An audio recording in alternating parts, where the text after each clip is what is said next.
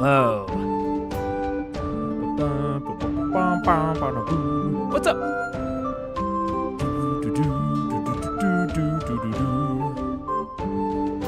Okay, I think chat's in a good spot. Ba ba ba. What's up? Hello. Let me know if that music's too loud. Hello. Are we live? We are live. What's up? Oh my God. Crazy, Daniel, Delphi, Joshua, Michael. And chat up there is working. That's perfect. That's what I wanted to do. Tep Rock Crazy. Hello. Music's a good volume. Good. I'm gonna turn it down just a skosh anyways. 'Cause I have trouble thinking. Hello. I'm live and we're doing actual Critical Role. I need to start. I need to do my elevator pitch. What was the elevator pitch again for Critical Eyes? Hello, this is Critical Eyes, episode 80, part 1. This is a show where I watch through Critical Role blind for the first time. I'm not blind. I just don't know what's gonna happen. I've never seen it before. This is not a rewatch.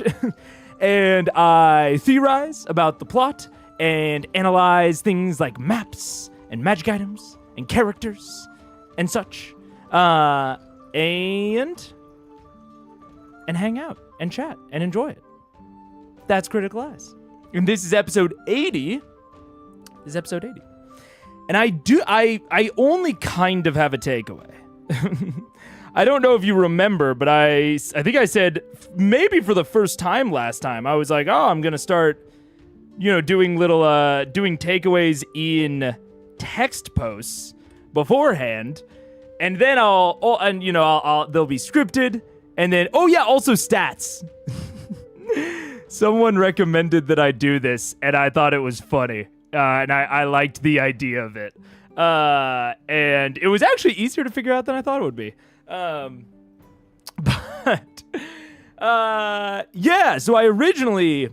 I was thinking about the takeaway, and I've been thinking about it off and on since the last Critical Eyes, which was a while ago, at least a week or two ago. And I was like, oh man, I don't know that I really have a cohesive takeaway from episode 80. Other than that, I don't really like the red dragon stat block. But that felt weird I think all of the takeaways that I had, because I had several different ones that I was considering. They were all just very,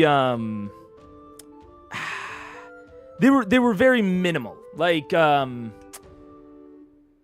didn't feel like all of them were like so lukewarm that it felt weird to give any of them like the takeaway spot. Because it was just like, I don't really like the red dragon stat block. I don't think it's that bad, but I think it leads to somewhat boring combats. And that's it. There's no real extra thought. The other, I guess, kind of minor takeaway that I had was that the Vax and Keyleth incident.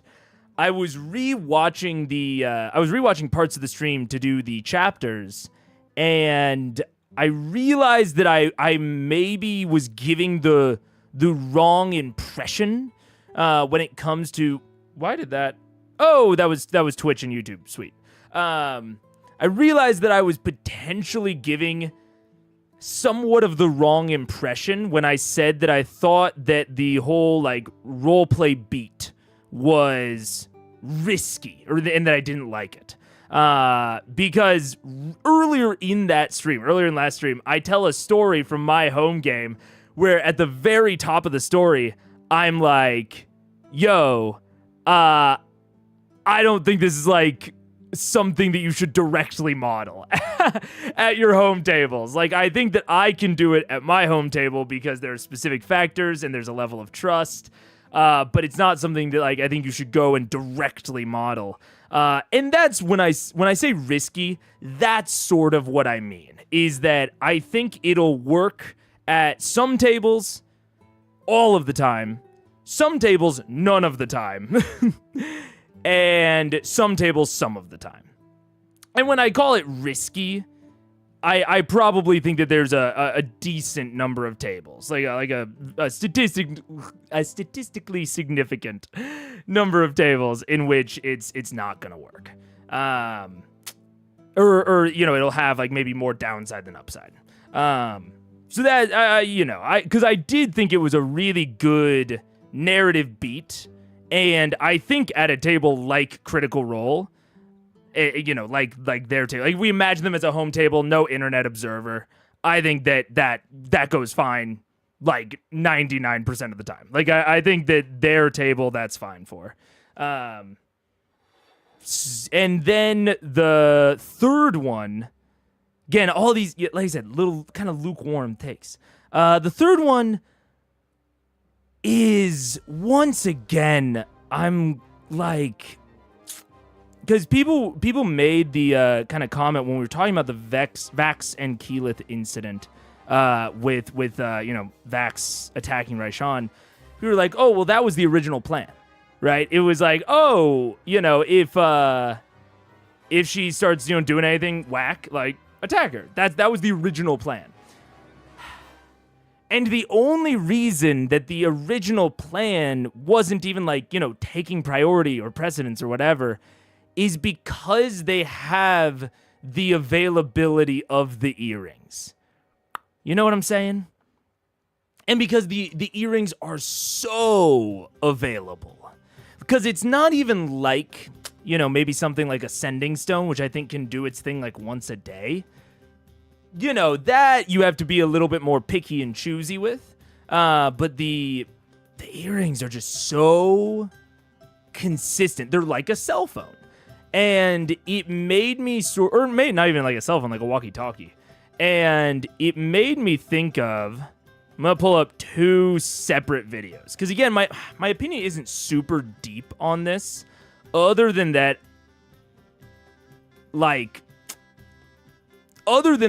of regurgitating other opinions that I've heard.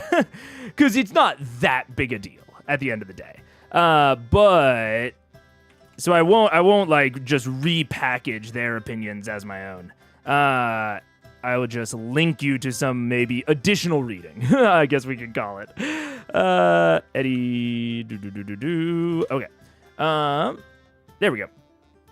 So the first one that it made me think of, which this might be a little bit less maybe expected, but it is, there we go. It is Eddie Burback. If you've never watched him, fantastic. Not fantastic that you haven't watched him. He is fantastic. And he just made a video that I think is one of his best ever, called "I Hate My Phone, So I Got Rid of It." Great video, great concept. And one of the things from that video that me and Paige have consistently talked about is he goes like a month without his cell phone, and one of the kind of beats of it is that he makes a plan with someone over, he got a landline. So he called the person on the landline, they made plans to like meet at a specific place at a specific time. And then that was it. They just did it. No one, you couldn't like text him like, oh, I'm running late, or this is where I am. They're not, sharing their locations, so you can like constantly check in on them.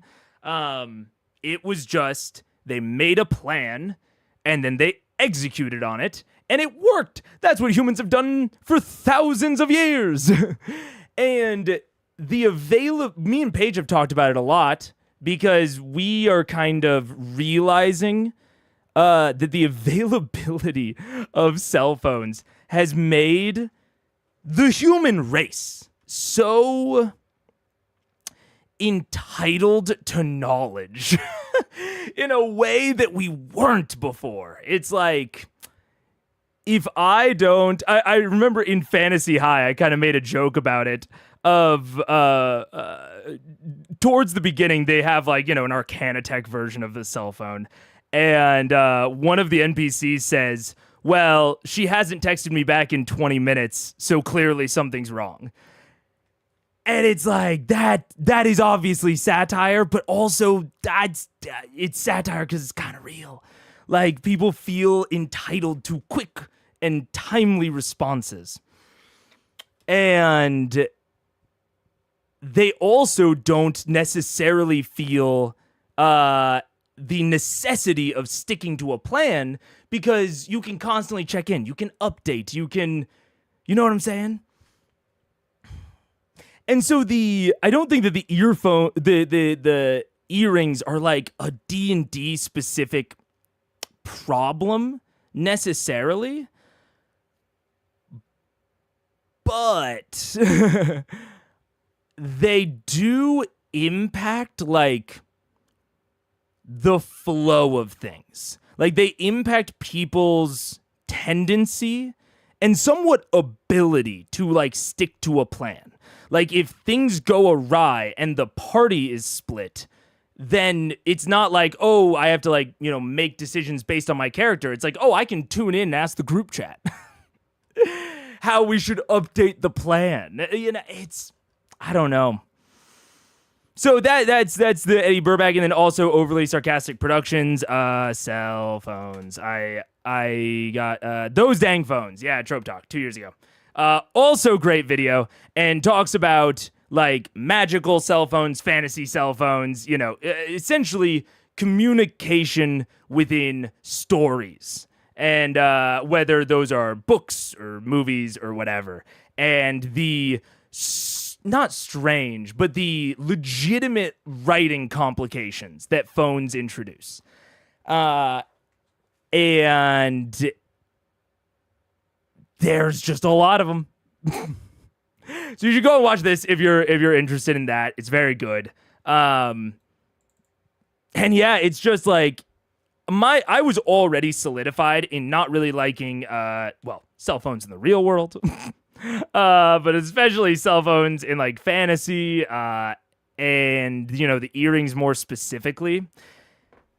And that scene, while there was a ton of stuff going on, that scene specifically, I was like, man, if they just didn't have the earrings, Liam just has to make a choice, right? He has to make a choice with the information he has, with the opinions that people have already expressed in the past, the plan that they had. Like, it sort of forces a level of responsibility. You can't double and triple check what everyone else wants. You know, you have to actually just make decisions and execute and succeed or fail, you know? And so I don't know. Again, like I said, there's not a... That's why I didn't want to like script a takeaway, because none of these thoughts and opinions are sort of calcified or coherent enough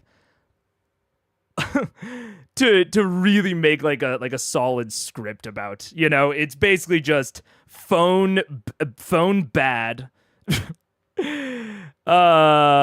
Risky, not necessarily bad, maybe good. And I don't even remember the third one. You see, it was a very... Oh, and Dragon stat block bad. Dragon stat block bad. There's not... Not anything super duper interesting, I would say. But I'm so excited to be back to Critical Eyes. I'm so excited to be back. Yeah, group chats like earrings make parties feel like they are never split up, even if they do. Exactly. Which can be good or bad depending on the vibes. I hadn't thought about how the earring affects group dynamics, but they do have an impact. Yeah, I really like the Eddie video is not about, you know, writing or storytelling or D&D, you know. So that one is very that one's just about phones in the real world, but it had a lot of applicable themes to this, but especially that overly sarcastic productions, those dang phones, talks a lot about the writing constraints that are presented when you have cell phones, group chats, earrings, whatever, because they just they allow, when the party is split, they allow the action to get so much more slowed down. You know what I'm saying? But it's interesting. I don't know. It makes me wonder how the earrings came about during the CR home game. I know Tibbs invented it, but why? It's super common, honestly. Like the earrings are part of a trope. You know what I'm saying? Like one of the very first things in Fantasy High that the players try to do when interacting with the Arcana tech of the setting is like, oh, do I have like a cell crystal or like, they immediately go to cell phone. That's the first technology that they ask Brennan, like, if they have. And so I think it is like it's a very natural thing because it's so much a part of our lives that it's hard for us, especially, you know, those of us that are younger, to really like vividly picture life, and especially adult life, you know, life where you have an amount of freedom without the phone, you know? Like I had a flip phone with an antenna, you know, so old, but still I was connected by the time I was like 10, you know? Like I would go to my local game store to play Pokemon the trading card game, and my mom, you know, gave me my grandma's phone whenever I went. She was like, here's the phone, you know, call me, whatever. Like it's the connection is such a part of us and society that I think it is very, I think to a degree even there's like active dissonance to some degree. Like when you go and you don't have that connection within the game. So it's very interesting. It's very, yeah. Oh, yeah. I don't like them. I don't like them, but that is much more on the opinion side. I think that they do present a lot of challenges, but if you do like them, the challenges are very overcomable. Also, there's a status light on my camera that is perpetually on right now, and I don't know why. It's not supposed to be. What the fuck? Why are you on? The check mark for you to be on is off. What is going on?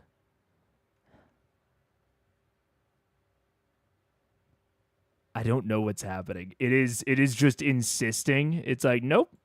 No, the thing's off. What are you talking about? It's not on. There we go. Okay. Fixed it. God, that was gonna bug me.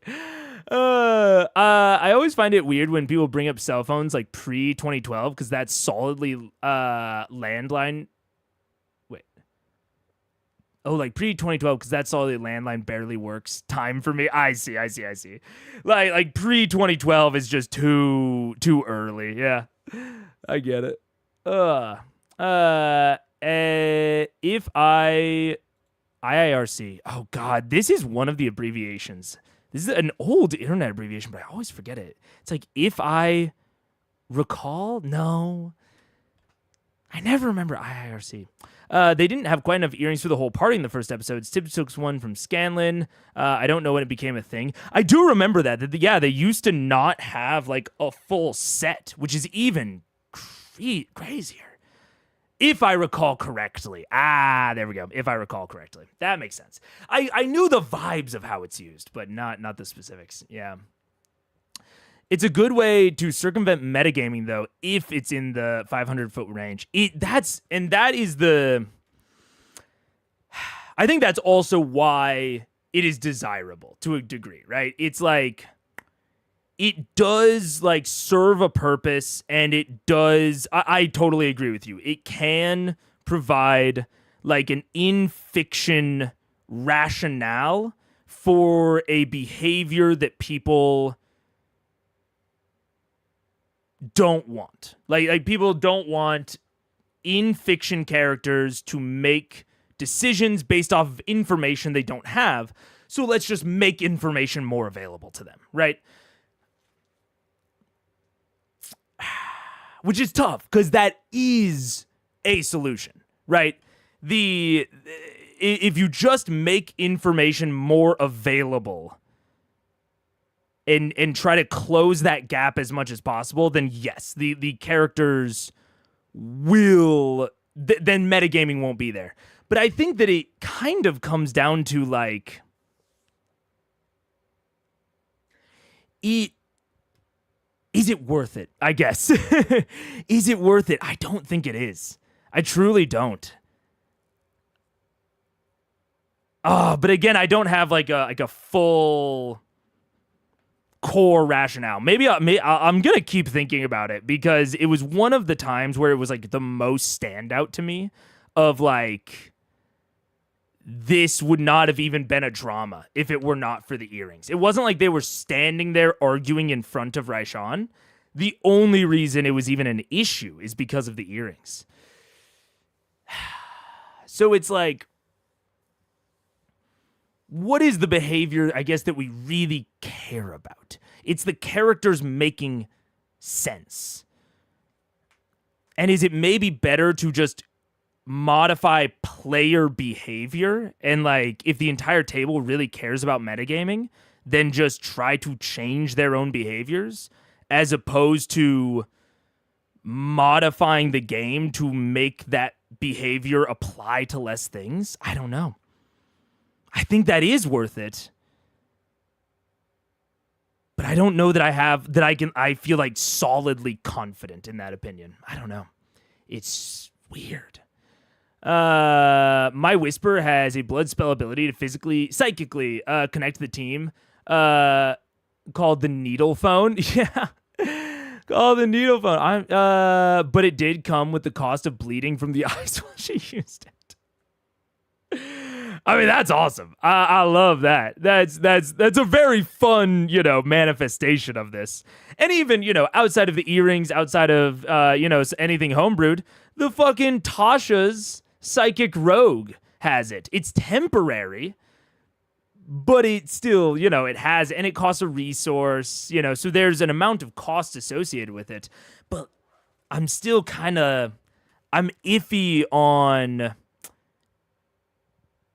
if it's a net positive to the storytelling, Males code lots of their phone privileges. We're very aware right now of how much we take it for granted. Yeah, I'm sure. I don't know how the game would have looked without it. It did become so instrumental. Yeah. That is the thing, right? It's like, I can't imagine the current world without our cell phone and our cell phone networks. They really just fundamentally change the way that you can even like operate within the game. Oh, yeah. It is crazy. I'm an old and I basically learned English through fanfic and the internet. I'm sure. It's yeah. And the internet is like that's even a whole different beast. Because the internet, in some ways, the internet is something that we access through like an access point, right? So like we do have the cell phones as an access point nowadays, but you could also have, the computer in the same way that like verbal communication you could do from a landline, right? I think the really huge, like fundamentally life-altering thing and like communication-altering thing, truly, I think is the mobile nature of this thing. The fact that I can put it in my pocket and take it everywhere, even just as simple as into another room. Like the fact that I have to come to the computer to stream. I mean, I guess I don't have to. I could do mobile streaming, but it's if it's locked in a location, there's still an amount of like planning and confidence and trust. There isn't this constant connectivity that means that we can always check in with each other. You know? It's wild. It's truly a society altering invention in such a huge way. I mean, even thinking about like something like the radio, you know, it's like the internet is a new form of mass communications, but you couldn't take a radio around in your pocket. You know what I'm saying? I mean, I guess you could. You could take like a walkie-talkie, which is kind of a radio, but you know what I'm saying. And even on a radio, the ones that were portable that could tune into stations, you know, they had to be like plugged in places. It's so different. So different. Yeah. Imagine the Briarwood dinner if we didn't have the earrings, because even with the Vex only got out Jenga, not where he was. Yeah. Yeah. Like, yeah. It is. And that's why, my feelings are complicated, because it does have some interesting moments. And some very valuable moments, but I don't know if those are worth it. Maybe you're right. It is a younger thing to try to replicate comms in games where comms wouldn't be naturally. I can't remember it ever being a thing in any of my D&D groups. I mean, to an extent, D&D itself has replicated comms, like the sending spell, right? No equivalent of a sending spell existed back before landlines became ubiquitous. Back in like, old like fantasy stories, right? You're not reading the Odyssey and, Odysseus can contract with the Oracle to send back home that he's still alive, right? That's as we invent new technologies in the real world, we start to develop fantasy equivalents to them. Which, and again, this is why I wanted to show the two videos earlier, because that is a very distinct point that Overly Sarcastic Productions makes in their video, is like a lot of fantasy technology follows real technology, and oftentimes follows science fiction. But yeah, it's crazy. It's crazy. Oh wait, I scrolled too far up. At any given time, my brain can only hold 5 acronyms or abbreviations. I get that. I think the earrings are a pros and cons type of situation. They are. And and that they are. They have a huge amount of pros and cons, like mobile communication. But I think, and this is why I didn't want to like write a whole takeaway about it, because I did. I scripted out one. I tried to draft it. I tried to revise it. I couldn't get my full confident thoughts like concretely in text. Because there are pros and cons, but I do think that from like a storytelling perspective, I think it is more con than pro. I do. I think that. But it's hard to say. It's hard to say, Yeah.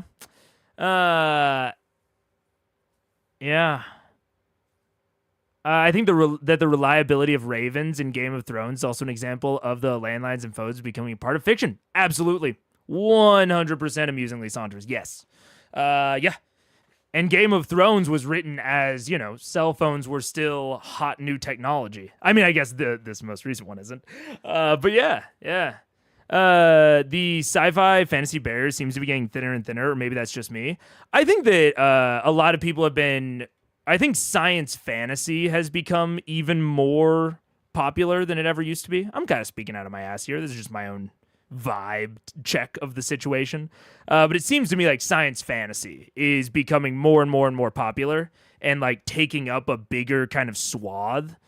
So I don't know that it's necessarily that the line is getting thinner. It's almost like the line is expanding and becoming its own genre. And so then we have really thin lines between science fantasy and science fiction and science fantasy and fantasy. That's my own take, but I have no data or anything to back that up. That's just what it feels like to me. But yeah, man, it's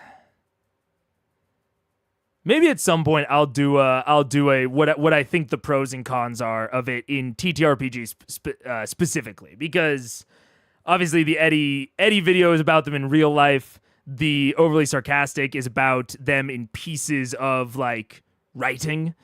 So maybe I'll talk about them in terms of like how it affects like performance and role play in terms of TTRPGs. Because I think my big con is that it slows things down. It slows things down, and I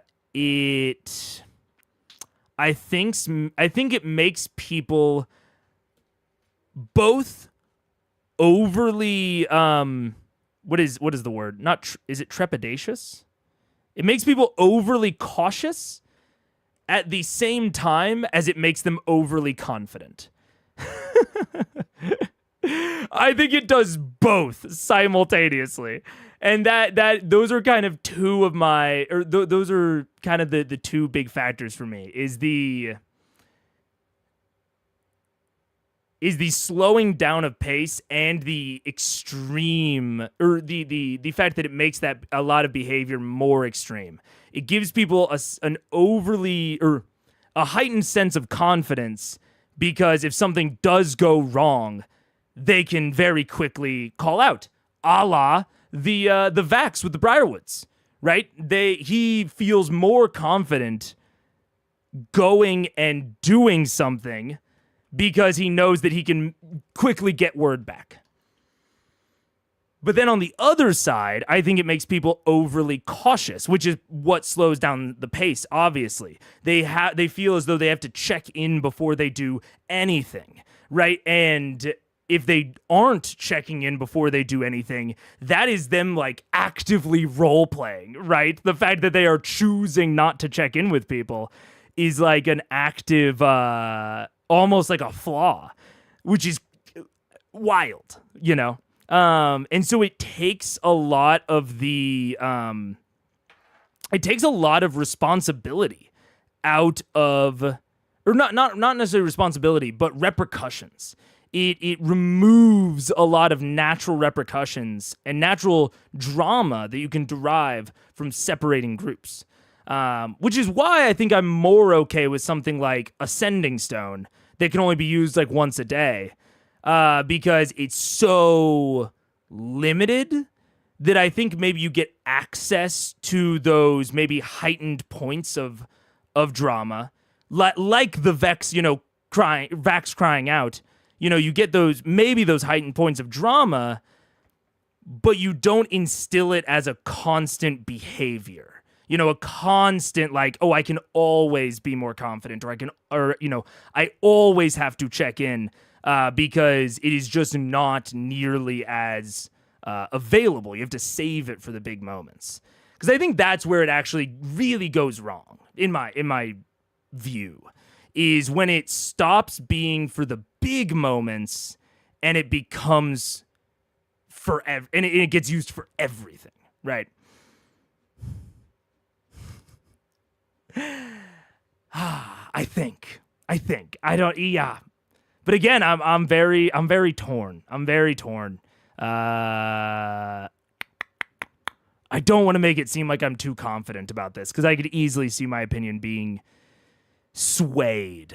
Because it is such a fundamental thing that it's hard to really dissect the differences, I think as older generations pass on and the younger generations get older, we have a habit to replicate environments that we grew up in. Yeah. I can see that, yeah. Even most vanilla fantasy nowadays seems to have an ancient precursor, super advanced civilization with robots and flying machines, and I'm not sure how I feel about it.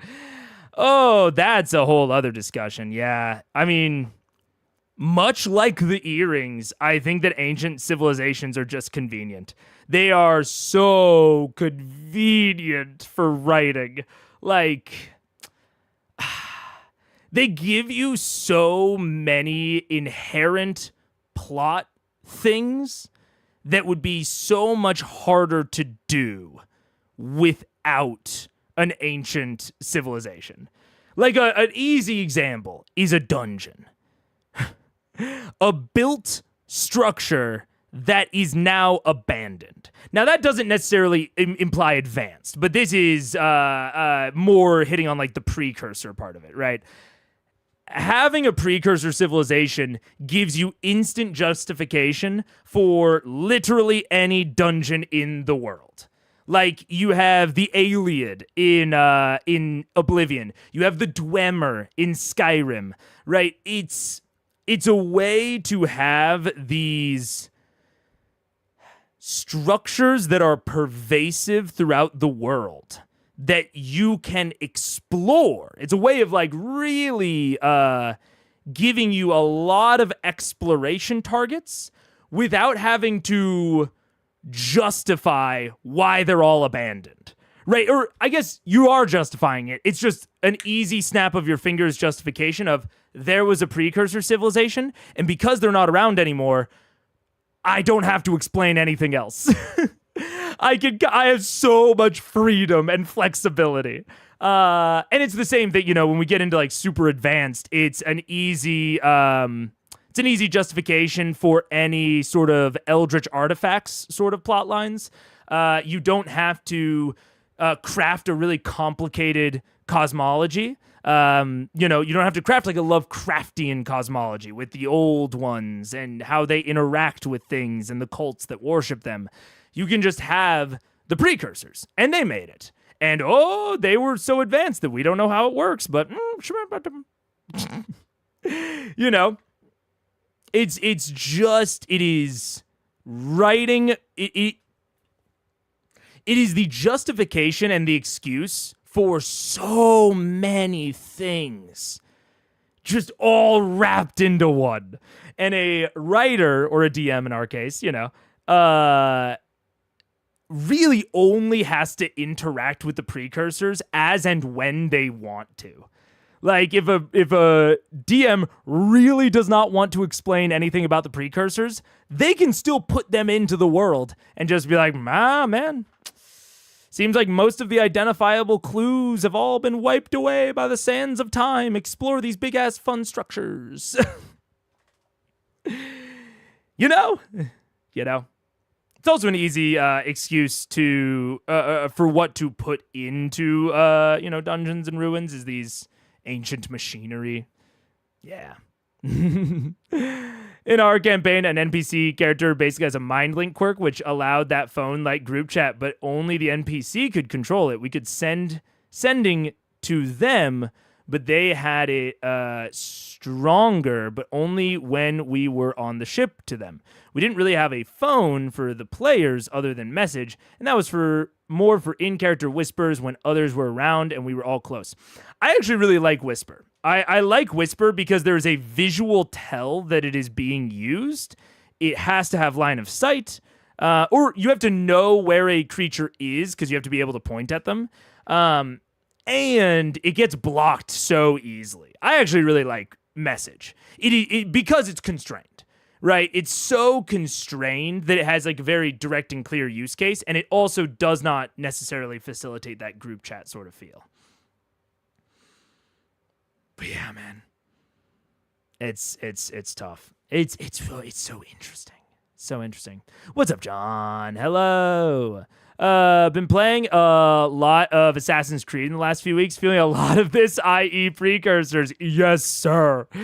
Yes, sir. The precursors are, it's just such an easy way to do so many things. So many things that require so much work if you don't do them through precursors. So I think it's just kind of an unlock. It's a bit of a hack for writers. Not to say that writers that use it are hack or hokey or hacky, but it's just such an easy shortcut, man. It would be super interesting if the ancient civilization was more magically included, so the party wouldn't be able to get through the dungeon the same way. Well, and that's, oh man, again, that's like the benefit. I think that's the true benefit of the precursor civilization, is that it's so flexible, because any idea that you have of like, oh, it would be so interesting if, it's so easy to just tack that onto the precursor. You know, if I go through this like super complicated world building of like why, you know, certain structures are there, and oh, it's because of this, like, you know, we actually all built them, but then, and you know, we know that it was our civilization that built them, but then there was a plague, and so now it's, you know, all these things that we built, but then they're abandoned now, right? There's a Black Death sort of thing. If you do that, then you can't do this. If you, after you've introduced this and you've introduced all that world building, you then think, oh, wouldn't it be interesting if the other structures like had these inherent factors that the current players don't understand, so that it makes it like harder. It makes it like a puzzle to get through them. Well, the world building about the Black Death that I just set up doesn't make any sense for that. I would also have to like work in some manner of like amnesia, you know? And at that point, am I not just creating a precursor civilization? If I work in large-scale death and amnesia, yeah, I've just recreated precursors at that point. So it's like, And I say all of this with this tone because I also kind of agree that they are tropey and like a little overdone. But it is so crazy that like anything that they do, that like they, like any problems that they solve from a world building perspective would take such bespoke solutions otherwise that are a lot of the time not compatible with other bespoke solutions to other problems. They just solve so much. And I don't even think that there's a huge con to them. Like I maybe think with the earrings. Like I think the earrings solve a lot of things, but there's like these big cons.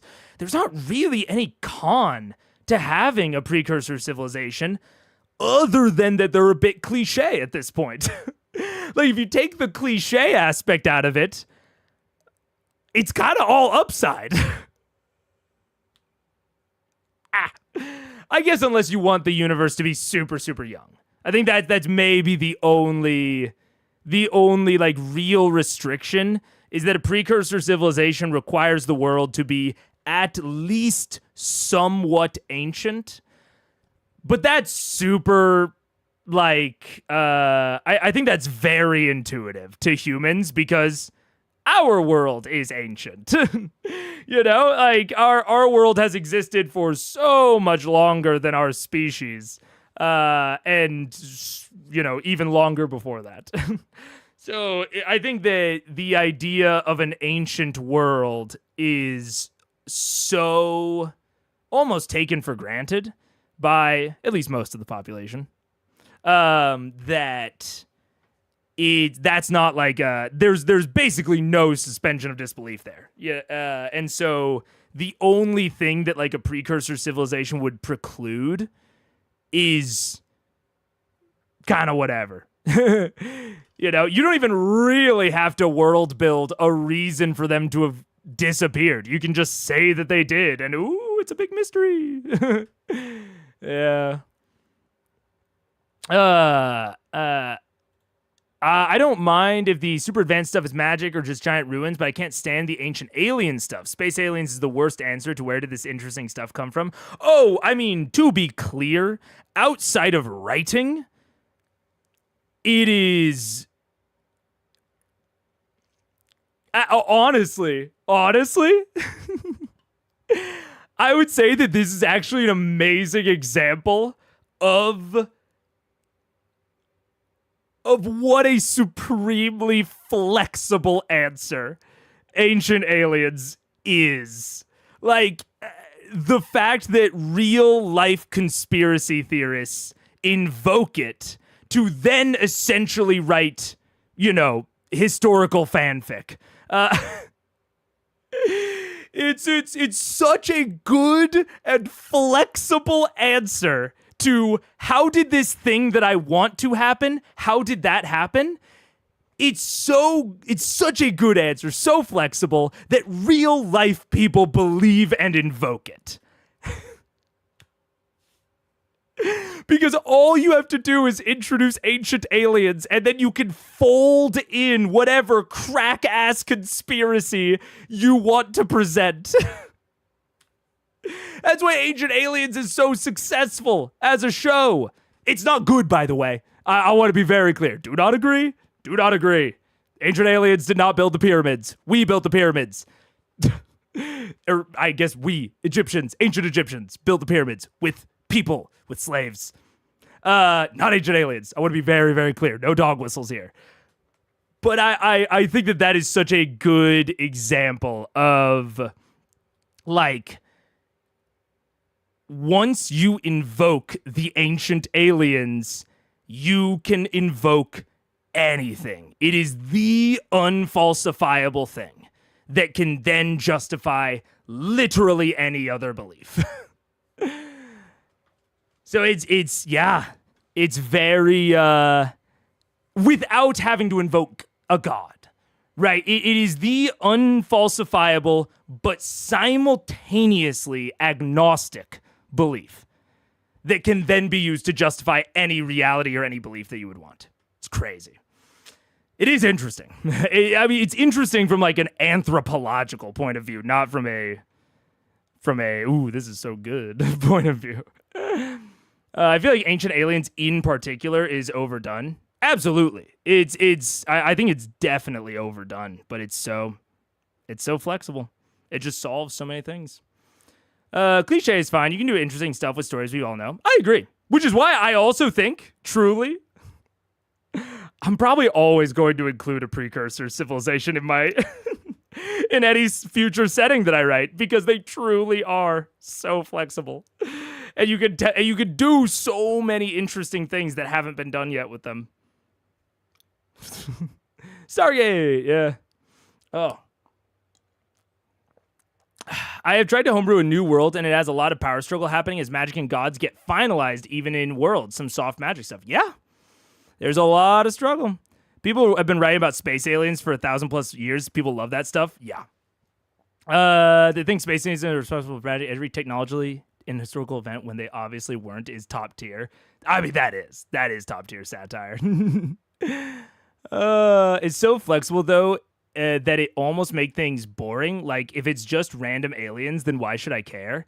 And I think that this is kind of the core thing with Ancient Aliens, precursors, whatever, is that it in and of itself is not meant to be the interesting thing. It is the rationale that you can invoke to explain the interesting stuff. Interesting in heavy air quotes. The crazy stuff, right? It's the thing that you can then use to spout all of the things that are actually going to get people to pay attention.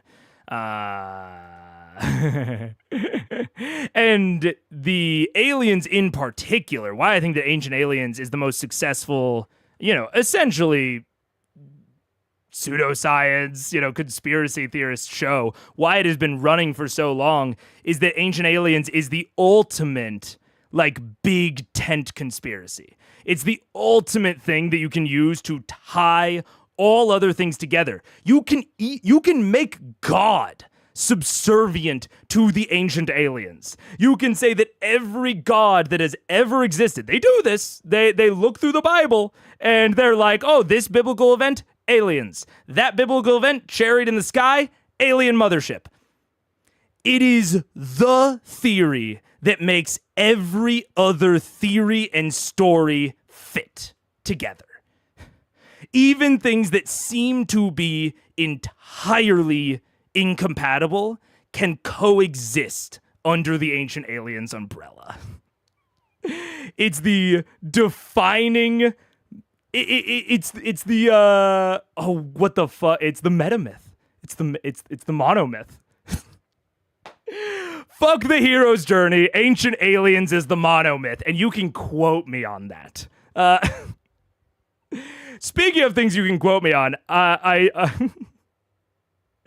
dude, Paige put in a quote from me that was very funny because it implies the exact opposite of what I meant.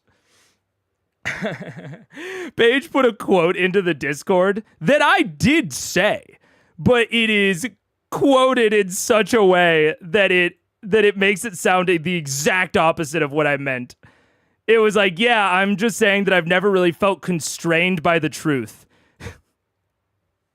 That makes it sound like I am very willing to lie. I'm saying the opposite. I'm saying that I have never felt the need to lie. I'm saying that I've always felt that I'm able to tell the truth in a way that still like convinces people and is still like, you know, that is still socially cool. I'm saying that I don't need to lie.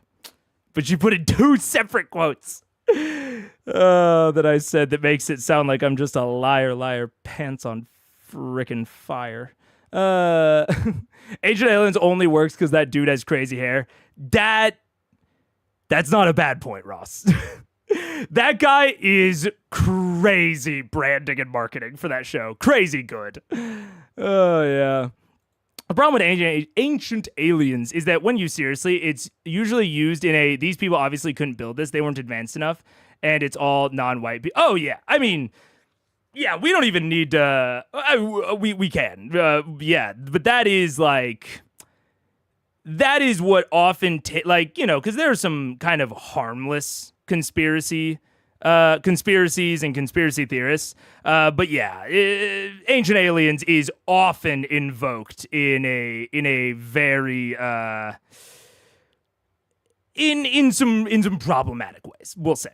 Just to try and sum up all of the issues that it might present. Yeah, absolutely.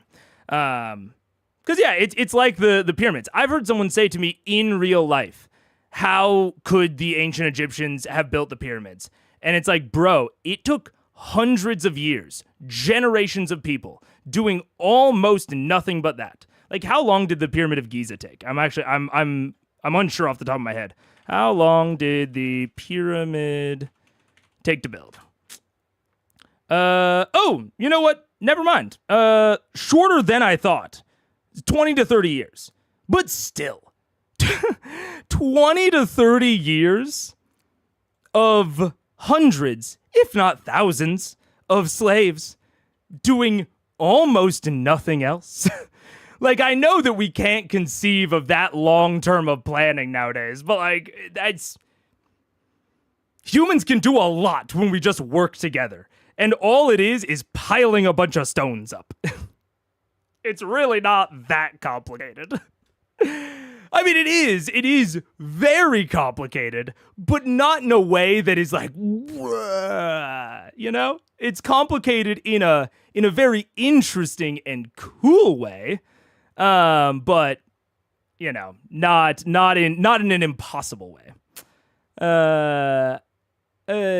This is starting to sound like Onision's third book. Oh no. It's the only ultimate kicking the can down the road. Yeah.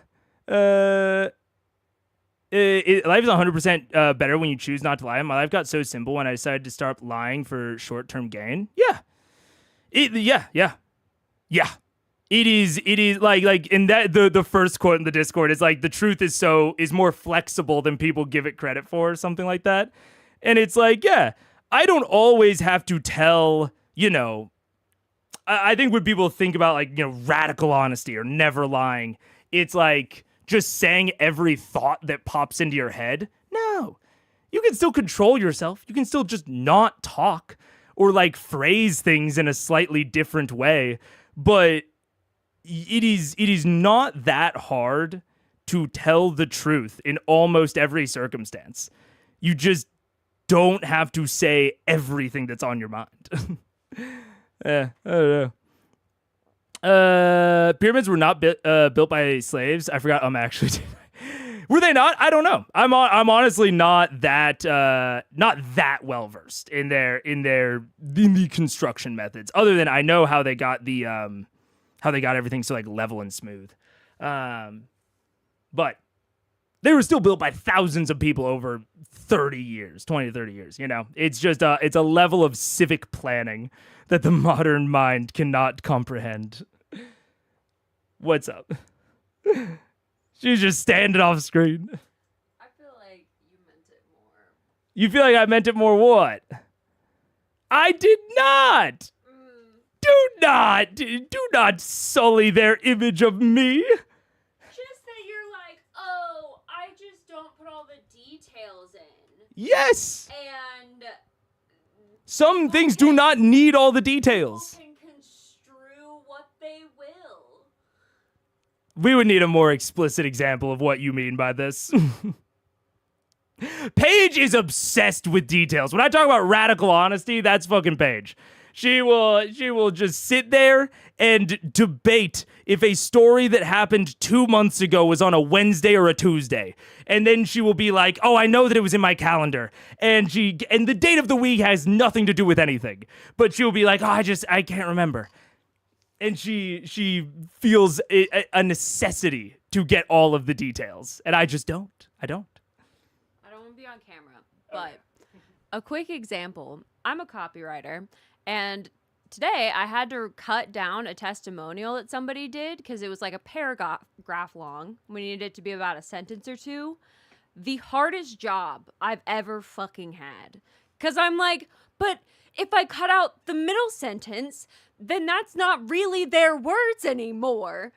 What? How do I do this? It was very hard. And I just say, as long as it conveys the core message and the core intent, it is fine. I am purely concerned with communicating the core message and symbolism. That's it. Oy, oy, oy, oy, oy. See?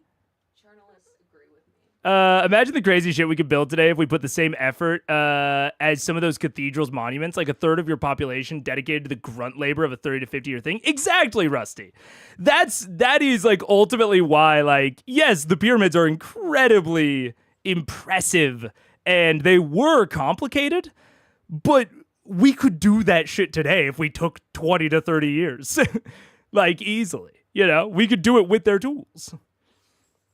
If they used slaves or not is a matter of heavy academic debate. No, there you go. I don't. I think the important part, right? The thing that I do know is that they used a massive amount of people over a long period of time, and that's my whole point. I knew I'm not as much of a history buff as I used to be, but I do like to, you know, have an explanation because that's a weirdly common thing, even amongst people that you wouldn't think to be conspiracy theorists. You know, it's a weirdly common belief. And so I like to just be like, oh, it's a lot of people over a long period of time. Maybe I'll stop slaying the slaves bit, though. I didn't realize it was up for debate, honestly. So I might stop including that. Yeah.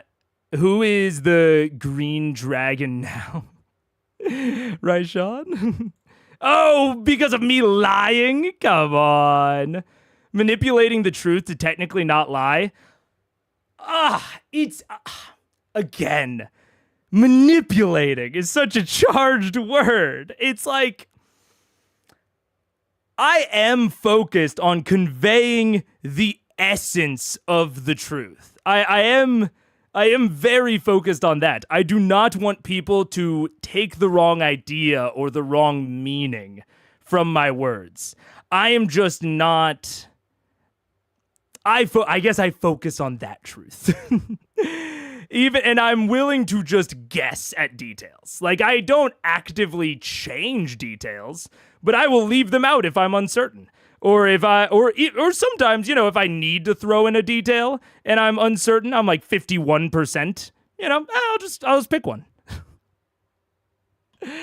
Because if it's not important, it's, you know, I'm focused on communicating my truth.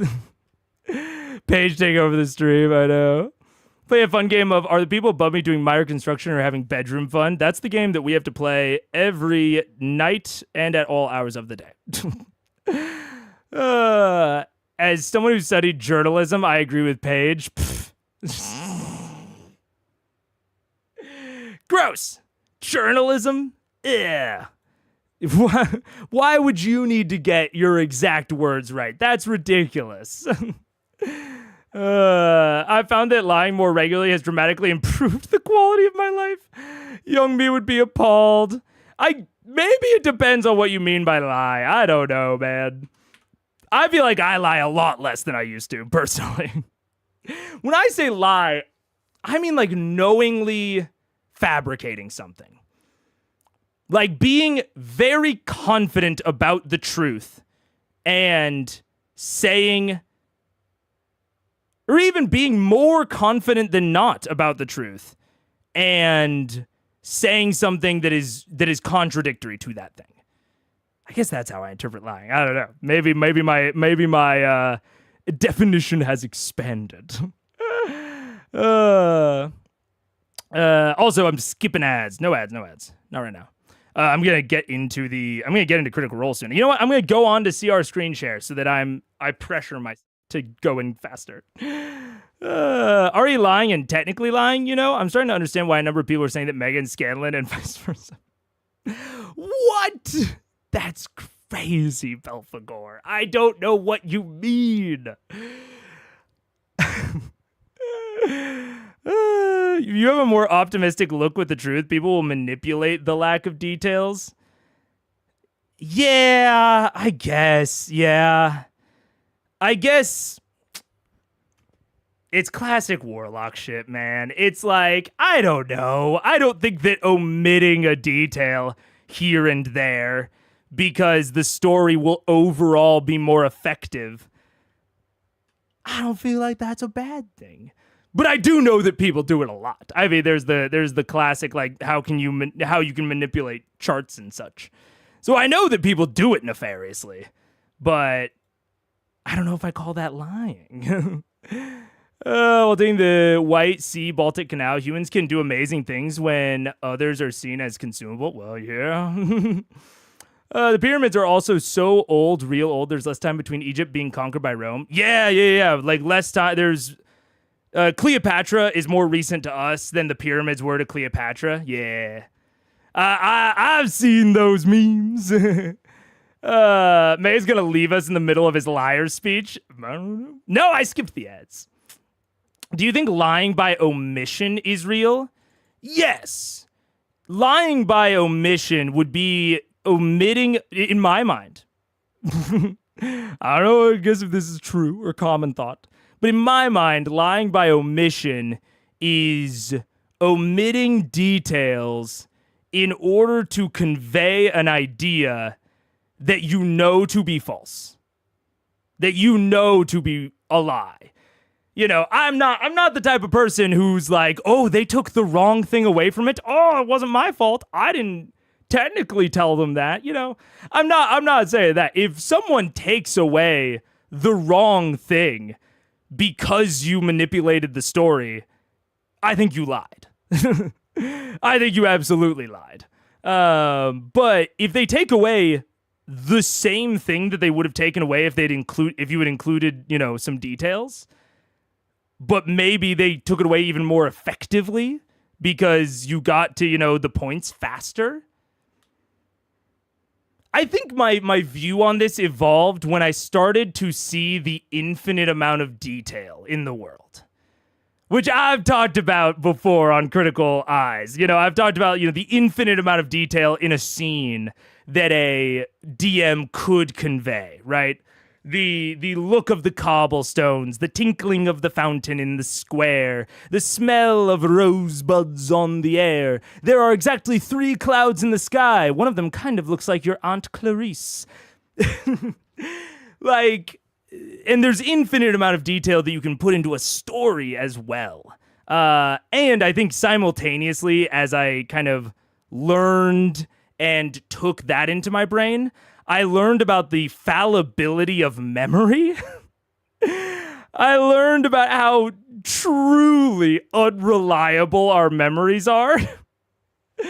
And like how nowadays eyewitness testimonies are valued far less than they used to be.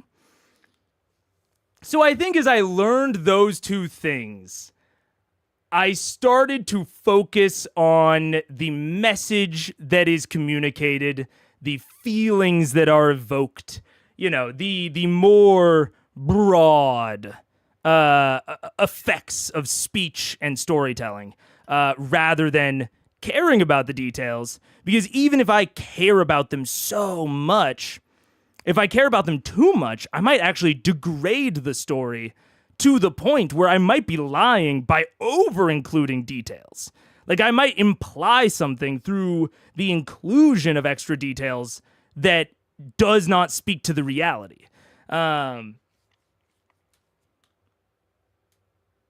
So that, and I'm not using those as excuses for, for lying. But I just don't. Yeah.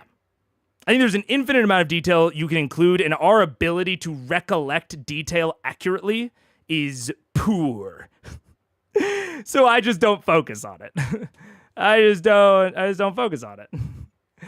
It sounds like every author I consider overpraised. Infinite detail, never actually saying anything. The diminishing return of fractal details. Not only the diminishing return, because yes, there is very much diminishing return, but also the fact that unless you are conveying the details very evenly, it might give the wrong impression of the scene, That's not lying, that's being misleading. That's the too much detail part. That's fair. I guess there is outright lying. I guess in my head, because I agree with you, that is misleading. There's outright lying, which is stating something directly that you know to be false. And then there is truth-telling, which is stating something that you believe, very confidently to be true. And then there's a big layer in between of misleading. And I really only consider something misleading if the person is purposefully trying to communicate something that they know to not be reality, or they know to not be true. I don't think someone can accidentally mislead. And I do think that, because of the negative connotation that misleading has, I do think that they have to be attempting to communicate a lie without lying. That is what I would say. That is, yeah, it is attempting to communicate a lie without actually lying yourself. That's how I see it. My neurodivergence wasn't giving the details all the time. Giving fewer details has been an active effort of mine over the last few years, and not because I'm trying to lie at all. Yeah, exactly. I get that. Because it can be accidentally misleading. You can mislead others not on purpose. I guess that doesn't really fit with the misleading. I think misleading does have such a negative connotation that I still believe what I said earlier. But I don't know what the word would be for to accidentally mislead someone, yeah. But accidentally mislead seems very much like a thing to me. Man, I guess it does.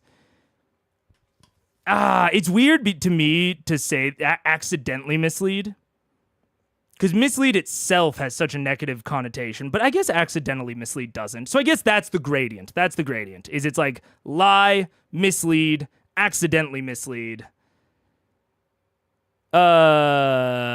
Maybe beneficially mislead, I suppose. And then, pure truth, I guess. I guess that would be my gradient. Yeah. In my mind, lying requires intent. Accidental misleading isn't lying, but to me, purposely misleading is lying, just with a spin on it. And I think that I would say if it's purposefully misleading to the point where you, in a way that you are not communicating falsehood, I don't consider it lying. Like, I think about if I accidentally misled someone, or if I purposefully misled someone, and let's say they found out somehow. If they would not be mad at me and I would not be embarrassed by them finding out about it, like again, if I couldn't remember the day of a week that something happened in a story that I'm telling, and I just say Tuesday, and then they find out later that it was actually on a Thursday, they're not going to be mad, and I'm not going to be embarrassed about it. And so it's like in that sense, it's like but even in that sense, I guess I'm not purposefully misleading them. I guess I'm just being reckless or careless. Yeah, I guess. Maybe that is a more accurate assessment, is that I am somewhat reckless with facts sometimes. Depending on the magnitude of the situation. I'm more careful with facts. Like when I'm talking about another streamer or another content creator or whatever, Critical Role, I try to be very diligent about my facts. But when talking about ancient history, like we saw with the slaves earlier, I'm a little bit more reckless, a little bit more careless. And I think that everyone is, varying degrees of those things, but maybe I'm just slightly more, I suppose. As long as I'm confident that in the areas that I'm being reckless, that won't change the overall truth. I don't know. I was watching them the whole time. That didn't happen. Lol. It's the verbal equivalent of murder versus manslaughter. I think only if it causes the person to die, right? I think that is a good point of like murder versus manslaughter. But in both of those cases, someone died. And so in the lying, truth-telling equivalent, a falsehood would have to be communicated, right? That's the equivalent of someone dying. So I think that's the point. It's not a distinction without a difference, if that's what you mean. Those are significantly different. Yeah. I think Daniel is saying like those are significantly different, but they both result in a death at the end of the day. Started the ep yet? No, I do need to start it though. I do. The crux of the issue. Wait, let's see. We're bringing it back to Raishan. Wait, did Raishan purposely or accidentally mislead VM over smartphone about the ancient aliens building the pyramids? I do think. I think it was on purpose. Oh, lol. What a lovely topic that's 100% black and white. Yeah, exactly. See, we all get it. Ah! My speaker fell off. Okay, let's start. Get into the stream. 205 to 341 skippable. Hell yeah. 612 recap. 612. All right. And we are going to get back into it. I'm so excited to watch Critical Role again. And to see where this goes. To see where this goes with Raishan, with the eggs. Because I reject, fully and wholeheartedly reject the idea that there is not, that they are just eggs. Doesn't the timestamp imply the first minute is unskippable? It does kind of imply that, but I don't think that's what it's, you know what? Dude, this is actually crazy. This, I think, this is a detail that John included that I think implies something that is a lie. I think this is a detail that is misleading, but I don't think that John was trying to. Oh no! Holy shit, because it does. It implies that the first 2 minutes are totally unskippable. Oh, that's so funny, dude. Misleading lies. All right, we'll add a flair to John Forsythe's name, certified liar. Holy shit, that's so funny. No, if I had to guess, it's the Sam ad, because John normally tells me if Sam ads are skippable or non-skippable in case I want to watch them or not. So I'm making a solid assumption that that's the Sam ad. But that's so funny, dude. 85 is cinema. I'm psyched. I'm truly psyched. Yeah. Especially because, like, I don't see Raishan sticking around in a way that is even equivalent to how Ripley stuck around. I don't know. Maybe I'm crazy, but I don't see that happening.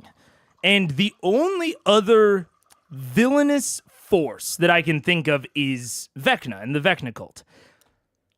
But at this point, that would take, like, an entire ass plot hook to like start up that quest. Like, we don't really have anything super substantial to directly follow up on after Raishan. We just kind of have like cleaning up of loose ends. So I am very interested to see Matt introduce what is seemingly now introduce a kind of a plot hook out of nowhere. Because maybe I am incorrect, but I'm kind of assuming at this point that Vecna will be the final villain. Like looking at the episode count, it's like 83 out of 121. I feel like this is about time for like... welcome. Oh no. I feel like this is about enough time for like 1 to 2, like probably 2 arcs. Or 1 arc the size of the Chroma Conclave. But I don't think we do that again, because that would need another conceit like the Vestige Hunt, and I don't think that Matt would run that sort of thing twice in a row. So I think we're going to get 2 arcs, and it's either, I think, Vecna Primordials or question mark Vecna. And so I'm number one very interested to see if there's an escalation with Vecna very soon, and if not, I will be very interested because it'll be the first time I think that Matt will have pulled a plot thread out of basically nowhere. Or at least right now, seemingly nowhere. I can't imagine any other plot thread getting developed to the size of an arc. Maybe with the exception of Artagan. That's the only one. I could maybe see it being an Artagan arc and then a Vecna arc. But even that feels a little off to me. I don't... Like, Artagan was very interesting, but he seemed more of a... what's the X-Files, like, returning guy? X-Files guy that keeps showing up. What's his name? Mr. X? Sure. Who's the guy? Robert Patrick, whatever. We'll say Mr. X, yeah. Artagan gives me more of that sense. The cigarette smoking man, yeah. The smoking man, yeah, that guy.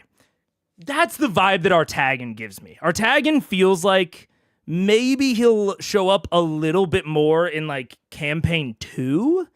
And then maybe he'll get like a full arc in campaign 3 or something. Like I feel like he's going to be a recurring through line throughout the campaigns. Or not a through line necessarily, but a recurring kind of trickster, smoking man type entity that will be this fun little like, it's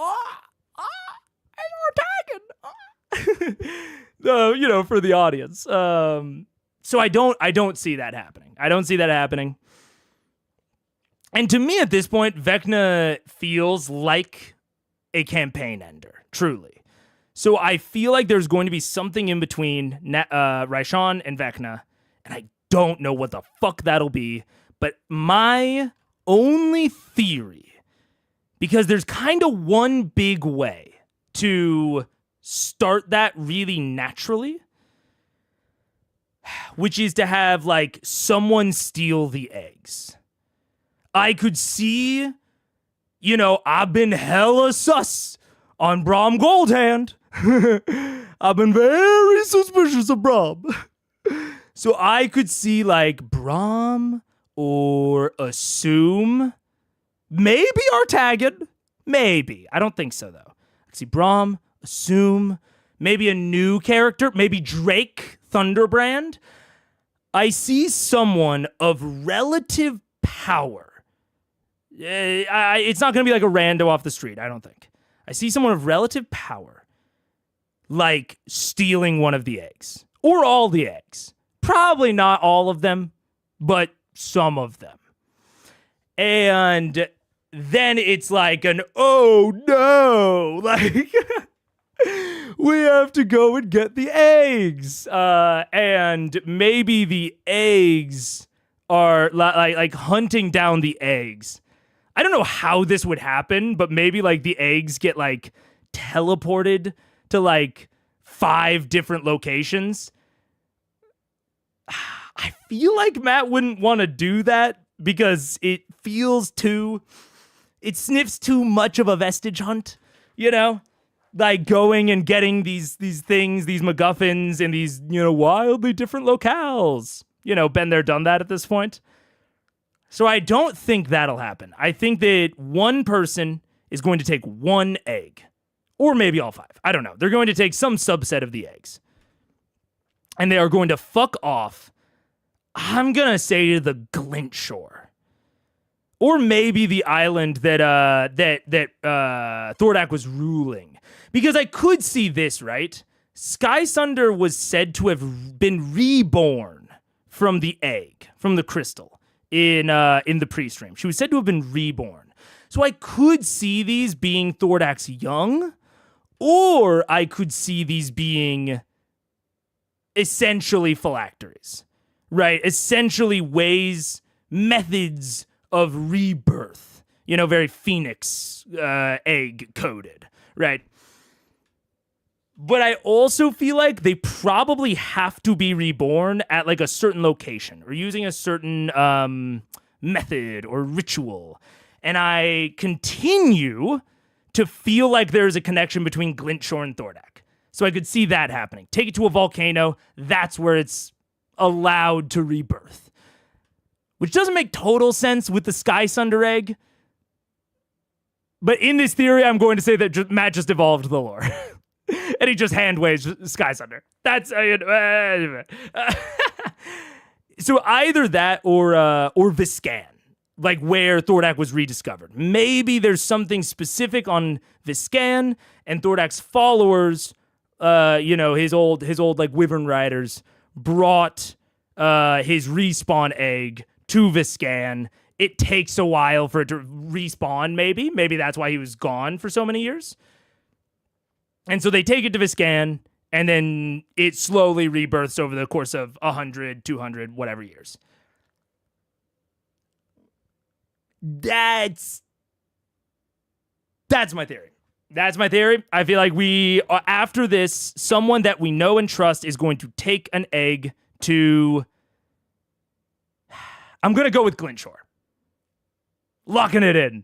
Because I don't know anything about Viscan, other than that Thordak was found there. Viscan, final answer. Did I say final answer twice? Viscan, final answer. Okay.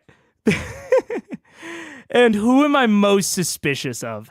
It's a tie. It's a tie between Drake Thunderbrand, who I could see being the Thordak follower that Allura mentioned when she was giving us lore. because she mentioned that one of the Arcana Panisophical got in good with Thordak. So I could see it.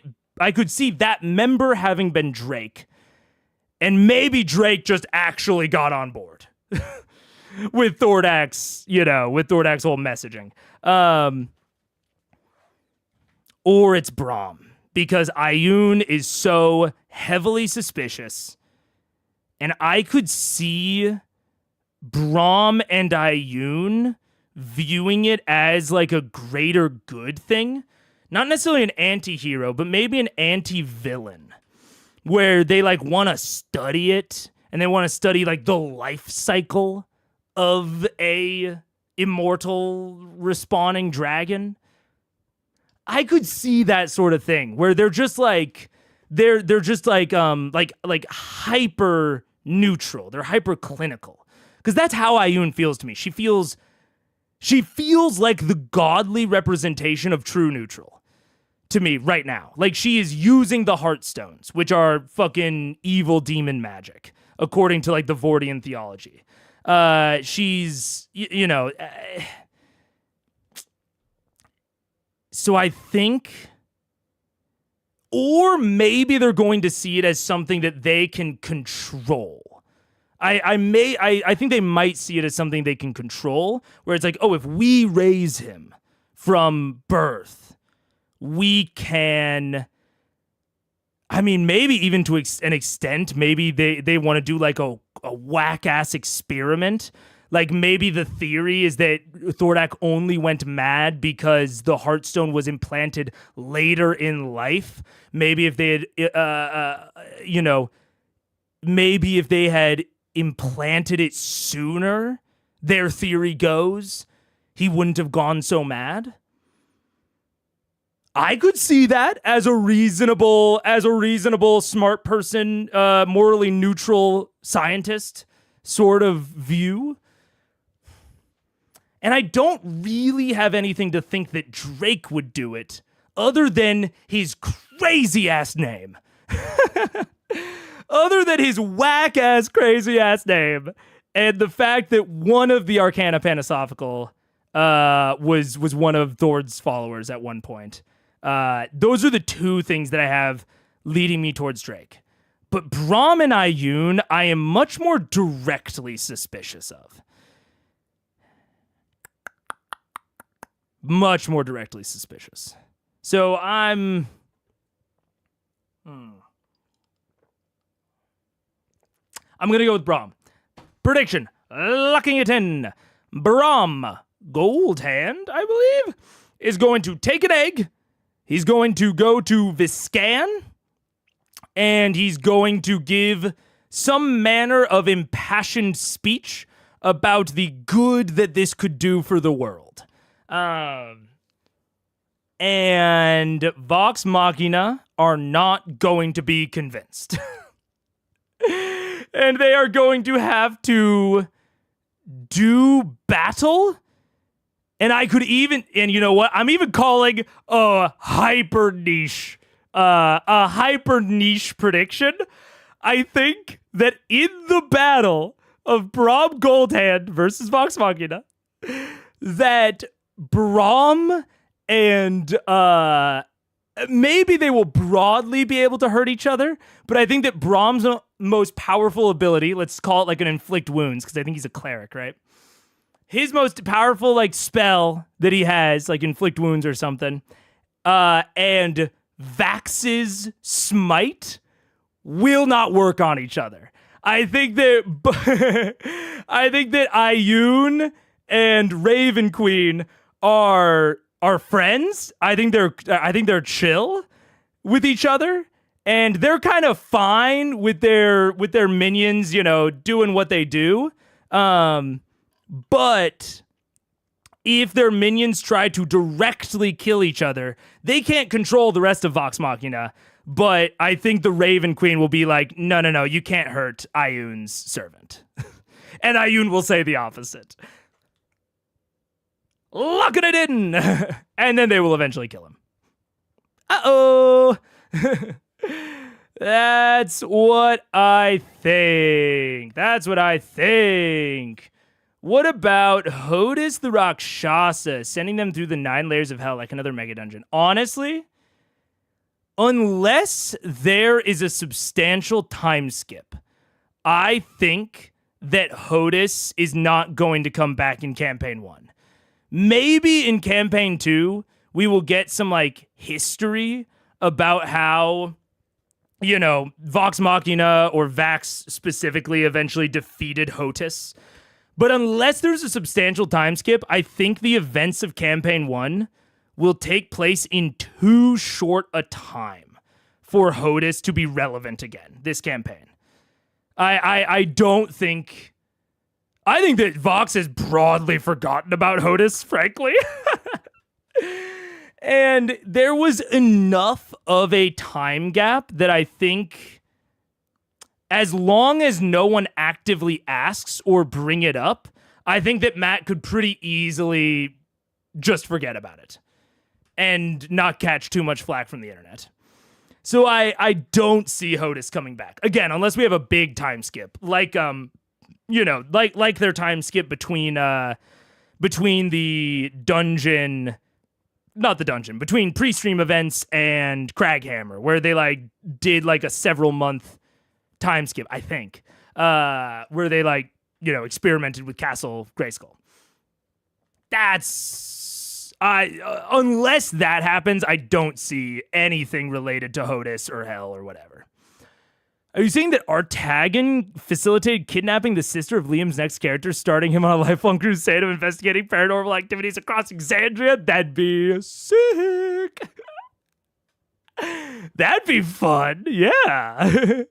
I think Larkin will steal them. Yeah. It's all... I forgot about Larkin. Honestly, Larkin's been kind of chill. I know that he's a little bit antisocial and, like, doesn't, like, show up, but Larkin's been cool, man. Larkin's been a cool guy. Why are you guys suspicious? I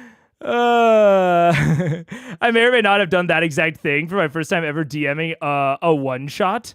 What, Artagan? The smoking man? You've cracked it. Ka-ding! A la Danny's dragons in GOT. Do Danny's dragons, like, reincarnate? Is that a thing? I don't remember. What if the other bronze dragon from that city shows up and takes an egg? Oh, Devosa? That could be... I could see Devosa doing that.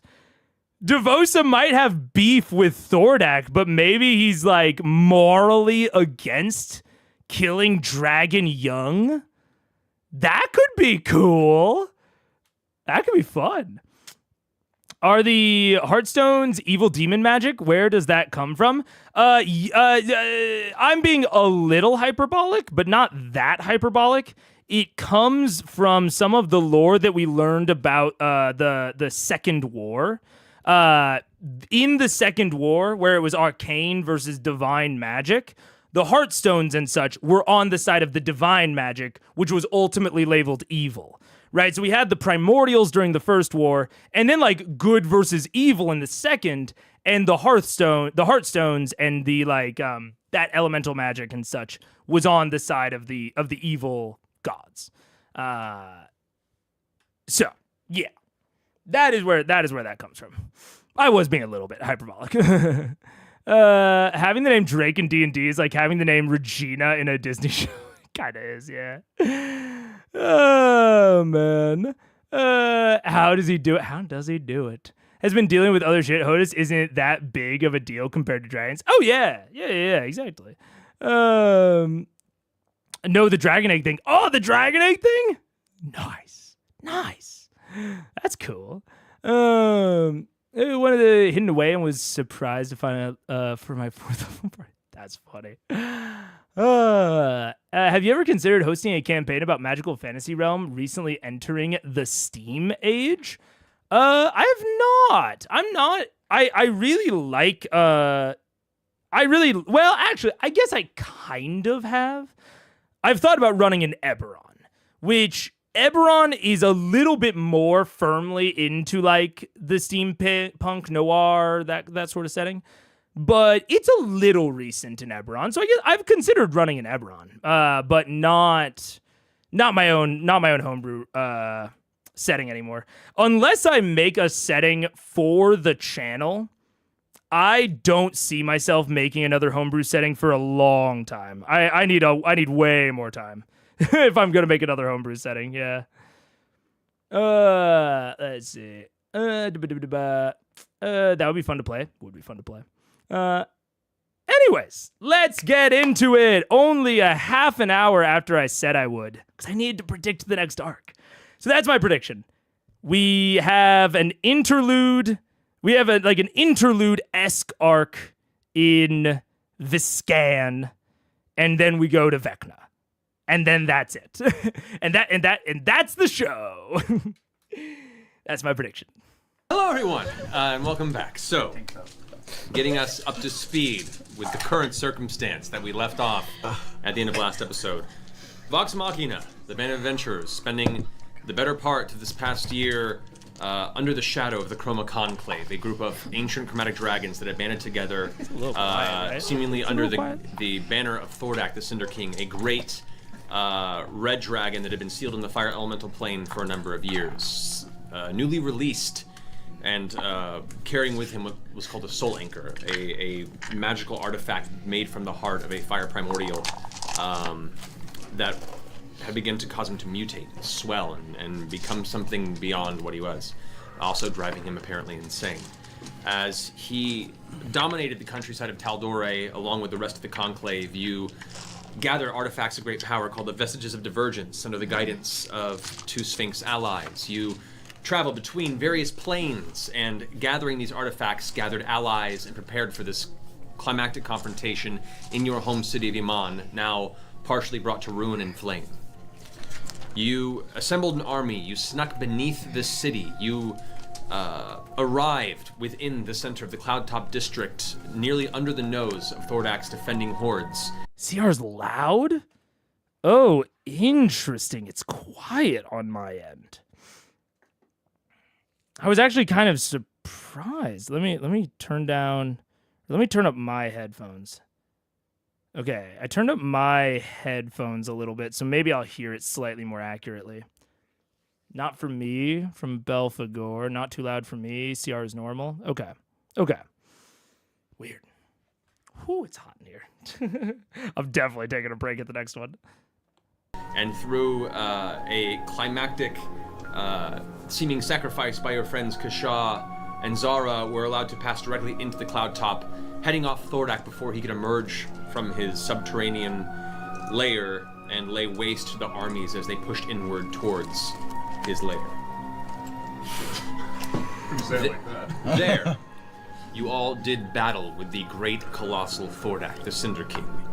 A well-prepared fight rolled out, and while there was much danger, you all persevered and managed to, using the vestiges, destroy the soul anchor once it was revealed within the body of the great red dragon.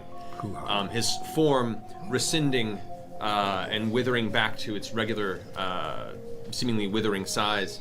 It attempted to flee back into its lair, but the rather rapid and temporarily winged rogue Baxildan gave chase and dealt a finishing blow to the great red beast midway through its cavern towards its lair. There, you were joined briefly by your sister and an ally you had made through this circumstance, Raishan, one green dragon, the member of the Conclave that seemingly had made a tenuous alliance with you, as her goal also was to destroy Thordak.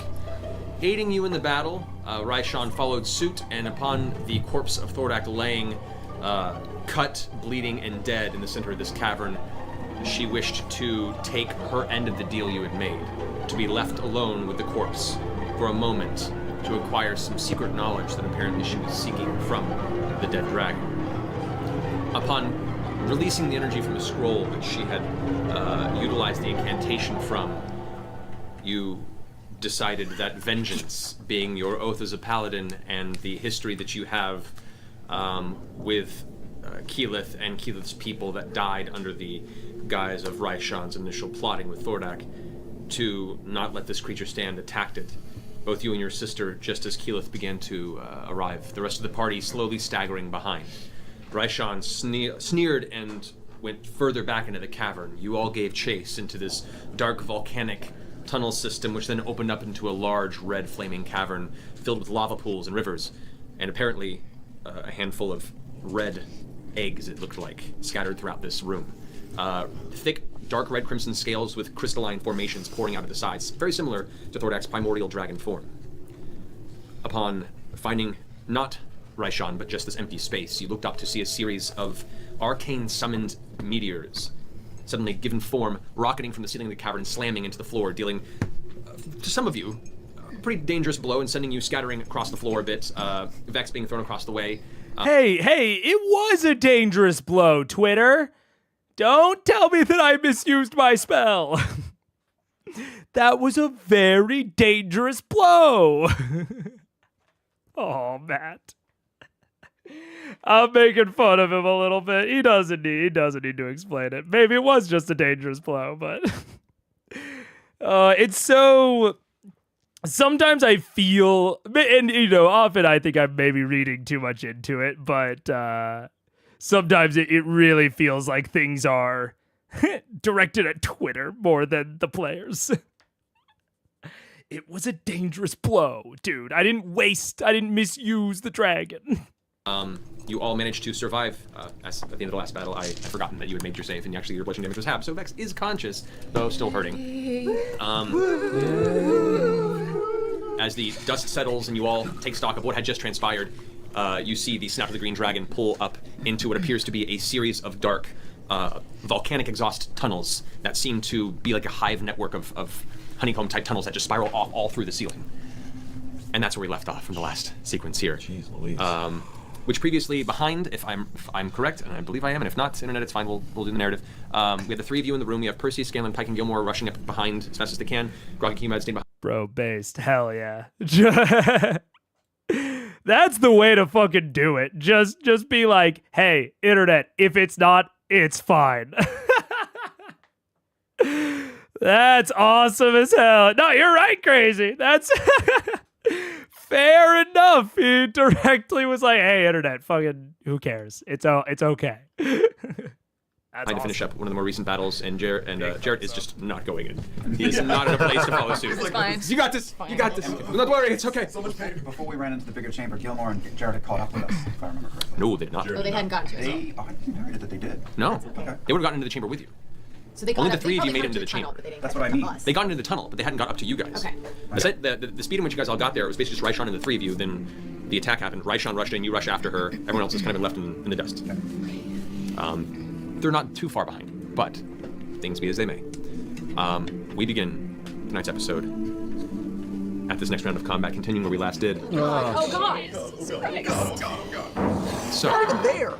You're fine. No, stop, don't. Yeah. So, at the top of this combat round, technically, Percy, you have the initiative on this. You are continuing to push through this hallway. You haven't quite even at a double dash. You can hear the explosions in the distance, and you guys watch as suddenly smoke, silt, and ash come flying through the tunnel from within, immediately followed by the sound of these large, heavy, banging explosions. Some sort of heavy impact and series of impacts seem to have detonated deep within the tunnel and immediately set everyone in the vicinity on edge, knowing that something is still transpiring in a very dangerous way deeper within this tunnel. I am throwing on my mask and I am running into the room. I'm actually going to be spider crawling. I'm going to be on the walls just so that I don't want to be in the line of anything that happens That's around. awesome. Spider Percy's my favorite person. It's just the feet, Percy. Spider person. You can if you want, really want to. Wait, so The dog crawl. he's like walking like this? Yeah. Yeah, running. Cool. Yeah, basically. It's like Doctor Strange. It's just like, He's doing this, nothing's yeah, I happening. know. How the fluid.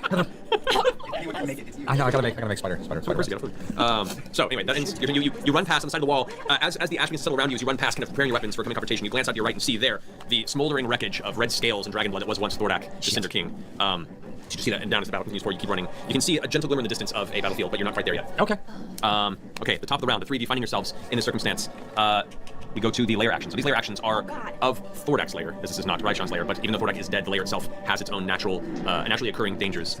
I think this is. I can't tell if maybe there is a if there is a map for the lair where they're going to fight Raishan, or if all of this is theater of the mind. But at the very least, between the chamber and the top, the tunnel down seems to be purely theater of the mind. And I will say, I like how Matt's handling it. I think that maybe they are a bit less used to it. So, like, you had the litigation between Liam and Matt at the beginning there. But I think if this was more common, they would get used to it, of just like, yeah, the DM describes the scene. They're like kind of the ultimate arbitrator of where we are in the space. And if the cast was more used to it, I think Matt's doing a great job at running theater of the mind here. He is narrating their progress and also giving them some idea of context around their movement and their process in the area that they're in. Of like, he moved Percy, described a thing that can help, Taliesin orient himself, and then told him that you're about to turn away, or something to that effect. And I think that is all like a solid and solidly quick way to traverse a player and a character through a theater of the mind type space. Not super duper common for Matt. I don't think, at least. It's common enough to where I'm not like surprised to see him doing it, but still to where it sort of sticks out to me. I'm like, oh, right. They do that sometimes. I'm surprised they aren't rolling another initiative. I know combat didn't technically start last up, but still. Yeah. How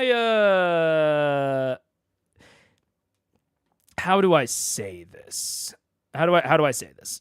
This isn't something I feel super duper confident about, because I haven't interrogated it much internally.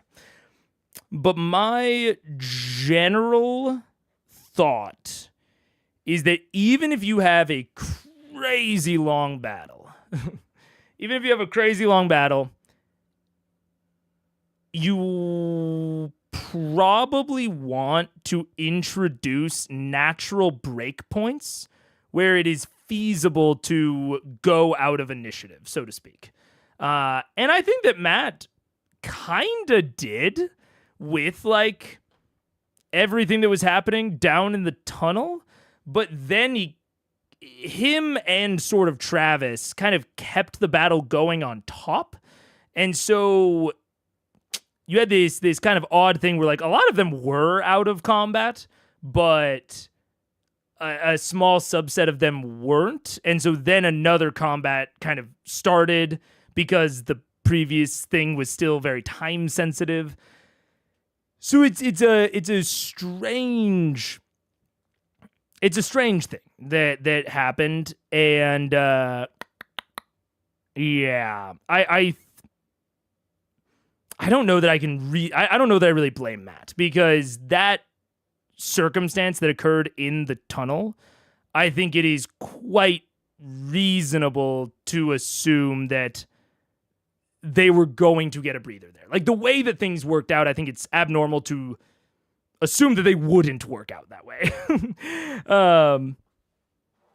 But yeah, so now we're just sort of dealing with the accidental consequences. But broadly, I do want something like what Matt, potentially could have been trying to put there, with the small interrogation scene, or with, Thordak diving into the pit, diving back, into his deeper lair. And so the party maybe gets like a moment of respite. But, Matt's maybe not factoring in exactly how speedy our little Vax'ildan is, because dragons are fucking fast. So I don't blame Matt for thinking that if Thordak wants to get away, he probably can. So yeah, it's interesting. I think that Matt was maybe going for more of what I would normally do, which is having that sort of small interlude spot where there's no initiative, but it just accidentally got interrupted. So, That don't make no sense. Thordak's dead. Slayer dies with him. over time, maybe, you don't know. His home security system still pays for everybody. Exactly, yeah, it's on a recurring subscription plan. So there will be the lava that you had just landed across. So Vexalia, as you were knocked from the explosions of the meteors, you're landing on your back and just barely getting back up to your feet, your vision comes back as you see the stream of lava that's just barely pouring past very slowly begins to... And as it opens and sprays here in a 20-foot radius. I back up. And I bump Bring into out my tempest. Yeah. This is gonna kill me, isn't it? This will explode, and all three of you. I need you all three to make dexterity savings. Oh boy. Yay. Okay, this is great. Cool. This is this? Oh, that's First roll of 2017. good. Oh wait, I'm hasted. 22. 20 total's good. Yeah. Hee.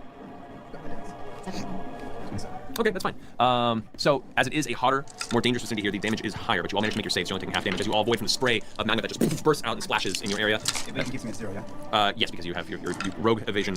And that's 3 ones. All right. Hey. So that would be 18 points of fire damage reduced to 9. So I'll take 9 points of fire damage. All right. That's I mean, I'm not, still taking it for granted. like 5 hits. I think I recall. It's like 5 hits. Like Van Damme's not. like 4 maybe. 4 Yeah, hits. yeah, something like that. 4 or 5. Alrighty. Man, that's interesting. From that of like, oh, it's a hotter area, the magma's more dangerous here. It makes me think that Matt planned for them to fight Thordak in this room. Like he anticipated that they would fight in this room. And thereby was assuming that Thordak would be able to escape. Now, that's a lot of assuming that I'm doing, but with how, I don't want to say characterized, but with how much we talked about the thing that Thordak's building, and the fact that there is just this theater of the mind corridor between there and there, but this place, has a battle map, and it has either heightened or specific layer mechanics. All that leads me to think that he meant for them to fight down here. Fight Thordak down here, which makes a lot of sense to me. Like, when I hear that, I'm like, oh, yeah, that would give the fight this sort of kind of phasic sort of feel, where it's like, oh, you got, like, phase 1 was above the ground and phase 2 is in the bowels of the earth. That's super intuitive to me. Which in that case would just kind of mean that maybe Matt didn't or doesn't quite know when an adversary should run, which kind of puts Vorugal into a different perspective, or not necessarily when they should run. How early they have to run if they're going to survive at all on the way out. Like, Matt just might not have... Matt just might not... Because, obviously, not Raishan, Umbrasyl tried and successfully ran. And I've seen, when we were comparing Vorugal to Umbrasyl, it was like, oh, black dragons are more cowards, they're more intelligent, makes sense that they would run earlier. And so maybe, I was talking about like all of the reasons that Matt may or may not have intended for Vorugal to run when he did. But I might just be, applying too much intention to that. Matt might have legitimately thought that, like, when Vorugal ran, like, he was running with enough time to potentially get away, and that it would be, hard but possible for the players to kill him on the way out. And he probably, I think it's very possible that he thought the same thing about Thordak. In which case, it's an interesting example of how D&D doesn't quite build... or how DM intuition has to shift over the course of D&D levels. Of like the things that worked at earlier levels start to really not work at later levels when the players have substantially more tools. Like, maybe these dragons are running away when they have 10%, 5% health, whatever, and maybe that sort of runaway system used to work at lower levels. But now that they have more of an ability to chase, it's not working as well anymore. I think that's super possible. I don't know. A lot of this is speculation, but that it would stand out as odd to me if Matt had been intending for Thordak to die before this chamber. or if that had been like, a substantial expectation of his, the fact that the layer actions are heightened at the bottom of the chamber would stand out as a bit odd to me if that wasn't intended to be baked into the Thordak fight.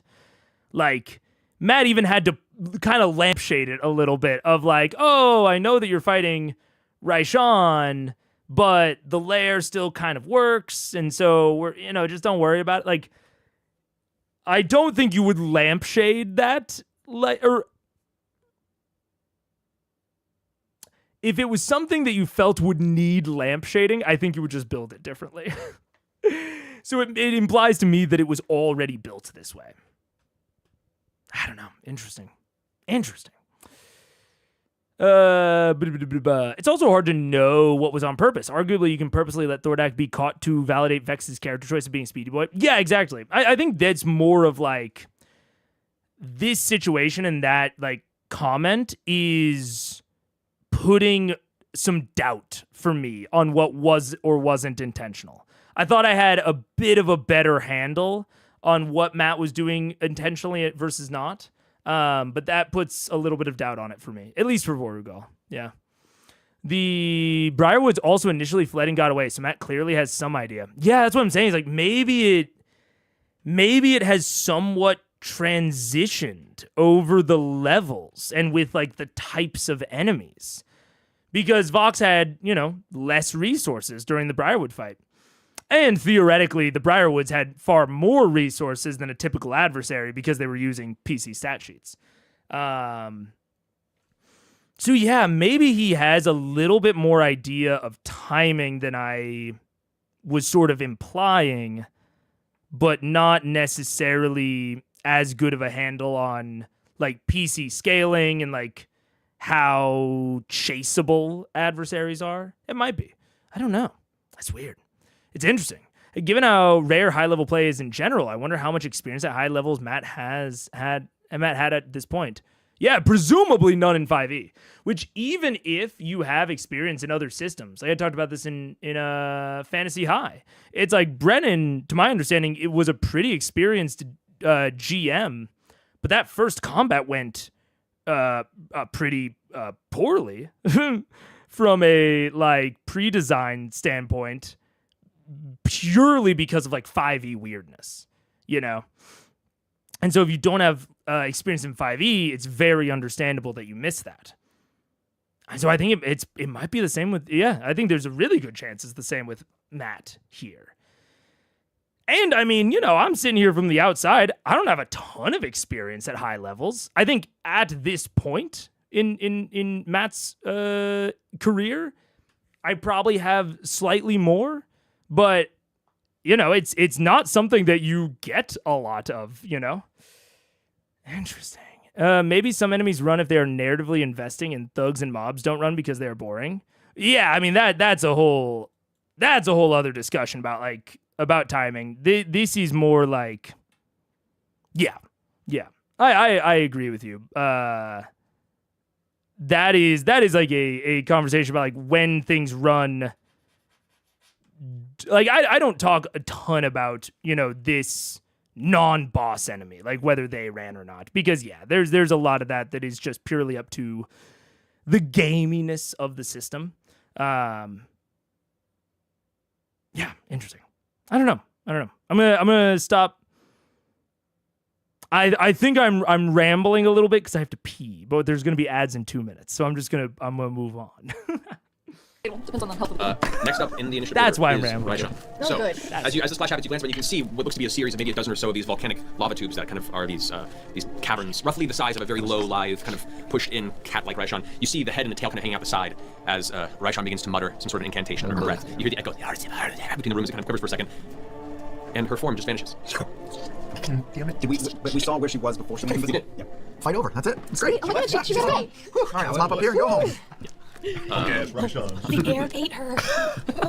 I guarantee you that's probably not the case. No, She just needs to matter today. yeah.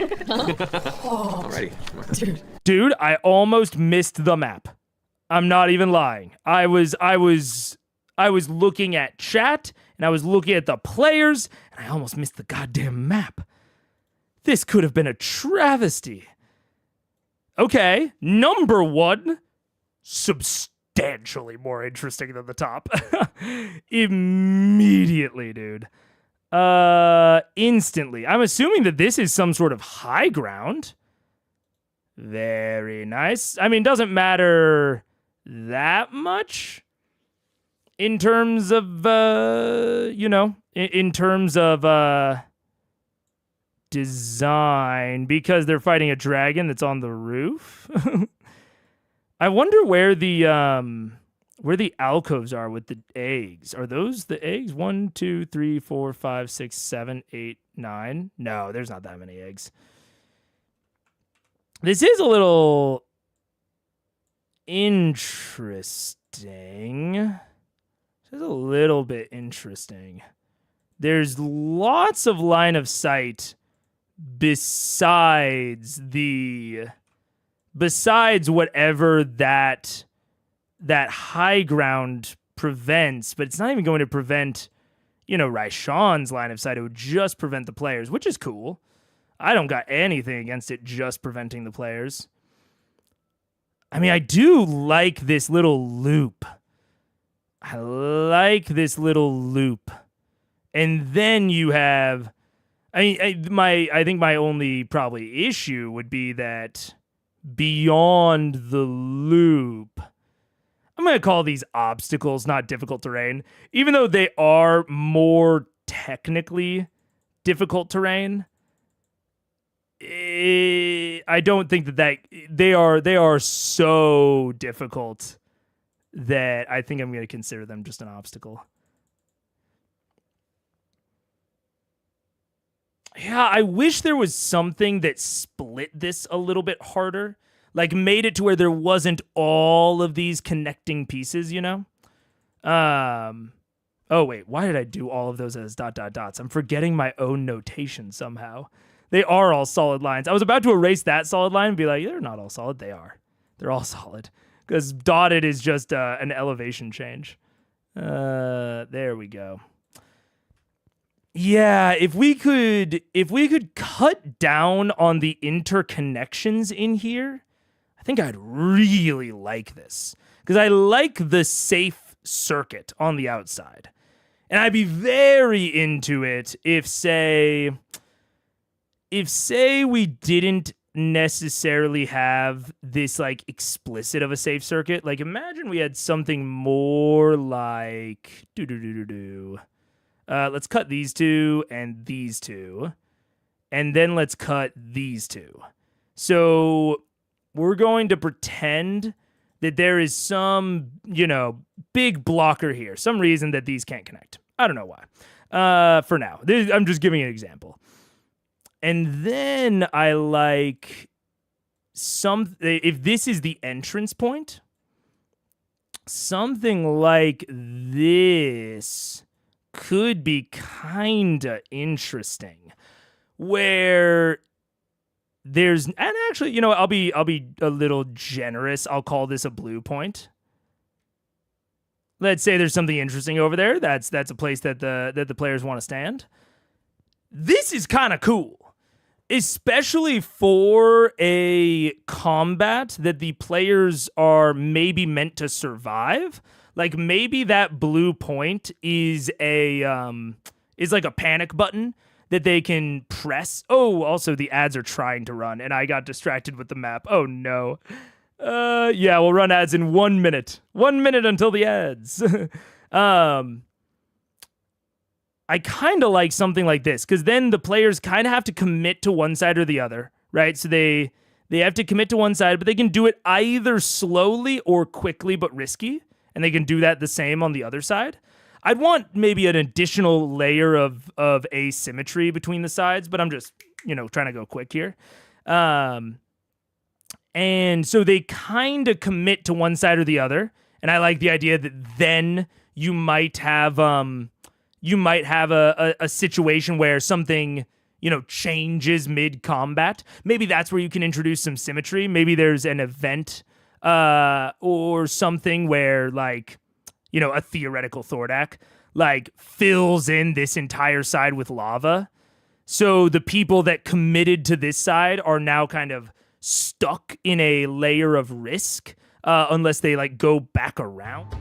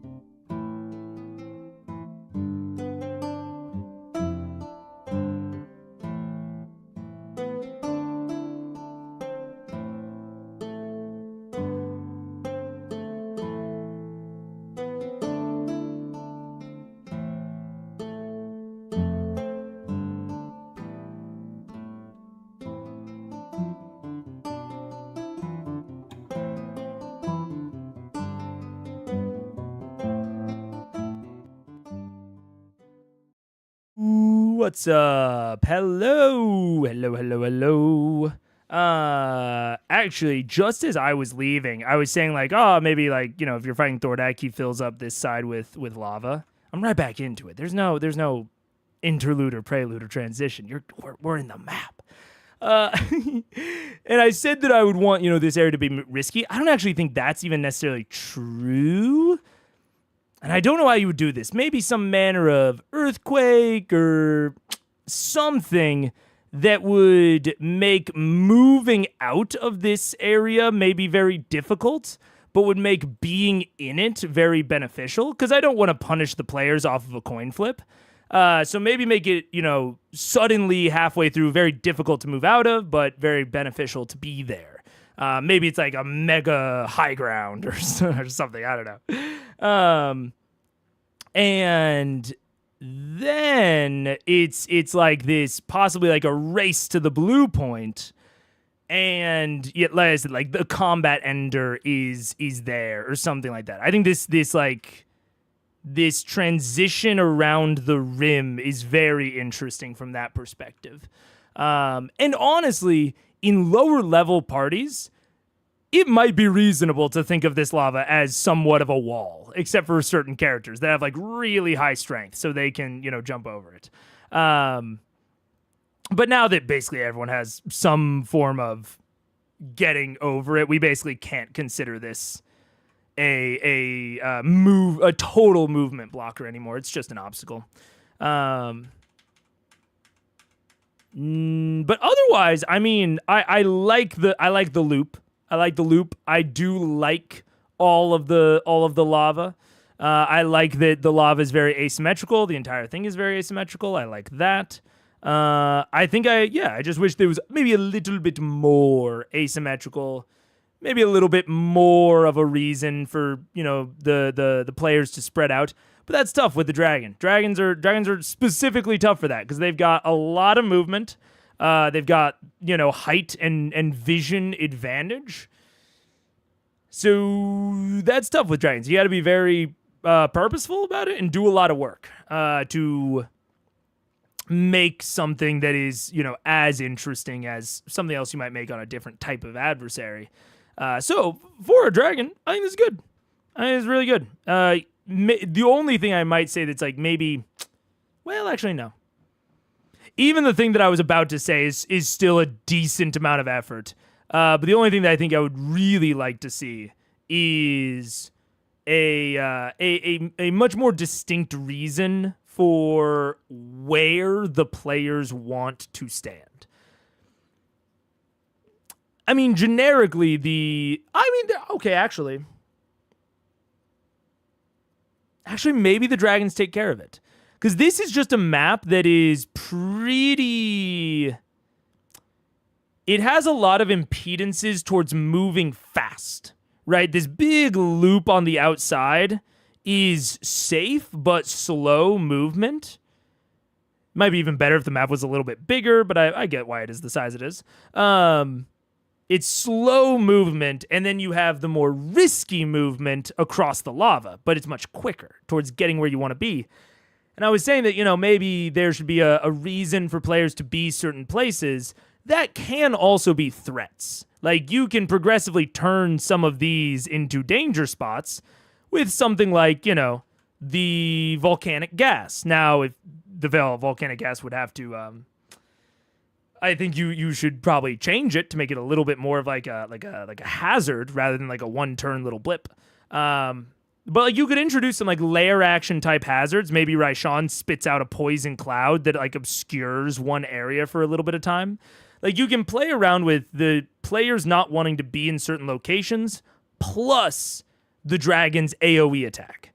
So on this map, they want to be super spread out, much like the map upstairs. But the problem with the map upstairs is that it wasn't that hard to get around. So you wanted to keep everyone spread out, but it just wasn't that hard to do. Like, it wasn't that difficult to spread everyone out. This, more difficult. Honestly, not like that much more difficult. Some of these lava things are like 5 feet wide. Most people can jump that without an athletics check. But still, theoretically, much more difficult if we're just looking at like the abstract of the map.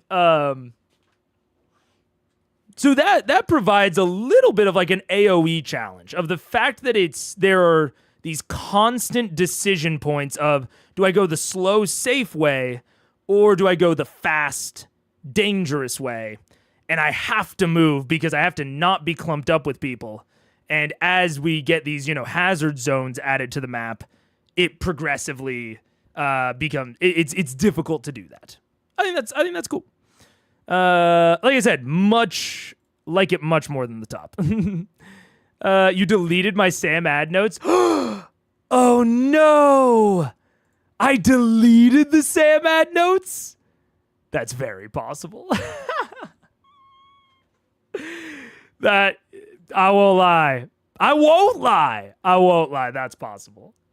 If I did that, I did it so long ago. I haven't opened up this notes page in like weeks. So I just forgot. So I made both of us liars. Oh no. We're all getting dragged down with me. Just shunned her into invisibility. Great. That brings us next to Keyleth's turn. Keyleth, just kill her. Find her and kill her so we can Whereabouts survive. was she last? Last you saw was up in this cavernous area, roughly in this portion of the ceiling. But we can assume she probably went invisible and then moved. Yep. Yes. I could do fairy fire on her, but I mean, I don't know where she is. It's a 20-foot cube. It'd probably be a waste. So instead, I'm going to cast Cold Lightning at 4th level and go Fire Elemental. Okay. What is that? It's ongoing. Lightning goes. It's ongoing. So Yeah, it's that's concentration. Yeah, I can. So it just exists there, ready to strike? Like a Ghostbuster. Cool. So as you watch Keyleth's eyes flare with this bright electric kind of blue-yellow light, as the ash and bit of dust that has been kind of plummeting from the ceiling from the impact of the meteor swarms and the movement of some now not seeable dragon amongst the ceiling caverns, it gathers into the swirling storm that begins to build and form. You know what could be? You know what I was saying, like, oh, I don't know what they would make, you know, some big intervening thing. Make it a curtain of lava. I'm not saying this is actually what you should do, but this is a solution that I think would technically work. You know, come up with your own solution separately. But the reason that I thought of it is because of what Keyleth just did there. Make it a curtain of lava here that like separates a big swath of the map. But maybe you occasionally get like peeks through it. Oh yeah, make it to where you occasionally get peeks through it. And so you can try to like thread the needle, like those movies when they're like flying or falling and they have to like, and there's a big ass fan and you know, and they have to like try and like get between the rotors of the big ass fan. Make it like that, but for a lava curtain, or someone who's immune to fire, a la someone like Keyleth in lava elemental form, can just pass right through.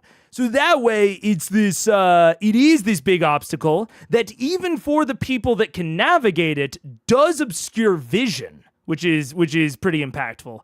And Raishan could play around with, and makes it to where you would still want some like shortcut areas, but it heightens that level of shortcut risk. And it allows someone like Keyleth, who has like a very special ability or a very clever ability, to completely bypass it, which is awesome. This, you know, as is, it just being these lava pools, that would allow, you know, someone to uniquely bypass it at lower levels, but at this point, all of them pretty much have a method. So it becomes less of that kind of unique bypass feeling. So you gotta start getting more extreme. You gotta make the curtain of lava. Anyways, idea I had when she went into fire elemental. I was like, oh yeah, I didn't know there was a lava elemental, fire elemental. Give me a break.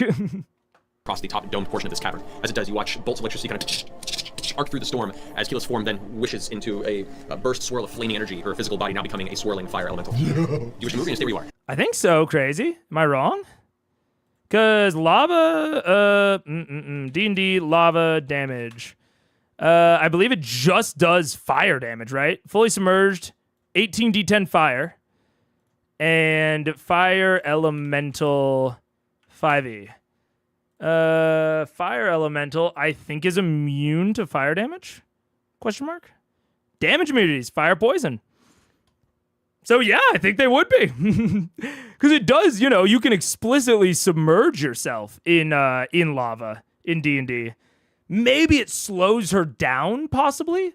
Like if she's just, you know, going straight through it, not trying to like time the jump. Maybe it's like, you know, difficult or like ultra difficult terrain. But it wouldn't do any damage to her. So yeah. Honestly, fire elemental's the perfect fucking form here. Immune to poison and fire? That's perfect.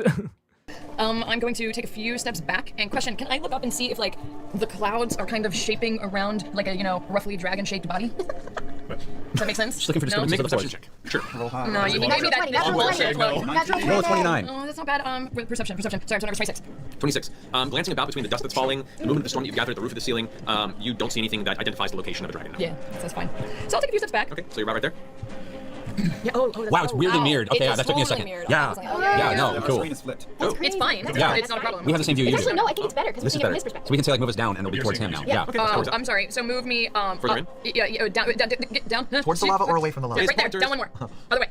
South. Oh my god. South. Yeah, that's good. That's good. There. That's good. Good. All right. Where's our pointers? Where's your laser pointers, guys? Where are our pointers? Actually, Need new pointers. We'll do that. It's been 3 weeks, Matt. It has been, I know. We've forgotten how to play. That's okay. All right, so. It's like inverted controls. I'm taking you. I know. Dude, now, is it your turn? Yes. All right, finishing Keelan's turn. That brings us to Gilmore, who's rushing up past you, the cavern, Percy, keeping up his pace as much as he can. Oh boy. Yeah. No, you guys take me to the nicest places. And he's just jogging as best he can, kind of rushing into the ash cloud as the kind of pushes through. Some of the winds tending to push and causing swirling little dust devils of ash and cinder. That's going to end his turn. Vex, you're up. Oh. So you glance up. I glance up. What's happening? What are you going to do? I'm gonna get on my broom. Get on it. And I'm gonna take a health potion. Okay. So. Regular health potion? I have a greater. Okay. I have one greater. So that's a what? 4d8? No. A greater is 4d4 plus 4. That's right. Wait. Okay. No. Remember, you guys are pretty low on any powerful potions at this point. You've used most, so yeah. Yeah, I had a greater left. It's jack shit. 10 whole points. There you go. 10 points of healing. All right. On your broom. Okay. I'm gonna go back towards the entrance. Post up towards the entrance, like off the ground. As far as I can get. That's as far as you can get. Okay. Do you want to stay hovering or just like down the ground? Hovering. Stay off the ground. Okay. And Like, are you going up 10 feet or 20 feet, or are you just staying just above the ground so you're not standing on it? I'm gonna go up 10 feet. Okay. And if I can be a little bit further away from Keyleth, that'd be clutch. Okay. I mean, I'm not gonna be clutch, but it would be helpful. There you go. Can I look up and see if I can see, like dust coming down from any of the holes, like to see if Raishan is moving around in the holes on the ceiling, like. Roll check. I know. Is this pertaining to dragons, so I would get advantage? Sure. That's the same thing. So perception, so it's 26. Okay, so glancing about. Unfortunately, the gathering of the call lightning cloud combined with the other dark ash-filled interior, you don't see anything that signifies the location of a dragon. You do glance over and you notice that where you landed previously, one of the eggs was pretty much just destroyed by this, because it was in the area of the meteor swarm you guys were hit, which is all together. So this egg right here by where you were is currently just crushed inward and filled with rock. And really? Is there anything oozing out of it? Yeah, what's... I should have looked at it. It's hard to see this far away, but it looks like the egg has been destroyed. Destroyed? Destroyed. She doesn't care about the eggs. Or she didn't destroy it. It's not yet. Okay, so I got. I'm so sorry. That's true. It's covered with rocks, so. I mean, I don't know where my notes are to see what my spells were from before. I didn't have it set up. I'm curious to see how she reacted. There'd be one left. But that was from the lair, actually. Yeah, that wasn't her. That was Okay, the- good. This is that was the last one. Oh, I didn't do any spells before. And So I'm something gonna you cast. have 4 eggs. You only have one. I'm gonna cast Cure Wounds on myself. Okay. What level? I'm No, does she care? Does she not care? gonna cast it at 3rd level. Okay. So that's 1d8, 2d8 plus my spellcasting modifier. Is that 3d8 right? technically. 3d8? If you're casting at 3rd level, 3d8 plus your Okay. This is turning into like a Jerry Springer episode. So 17. No, my modifier. This is my wisdom. 10 plus. Jesus Christ! I'm sorry. 10 plus. 3 weeks. 13 points. Heal. Like, right in the back. Right in the back. 3 weeks to stew, everybody. All right, there you go. At the end of your turn, actually, I'm just going to do running back with pen and paper. actions. Okay. You feel this strange, sudden, kind of warm, tingling sensation, separate from the healing spell, just in your vicinity, almost like a warm breeze kind of passes through you. That's it. Oh boy. Your turn. What does that mean? You can curse forever. All right. Farting dragon. Vex, you're up. It's invisible farting dragon. Right there. That was We're some doomed. baby dragon. I'm going to take to the air. I'm going to. Do I still feel hasted? Yeah. Yes, you do. All right. I'm going to fly past my sister and slap the one greater healing potion I have into her palm. Oh, thank you. Superior, excuse me. Oh. And then I'm going to curve around over Keyleth and stab the egg there Right here? with the Dragon Slayer blade. Boy. This one? Yes. Okay. Stabbing eggs? I should give you a Dragon Slayer bonus Yeah, also. go ahead and roll for attack. Isn't that poaching egg? That is 29. That is. Congrats. Go home, you're drunk. I'm working on it. What if the babies will help us though? What if the babies are cute? Can we raise them? No. You want to try and like Daenerys this shit? We can raise them by setting them on Other fire. dragons? We each get one, you guys. I'm gonna make omelets. 26 points of damage? don't even know Okay, if you take the blade as you rush up and then hack through it. The blade only gets a few inches into the tough outer exterior of this egg, and you have to push and carve through. And you do carve a sliver through the egg shell, and a little bit of kind of deep, kind of brownish maroon liquid begins to spill out of it, but it's not a heavy amount of damage to the egg. I'm You going don't to know whisper what's... and take that further. Okay, so roll for secondary attack. That is 28 to hit. That's a 8. That hits. I mark the eggs that are damaged or destroyed. This one is. That's a total of 15. That's not working too well. Good enough. Total what? 15. 15, okay. With that much damage, the egg begins to crack even further, more liquid begins to spill, the blade pulls through, and you can see, as you tear a chunk of the actual shell of this egg off and it falls, you have punctured some sort of thick amniotic sac that's the fluid spilling out of it, but you haven't seemingly touched any sort of flesh or creature within, but the egg currently has a section that is exposed. Okay. And I have, if I'm still hasted, I have a lot of movement left, so I'm going to fly and hover about 15 feet above the egg towards you, towards your DM table on the side there. Over here? Yeah. Okay. 15 feet in here. I have 120 feet of movement total hasted. So we were So lining flying up. over We're here. seriously lining up. 120 feet total. No, I'm going way over there. No, you're in a line. That's not where I want to be. I want to be. I know, I'm calculating. I'm arguing with her, not you. I know it. If that's what we do. Because we love each other. You can get right there. Okay, good. 15 feet in the air. 15 feet there. That's not the egg that I'm talking about, though. I'm talking about. I'm talking about the egg closer to Matt. Yes, there it is. There. That one. This is where I want to go. That's where you are, dude. Yeah. That's over there? Yeah, Yeah, right it's reversed. It's the flip screen. I don't want to go there. I want to go across from everybody. No. It's the flip. you- Guys, Just it's don't look the at the flip TV, look at the screen. screen, look at the... Over this way? Closer, Matt? I'm going to kill you all. Further away from Bear us. with us. There, New there, tech, there. new year. We're making this work. No, love it. shite. There. That. This, Yes. okay. The egg that's there. Okay. Interesting. So it sounds like they now have maybe a closer and better view of the map. But it's flipped. Oh no. That's such an easy fix. You have to think that that'll be fixed by next time, right? I very much understand it not being something that they maybe thought about ahead of time, but that has to be so fixable. And once it is, great change. Giving them a monitor to be able to more closely and accurately see the maps, great idea. Second egg not out yet though. Matt said he didn't hit flesh. I guess I'm assuming that these eggs have things inside that can't survive out of the egg. Because he said that he pierced an amniotic sac. So I kind of assume that there's just an embryo in there. I'm not if they just pierce the sac, so to speak. I'm not so I'm at least assuming, and maybe it seems like Liam is too, that it's good as long as you don't as long as you get the sack open. No, they have a TV monitor, same. They couldn't do a single test. Honestly, I'm sure that they did do a test, and maybe someone even noticed that it was flipped, but they just didn't think through why that would be a problem, Because I bet they did do a test and they just didn't recognize it as a problem. Even though it's obvious the moment you start using it. I have a brilliant solution for this next time. So from there, yeah, you wouldn't be able to make it there. Literally in-game Invert controls. Maybe not. Maybe not. We can Battleship. Next time we'll have a row of letters and a row of numbers. Just move me to 4-7. That's actually not a bad I idea. only use There you invert. go. All right, I'm marking this here as... Sure, guys. That is not a great idea. Destroyed. That was amazing. It's ruined. This egg has one crack in the side there. Okay. Did you just mark on your cool egg? It's a dry erase. Okay. Wet erase. And It's either that or lick them. Fun. How many more times are we going to include dragon eggs? Bites. Tiny plastic eggs. Did you have a tiny plastic? Yeah, I ordered way too many. I put a bunch in my cart to make sure that I didn't know which one to get, and then forgot about it. Came back, I was like, oh, shit, I gotta order that, and ended up buying Like a 3 chicken bags. dragon. What am I gonna do with all these eggs? Plastic giveaways. Right, that ends your turn backs? Yeah. All right. At the end of your turn backs, you feel the effect of the haste potion dissipate, and your body all of a sudden goes from this hyperactive, very familiar mode to extremely lethargic, and you find yourself having to fight to catch your breath. So you can't take any actions. Can't do anything. It's time to sing some Soundgarden. It's a potion, it's not the boots. Kima is trying to keep up pace with you, Grog. You're still in your large form. having a crash. How long's the last word? Let me check. In large, 10 minutes. Yeah, alright, so you're just like bounding through. Kima's falling time as you guys both enter and continue past. You hear the explosion in the distance, and all of a sudden the rolling of smoke and ash rushes past you. The smell doesn't bother you. You've had the smell of burning beard hair most of this. Close to your nose, always a bunch of great bushy beards, a little tighter to your face now. Whoa. You've taken a few dragon fire breaths to the face. Fine. The fact you have any hair is by the grace of your ancestral history and the belt you have. I know, it's why so fishy. I know. But are you just going full sprint to catch up with everybody? Yeah. All right. I'm just rolling. I'm still Pike. Pike's going, yeah, because you picked up. Yeah, so you're just running with Pike. You're like, damn it! Left in the ash. While you were behind, with your full speed, being faster than everybody else in this group, What the fuck is that? Okay, I do see one of the eggs. And you know what? I didn't think about that when I was doing the map. I didn't really... Oh, man. My warlock just keeps showing. Man, this fucking sucks. I hate streaming. Because I see the eggs now. Now that I saw the side shot, I understand that thing is an egg. I see the verticality. And I did not take that into consideration on my initial analysis. It actually makes me think even more highly of this map. Because we do have... Oh God, I would have to entirely erase everything. I'm not gonna entirely redo the analysis, but essentially, every spot with an egg is interesting, especially given, in my head... This is why I say my warlock's showing a little bit. It literally would not have even crossed my mind to destroy the eggs mid-combat.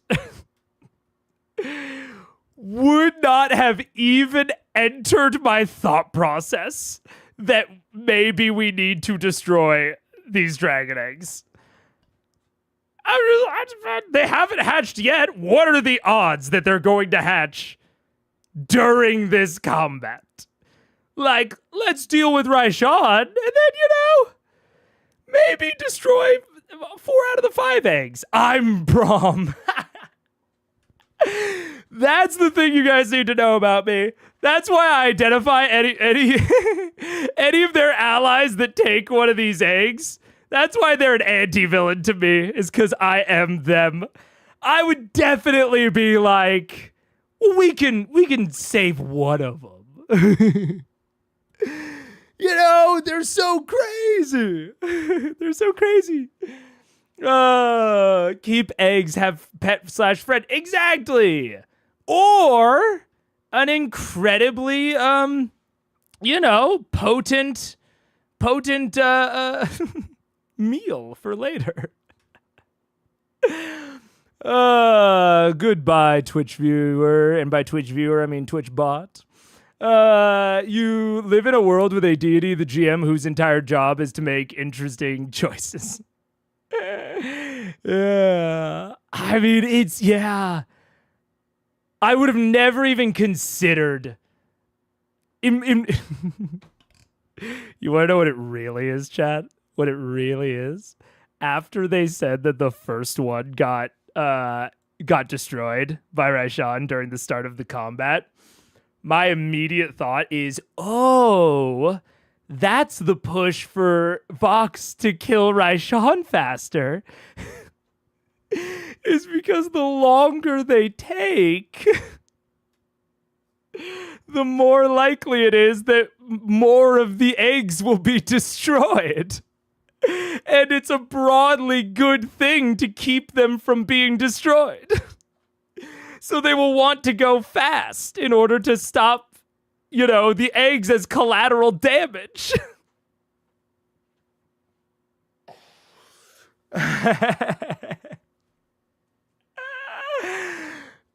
They seem really valuable. That's all I'm saying. We already killed Thornak. What? We're gonna hold his young accountable for his actions? Come on. That's so rude.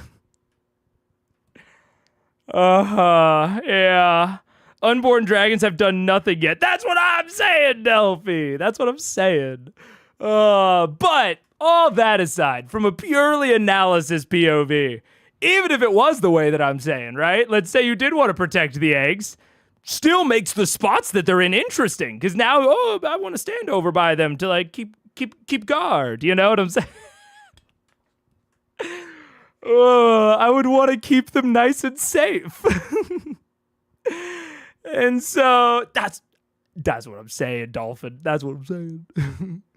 In worst case scenario, they make a crazy good omelet.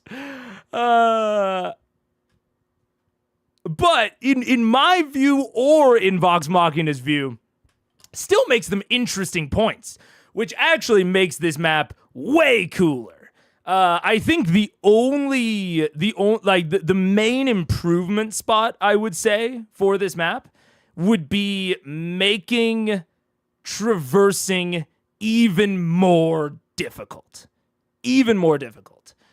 This is, and to be clear, for anyone under level 10, this map is quite difficult from a party perspective. This map is quite difficult to maneuver on for anyone under level 10. For people at Vox Machina's level, a little bit less difficult to maneuver on this map, a little bit easier. So I think for heroes at Vox Machina's level, you need to make this a little bit harder to traverse. More like, something like that lava curtain that I mentioned earlier. Maybe some large like rock walls or a big pit. Even just lava pools that are substantially bigger to the point where you can't like easily jump over them. Yeah. I don't know, something to make it a little bit more difficult to traverse. But once you have it, if you think that your players are going to be motivated to kill the eggs, I don't know why they would. That seems wasteful to me.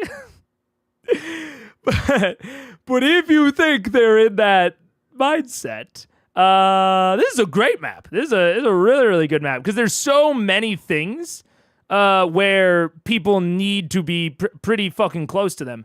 And you could even make it even better by giving them either like broad immunity or maybe some sort of magical shield, or I don't know, something that makes them really not susceptible to ranged attacks. Like make it to where, make it maybe to where they have a large, because he talked about them kind of being in these alcoves. You could maybe make it to where the alcove is like more distinct, like more cut off. You know, imagine something like that. This seems to be a little bowl. So put this egg in there. Make this kind of maybe more like this with like a small door over here, like a small opening over there. You know, generally block these off from view so that people have to go up to them melee, which means they have to move across the map to get there. And like makes broad sense from like a, you know, protecting the egg sort of scenario. You would want to kind of enclose them in these more tightly packed spaces. So I think that's like the main two things I would do is either like expand the lava, make it a lava curtain, you know, something to make traversal even more dangerous, and then hide these bad boys from ranged attacks. Obviously, it's not mattering too much with Vax, the Fast and Furious, but even in that scenario where Vax is the Fast and Furious, it makes him feel cool. He now has like a really special job where he is high damage and fast and melee. And that's a pretty unique combination of things that this sort of scenario would be perfectly suited for. Like intensely suited for, which would make him feel incredibly cool as he rushes around and does all of that while the rest of the party focuses on Raishan. He can just be like, hey, I'll take care of the eggs. You guys, you know, deal with and focus on Raishan. But otherwise, I'm liking the map more and more, the more that I see it. Once I figure out what the fuck this little basket thing is, I think I'll be even more interested. I wouldn't say I like it as much as, you know, Kevdak, City of Brass, Glint Shore. Like, those are all, like, my, like, S tiers. But this is, like, this currently is, like a B tier. You know, still above average. And I think, like, really small tweaks get it up to an A. Maybe even an S, with some relatively small tweaks. Yeah. Your warlock is showing. This time Mega isn't Scanlan. Mega is Laos.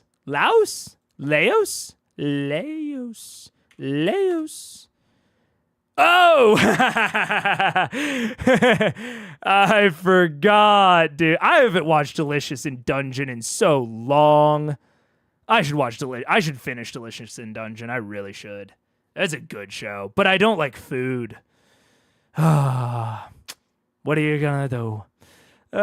In the worst case scenario, they grow up and become the new Thordak. Well, we've already proven we can handle Thordak, so that doesn't sound that bad. As a DM, every one of those eggs is a timer waiting to go off. I guess in my head, I'm like, what are the chances that they hatch? What are the chances? You know? If they walked in and the eggs were like doing the whole Pokemon like dink dink dink dink, you know, if they were like shaking occasionally or like, you know, you saw one of them crack, yeah, then they're on a timer. Then they're absolutely a danger. You obliterate that shit the moment you see that. But like, if there's no tell that they're about to hatch, what are the chances? What are the chances? You don't like food. Did I stutter? Yeah, I don't fucking like food. If I could, I would drink.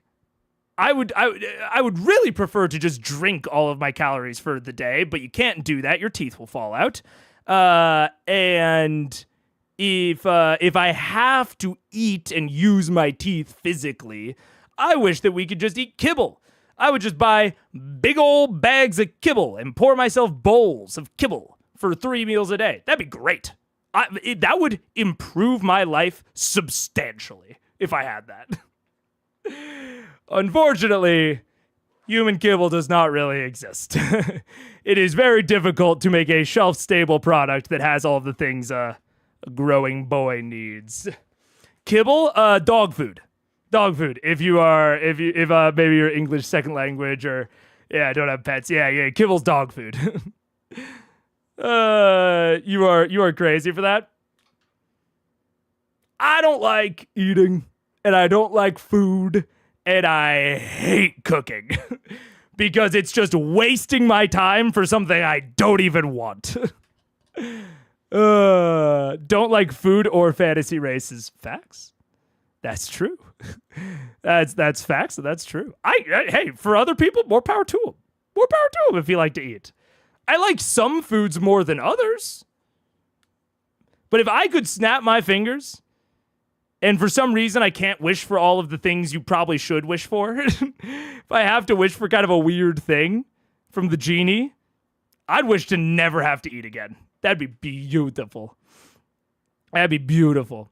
I would take a devil deal that's like, you never have to eat ever again, but you never can eat ever again. Like, you're not allowed to. You can't put it in your mouth. I would take that every day of the week. Every day. It'd be great. Bachelor Cow. Is your aversion to food about choice or texture?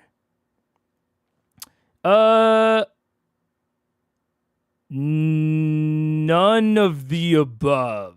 It is about that I have to, I don't get any like enjoyment or satisfaction from eating, unless the food's like really good, which, you know, like I think I get satisfaction or pleasure out of eating like 1% of any meal I've ever had. Maybe like 5%. Most meals I do not get satisfaction from eating. And so to me, it's just like a chore. It's like, oh, if you could snap your fingers and never have to do laundry again, would you? It's like, oh yeah, obviously. Yeah.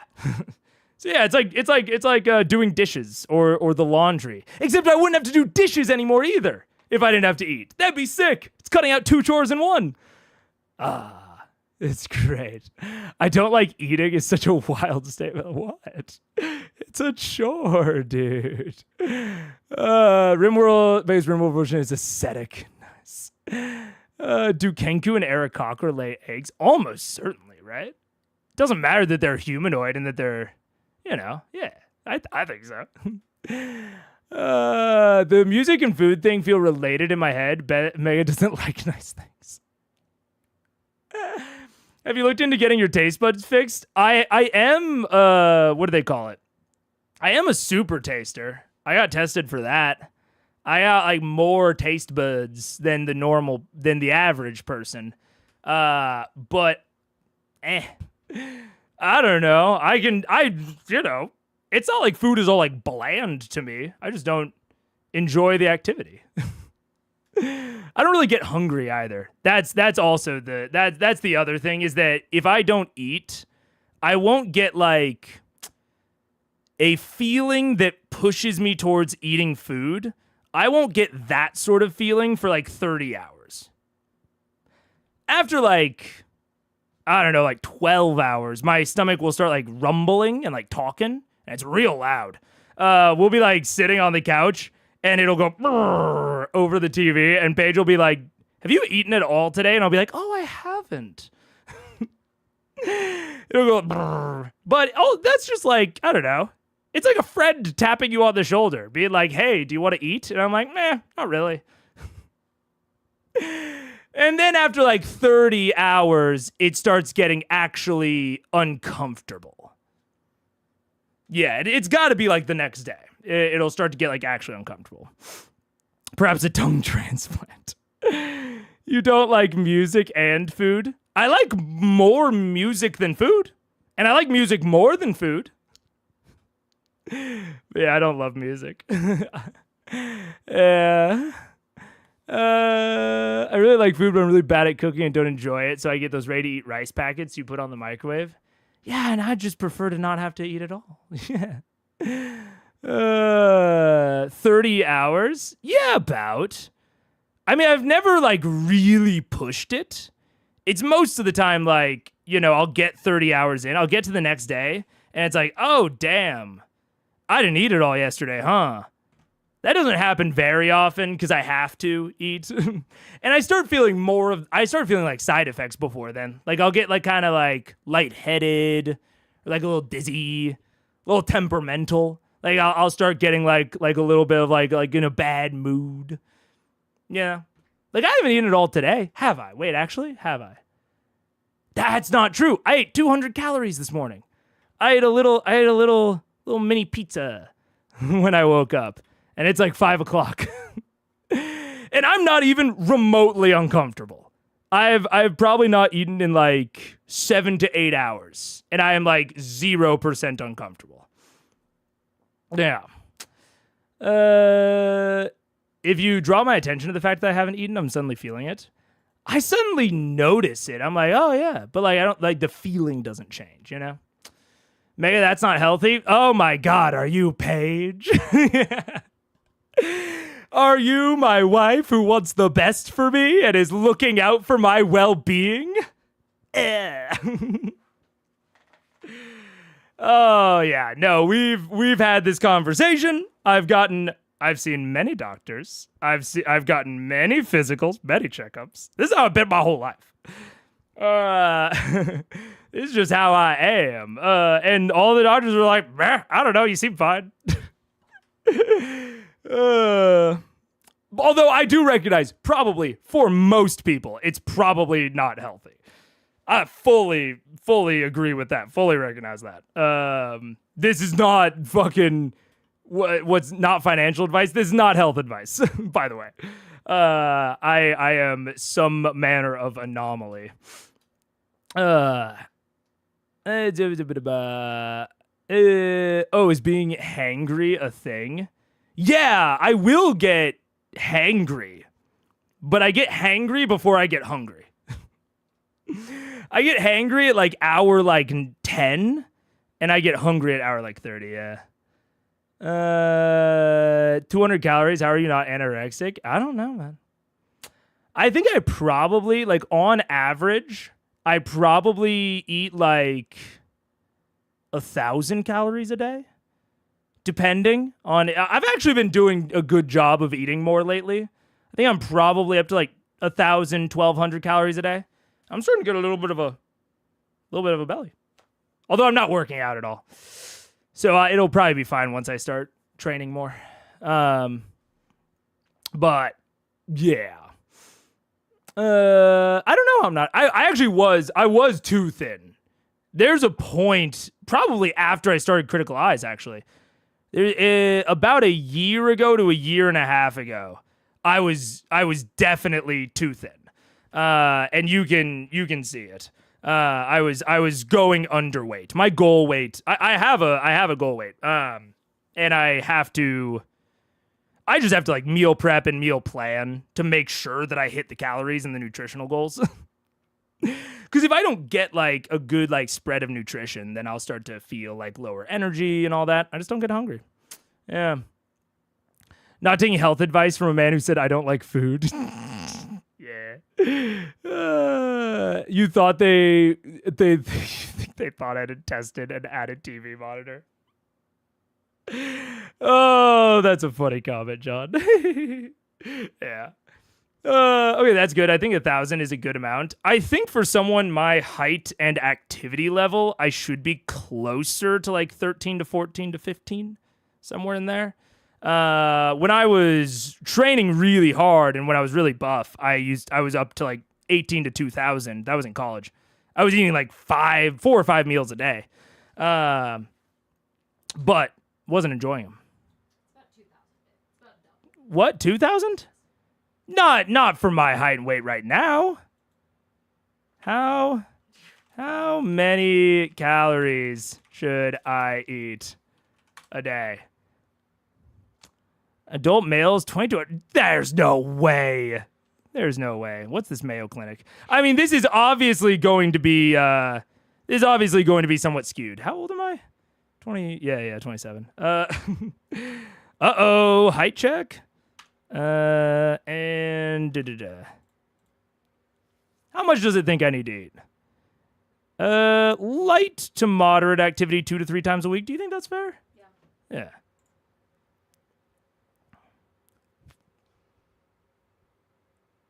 Woof. If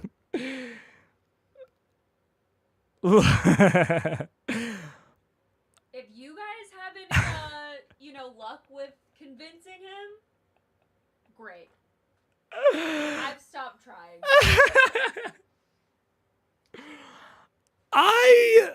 You'll just be guilted by enough people. I'm not feeling very guilty at the moment. Shame. I definitely don't eat that much. I don't remember the last time I ate that much in a day. When you're high. When I'm high, that's fair. I think I actually get hungry when I'm high. I was like describing the feeling that I get. I was like, I think I get like super hunger. Like I feel like this and this and this. And Paige's like, that sounds like just normal hunger. But that doesn't happen that often. When you were a bachelor, how much money did you save on food with this whole not eating thing? Well, the last time I was a bachelor was when I had a meal pass to the dining hall. That was like all you can eat. So I paid a standard amount. By the time me and Paige got together before I've never lived on my own. I've never lived alone. And when I had roommates that weren't Paige, I probably did save quite a lot of money. And at the time, I was also working for Wonder Bread, the bread company. So I would get free Wonder Bread and I would buy like meat and like the occasional veg, and I would make so many sandwiches. I have no idea how much I was eating back then, but I do know that it was not expensive. I do know it was pretty fucking cheap back then. See you later, Belphegor. Have a good one. The reaction you had to the number, that's why we had the same reaction. Look. Why did you marry this man and his no food nonsense? I bring other things to the table. I bring a lot to the table, okay? If my red flag is that I don't like food. But also, you would never know that I didn't like food, really, until you like started to live with me, or I actively told you. So, going back to the whole new truth thing, just don't mention it. Just be like, oh, I'm starving. Your brain started hating you because you ate Wonder Bread. Truly, if we're actually trying to explain it and like have a rationale for it, I do just have a naturally low appetite, and I also truly did kind of grow an association and a little bit of a hatred for eating with how many canker sores I get. It hurts so much to eat with canker sores. It is like active like pain and torture. And so when I already have such a low appetite, it was real easy not to eat. And I started to probably develop an association of like, oh, I eat, I hurt. If we're being real candid and honest, yeah, that's probably where it comes from. But Americans live inside universities. Only my freshman year did I live inside of the university. Did I live in the dorm? All of my other years I lived off campus, yeah. Canker sores thing would make a lot of sense, yeah. I mean, like, I'll never really know, but that's what I think. I definitely eat way, way less when I have canker sores. I like actively try to make myself eat when I don't, but that would be a lie, proving you are a liar again. I am my definition of starving. I actually probably wouldn't say that. I don't remember the last. I was just kind of making a hypothetical. I can't actually. I think I just broadly don't mention how I'm feeling. Like, if I get to dinner with friends and they're all like, ooh, so hungry, I'm mostly just like, oh, excited to get there. Excited to get there, because the sooner we get there, the sooner we can go and do the thing that we're doing after. That's a good example. That's a good example. I wouldn't lie in that situation. I would just say something that is true and is like, keeping the vibes up. Cracker are more justifiable than not just saying don't like food. I don't. Both can be true. The way I phrase that sounds like the university is the natural habitat of the American. I mean, at this point. Oh, but we've already been on too long of a tangent. We gotta focus back up. I'm not getting into the American schooling system right now. Let's catch up entirely to Percy and Gilmore pretty much on their initiative count going forward, or at least the arrival count next round. That finishes as your go. Let's see. So you were after Max, right? Yes. No, I was right before Max. Right, so I got a little out of order, sorry, my apologies. Alright, so anyway, it wouldn't make a difference.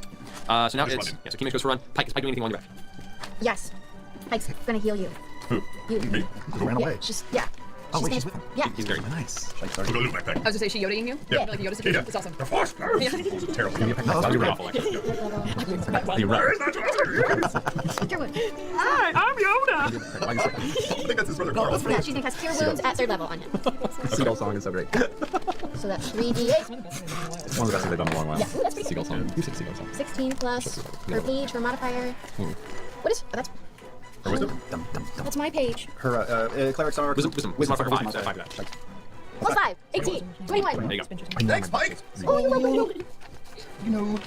132. The desperate. Scanlan. Gotta get organized. I will run my 25 feet and then pop a potion. Just a normal potion of healing. That's Okay. all I got. So it's a 2d4 plus 2. Okay. Ooh. 2d4 plus 2? Yep. 5. You heal 5 hit points. Great, I'm up to 70. Are you doing anything else in your turn? Are you dashing? Do I have more? Can I use my action to dash? Yes, you're actually moving it essentially. Okay. I will do such a thing, because I don't even know. I'm just following people. And... Yeah, you're a little bit behind. You're pretty much, Grog is caught up to you. You guys are just behind Gilmore and Percy at this point. Okay. I'm in front of Grog still? Yeah. Well, he's running while you... Objects in the mirror are gigantic! Okay, at the end of your turn... I die. So Max, you, as you fly over through the wings in the air, looking down at the egg, you feel this sudden kind of warm wind pass through you. You don't quite, like, it seems sourceless, but it just kind of seems to like fill you and leave. Does it feel good when it happens, or does it feel like? It's just different. Now it's already hot, like you're all sweating in here, so the fact that you feel something like warm briefly, comparatively to the temperature around you, is what catches your attention. It doesn't hurt or damage you, but it just seems strange. I don't like any of this. I don't like It's menopause. Anyway. It's natural. You ruined the surprise! I cast Dragon. I'll pretend like I'm separate with myself. Okay, good. Percival, we're at the top of initiative. I'm running my way in there. All right. So, alrighty. Percival, at a full run, if you go full run, you'll manage to get just barely inside the cavern about there. Okay. Right there. All right, you say That'll do. So that'll be your turn. That's Some fine. bonus actions you haven't used for it. So. I don't really have mostly I just want to use my bonus action to take in everything and look around and have a good serious look. In fact, I'll even take a perception roll if I can have one. Go for it. Okay. Just a good sit and think. Let's get. Okay, no, never mind. That's pretty good. Wow, it has been a while. 25. 25. Glancing around, you see a fire elemental that briefly startles you as you can move your weapon in the direction, but you recognize. I'm like, and it's got antlers, and I'm like, I love Hannibal too. It's great. Okay. Eggs. You see dust. Yeah, you see eggs. One is destroyed and just leaking out like a series of boulders, and it looks like some sort of a large concave impression on the top. There are eggs scattered throughout the area. There's a giant storm cloud gathering in the roof of the cavern, and there is a large pool of lava with a small pool over there. So you see occasional glimmers of like coin in the distance. Can you put me like on the wall? Just because I don't think I was still spider crawling, so like That's right, yes, even yes. like on top of the little wall thing if you want. Sure, yeah. put you there. Sure, why not, Percy? Thank you. You're welcome. That makes me happy. How high is it to these holes in the ceiling? From I'd say it's about 60, 70 feet up. Okay, cool. Yeah, the whole cavern's kind of domed like this. Alrighty, that means Percy's turn. Another layer action is going to transpire. Ooh. This one's a good one. Oh, This one heals everybody. Yeah. Yeah. There is a fissure that erupts over in this side of the room. The ground kind of cracks open, and this, you've seen it happen once, a plume of poisonous gas fills this space here. It's okay, we're muted. Let's see. He's not I need you, Vex, to make a Constitution saving throw. Even- I'm immune to poison? Oh no. Oh really? no. Even with Hero's Peace? Oh no. Oh shit. Got no I got plus 2 for the ring. So 11. 11. Okay, good. I'll keep that in mind. That's a number. Okay. It is now. Slowly my skin starts to melt off my Yeah, body. you just the cloud kind of fills the area and you start coughing. That's it. It hasn't got your turn yet, so it is now Raishan's turn. Legendary actions are restored. All of this. Oh, good. I was worried about her legendary actions. You're being facetious. I don't know what that means. Whose turn is it right now? It's It's Raishan's Raishan's turn. Deciding what to do here. Okay. I don't know the meaning for it. It's fun. Just good, clean fun. First of all, Oh. as you're running along the wall and you kind of glance into the vicinity, you see the cloud of poison kind of burst from the ground and you're just out of the range of it. It's just within your range from where the I'm wearing my poison was mask. there. Yeah, you have your mask on. I don't know if it actually helps, but there you go. So as you're standing kind of amongst this fume, you see this within this cloud, a strange kind of burst of very, very faint light in your area, and you feel, even in this heated room, a sudden surge of heat within your kind of torso region, and then it fades. What does it mean? It's freaking me the she's fuck laziness, out. y'all. She's lighting us up. What if it's like... Doesn't Hunter's Mark feel like something sometimes? Oh my god, that's right. What if she's like marking us for death or something? You can faintly hear what sounds like there are footsteps moving through the tunnels, but you're unable in the current chaos and the obscured vision to see where it's happening, but there is movement happening above you throughout the cavern. I don't have my save versus magic would not help with this at all. Cabal's Ruin would not help with this. Okay, just check. You remember when I was talking about in the first part of this combat, where I was saying, especially with the red dragon stat block. Oh, we're gonna have ads in a minute. With the red dragon stat block and lair actions, etc., etc. I was saying that it would be nice if some of the lair actions sort of telegraphed themselves. You know, if the magma burst, if it started bubbling the turn beforehand, or initiative count 10, and and then it bursts on 20 or something like that. This is kind of doing that. It's a little bit less direct. Like, it's harder to tell exactly what's going to happen and thereby how to avoid it. But it does tell them that something is happening. And it allows them to try and take preventative or protective action, which I do really like. I like that a lot. And I'm not even sure if I would want it to be more predictable or like a more direct connection. I'm not sure if I would want that. It'll probably depend.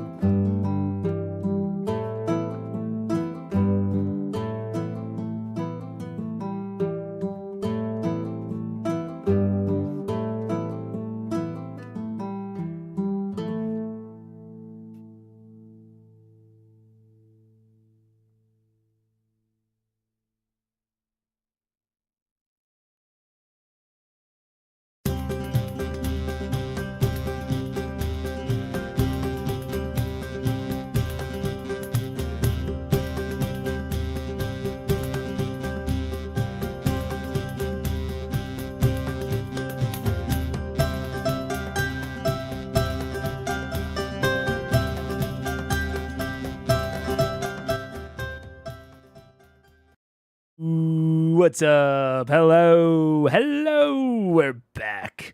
And this is going to be the hour of focus. Because we're not very far. So this is going to be the hour of focus. We're going to get far in this combat. Oh, but what the only thing, I'll finish the actually productive thought that I was having before this of I like this sort of this precursor to whatever is going on with Raishan. You know, it's this big, where the fuck is she? All that sort of shit. And I like this a lot more than things just happening. And I don't know if I would want the tell to be more directly connected so that they can take more discreet, like, defensive or preventative action. I think I could go either way. And right now, while Raishan is still, like, hidden and that's still kind of a mystery, I think I like there being a tell, but us not necessarily, like, having a good grasp of what the preventative measure is. Allows them to maybe experiment, try to predict something, try to intuit something, which I like. I like that as an opportunity for them. Yeah. No more talking about your whack opinions. Yeah, exactly. It's all just a matter of taste. Come on, right? Right? That was a little bit of a that was something. Okay. That ends Raishan's turn. That's going to bring us to Keyleth. Okay, really unsure of what's going on. So, I'm just going to... Laser pointer right here. Laser pointer. Thank you. I'm gonna go to that egg right here that Vax was wailing on. Yep. And try and finish it off. Okay, you move up, and as you get to the edge, you can see now the light that your body's getting off the fire elemental is glinting off of piles of gold and platinum that are kind of gathered around the egg. It is about a third of it is still submerged in volcanic rock and has been placed here for quite some time. Don't let me die, I need to loot. You can see the crack in the exterior of the egg and the kind of thick purplish inert fluid that is slowly dribbling down like a slow-moving molasses or sap from the wound left behind by Vax. I'm gonna do 2 slam attacks. Go for it. Multi-attack. Wait, those are both 9s, which is plus, so 15 total to hit. 15 to hit? Does it, yes. Okay, and that is... Only because he pre-damaged it to that point. You're basically attacking through the shell of the egg and removed a portion of its armor, so otherwise nothing can drag it. I'm totally fine. That's like so expensive. Plus 6, so that's 10, 14, 18 damage. Okay, so you plunge your flaming fist into the fluid, you immediately sizzle as your fist goes into it. You punch something dense on the inside. Ugh. Oh, you punched a baby dragon. Good. Okay, that's my turn. In the head. Those were both my attacks. You rolled a 15 and a... I rolled 2 9s, and I have a plus 6. I rolled both of them twice. Oh, so you rolled 15 both times? Yes. Gotcha. And how much damage did you do total? 18. 18 from both attacks? Yes. Okay, cool. All right, so with both slam, the first fist goes in and slams and hits something. The second time you reach in and slam, you grab and pull out. And as you kind of yank out of the egg just a little bit, you see what looks like the snout of a very tiny Thordak, essentially. But whereas the red dragon you saw Thordak that was like partially volcanic, crystalline, with the burning eyes, this creature is seemingly made from pure primordial fire and rock. This is a whole new form of dragon. He made little clones. What if it's one for every member of the conclave? How many are there? There's 5 eggs, but one is crushed and that would be Raishan and there would be nothing in it. Why? Wait, are we sure there's nothing in it? I don't know. Do you want to go check and see if there's anything in it? Covered in rock. Wait, it's Are also, there 5 eggs? or he was making the There are basketball 5 eggs that team. you can see right there. And they're all 6, 7, red. 4. They're all red. They're all red, yes. Okay, well they're all right. Maybe they're all 4 eggs. No, don't back down, Laura. That's what they want you to do. Don't back down. That was, yes, exactly. Why is there 5? You are spitting right now, Laura Bailey. Do not let them talk you down from this. I agree with you.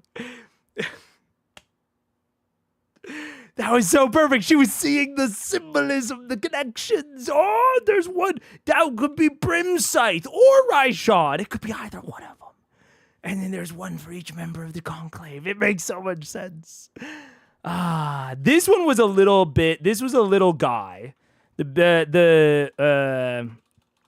at least one of the babies is a mini version of Thordak. Maybe all of them. But this is a whole new type of dragon. One much more fundamentally primordial in nature.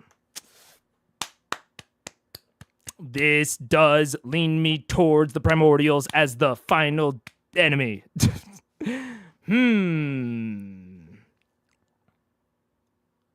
I still think it's possible that that they still had, like fragments of Thordak's soul.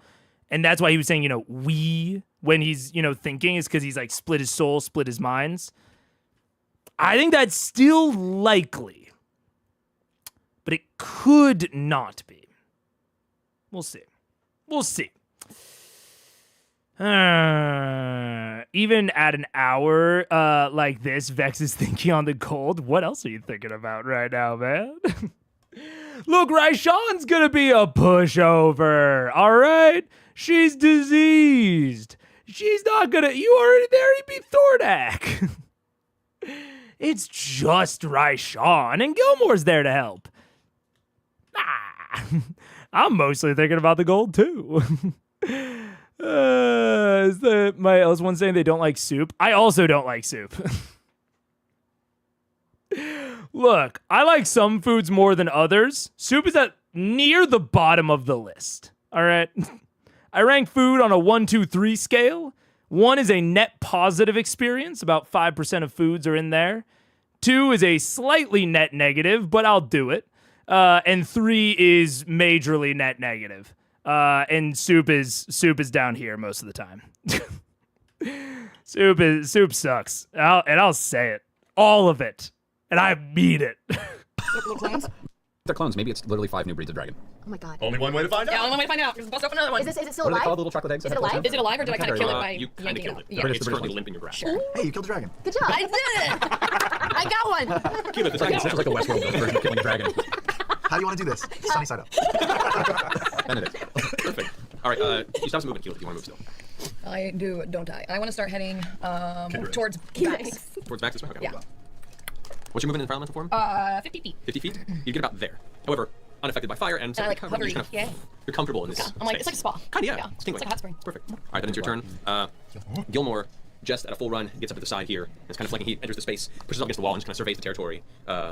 He looks spooked, but also kind of in that, well, we're here type mentality. Looks back and goes, "Everyone all right? Please tell me everyone's all right." Ish.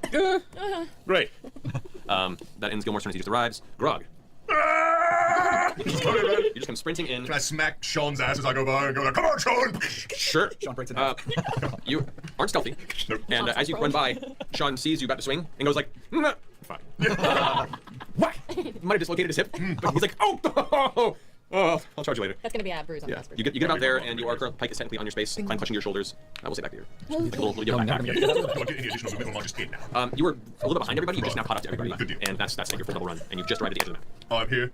Let the pinatas begin. Okay, what's up, Pinata? I don't know. I thought it was a celebration. Is it You should not? ask Sam. Right, Alright. Hola, me llamo Sam Rico. Yeah, there you go. ¿Dónde está la biblioteca?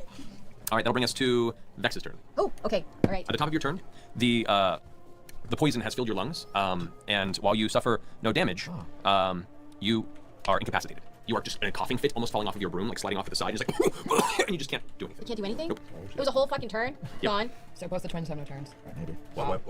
Okay. The poison's completely filled you to the point where you're seizing, you feel the muscles tightening up, It's and not hurting me, it's It's not just hurting, cough. but you're unable to do anything. Sulfurous gas. It wrecks your shit. Tight. Welcome to Hot Pepper Gaming. That's good. 'Cause you know what? I didn't have anything planned, and it would have been a clusterfuck like last time. So fuck that. Vax, you currently just kind of like taking a breath. You see your vision kind of blurs for a moment, and you can see the double vision trying to align. It comes in to focus, and you see Keyleth's fragmental form kind of gliding across. You see the edge of your sister currently shattered against this cloud of toxic kind of sulfurous gas that is spewed up from the ground. You can hear coughing in the distance. You see a bunch of your allies now beginning to just show up on the outside of the room's kind of lit interior, and it takes you the full round to kind of catch your breath. No movement either. Let me double check actually. I'm pretty sure. Let me see here.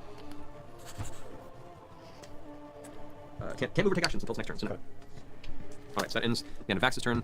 Let's see. At the end of your turn, I broke him up. there's going to be. This is fucking.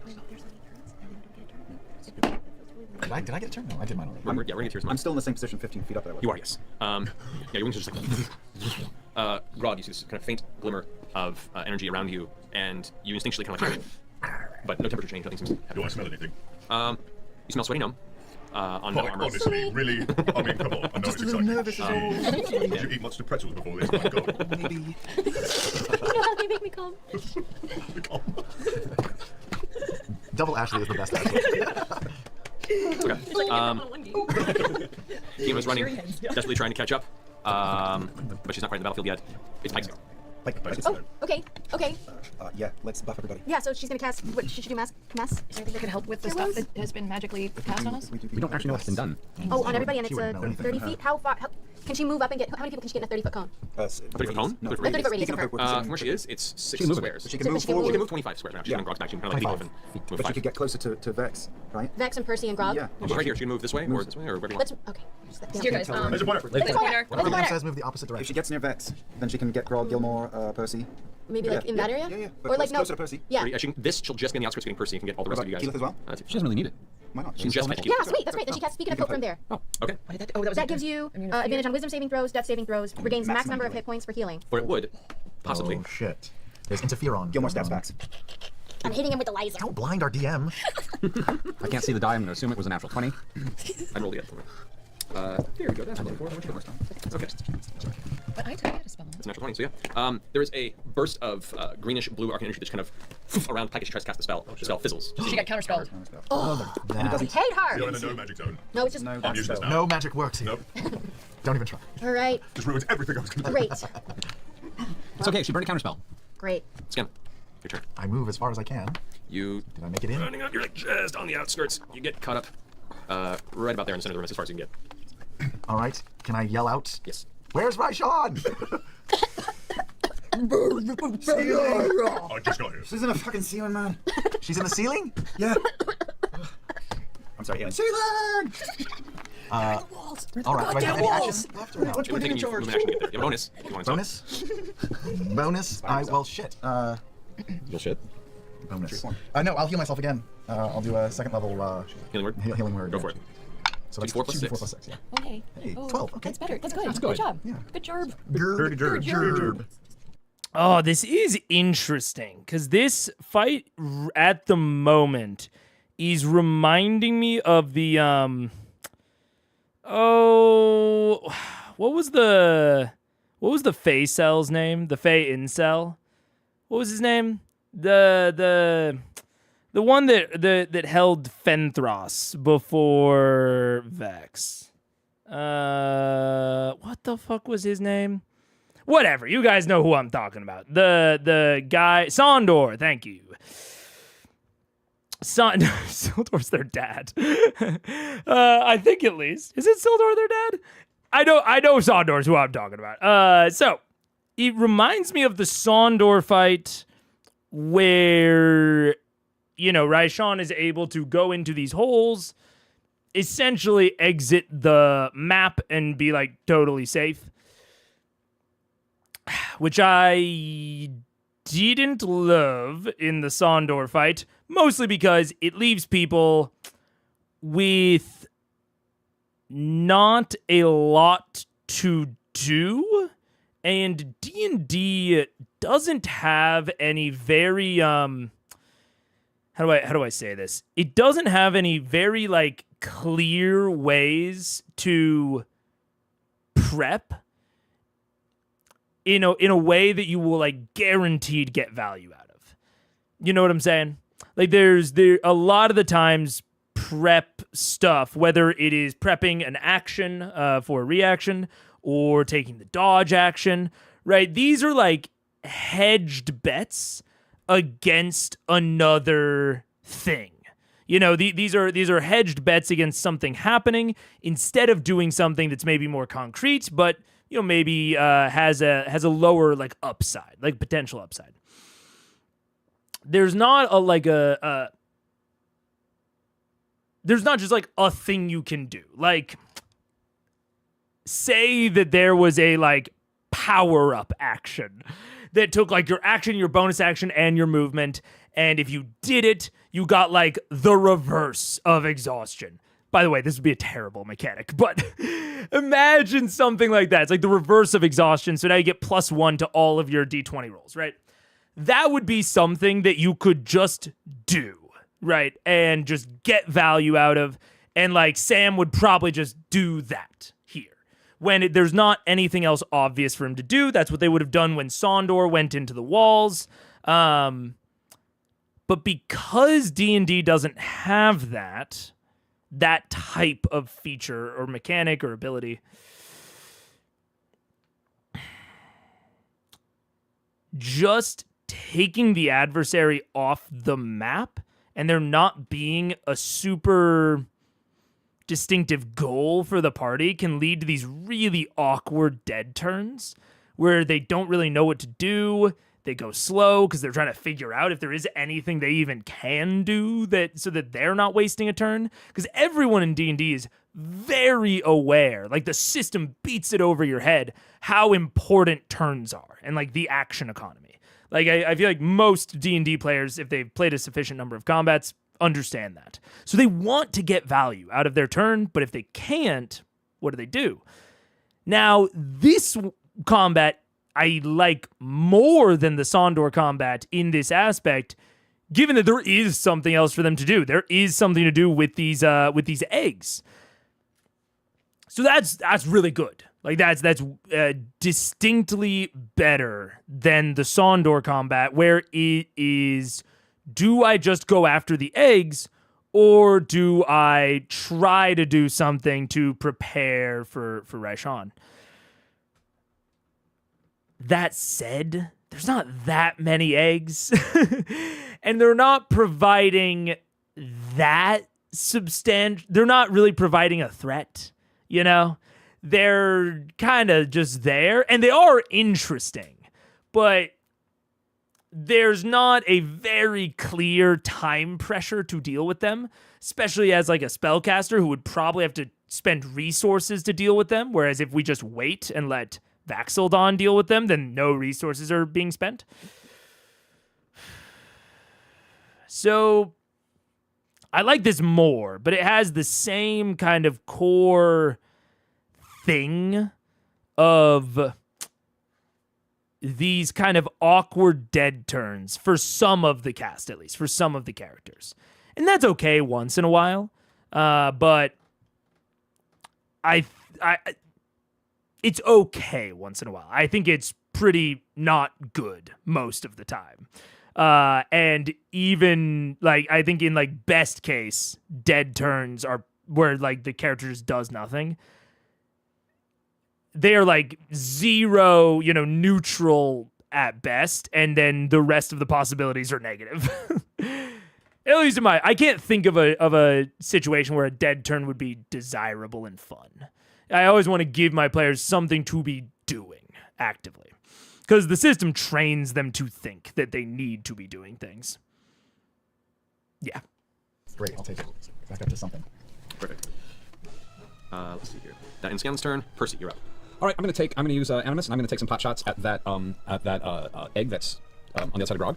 Over here? Yeah, is that one the dead one, or is that the? That was one that Keyleth just punched. Oh, did you just punch through? Okay, in that case, I'm gonna keep. You see no other egg where you currently are. I'm gonna start walking around. Over here. You could technically fire the one that's across the way. Yeah, I'm gonna actually start walking along the wall. This way, as far as I can go.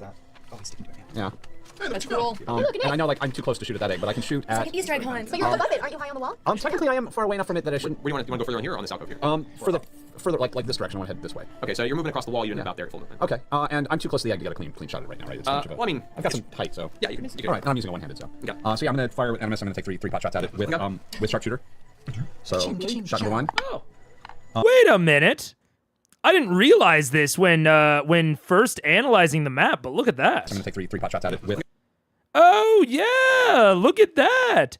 Remember how I was like, oh, the eggs were described as being in these little alcoves, like maybe block them off so that they're not, accessible by ranged attackers? Matt did that. A little bit less than I would have expected, I will say. Like, I would have expected them to be a little bit more blocked off. But still. Yeah, good map. If this was a map for a level, I don't know, like a 10 or 9 party or whatever, and this was like against like an adult dragon instead of an ancient, this map bangs. Like, this map is absolutely bang-a-langin'. I don't know if I would put it on the S tier with like, Kevdak, City of Brass, Glintshore. But it's an easy A tier if you just kind of trace the levels down to the next feasible dragon. If you do that, this map is banging. it's not. I don't think it's necessarily taking the accommodations that you want to for higher level characters, but it's great. It's really good. What's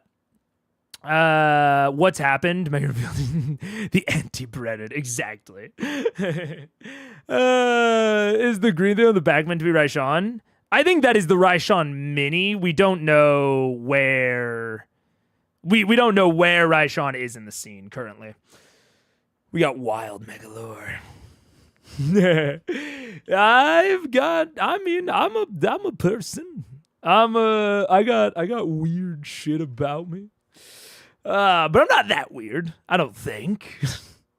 I don't know. Maybe other people will disagree. I've been talking about going on more podcasts. I've been talking to some people about coming on like podcasts or shows. So you'll probably get even more like concentrated Megalore on those. I don't know that I'm that interesting. Maybe I am. I don't know.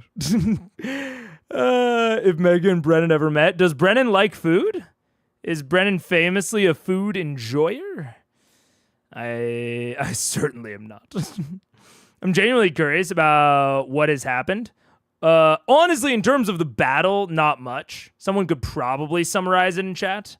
But there hasn't been that much that has happened. You could get it mostly from here if no one does explain it. Yes, famously. Brandon has a monologue that he's famous for, but it's from a video that would be a spoiler. Oh, really?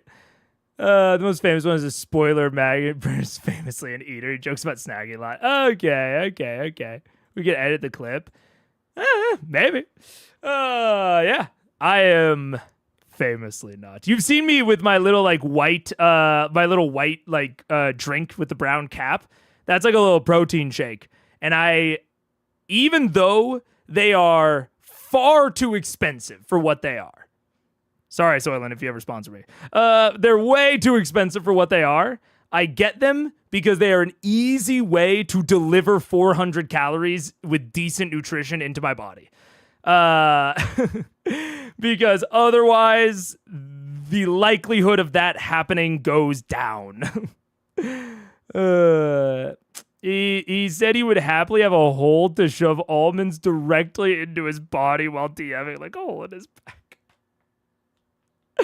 I think we're the opposite. I do. I think, maybe we would beef, or maybe we would come together. Maybe we can do like a team up move, We can visit the Night Watcher, we can visit like a Boone and Bane sort of person. And Brennan can take my need for food and enhance his ability to consume. Maybe we'll be the best duo this world has ever seen. You both want food efficiency for different reasons. Lol. He loves it and you hate it. I wouldn't even say, I don't honestly, this is maybe more damning than anything. This is the last thing I'll say on it. Probably not the last thing. I don't hate food. I don't feel anything for food. And I am annoyed at the process of eating because it makes me interact with this thing that I just could not give less of a shit about. Could not care less about it. Because I don't hate it. That would imply that I have more feelings than I do for it. Oh man. You literally said you dislike. I'd say dislike. Dislike communicates it mostly. Hate, that's too far. I would say in any given situation, I both dislike and do not give a shit about it. I have apathy and dislike. I can have those two things in my head simultaneously. They're not mutually exclusive. I am apathetic to the point where I don't think about it often, but when I do think about it, I'm like, meh.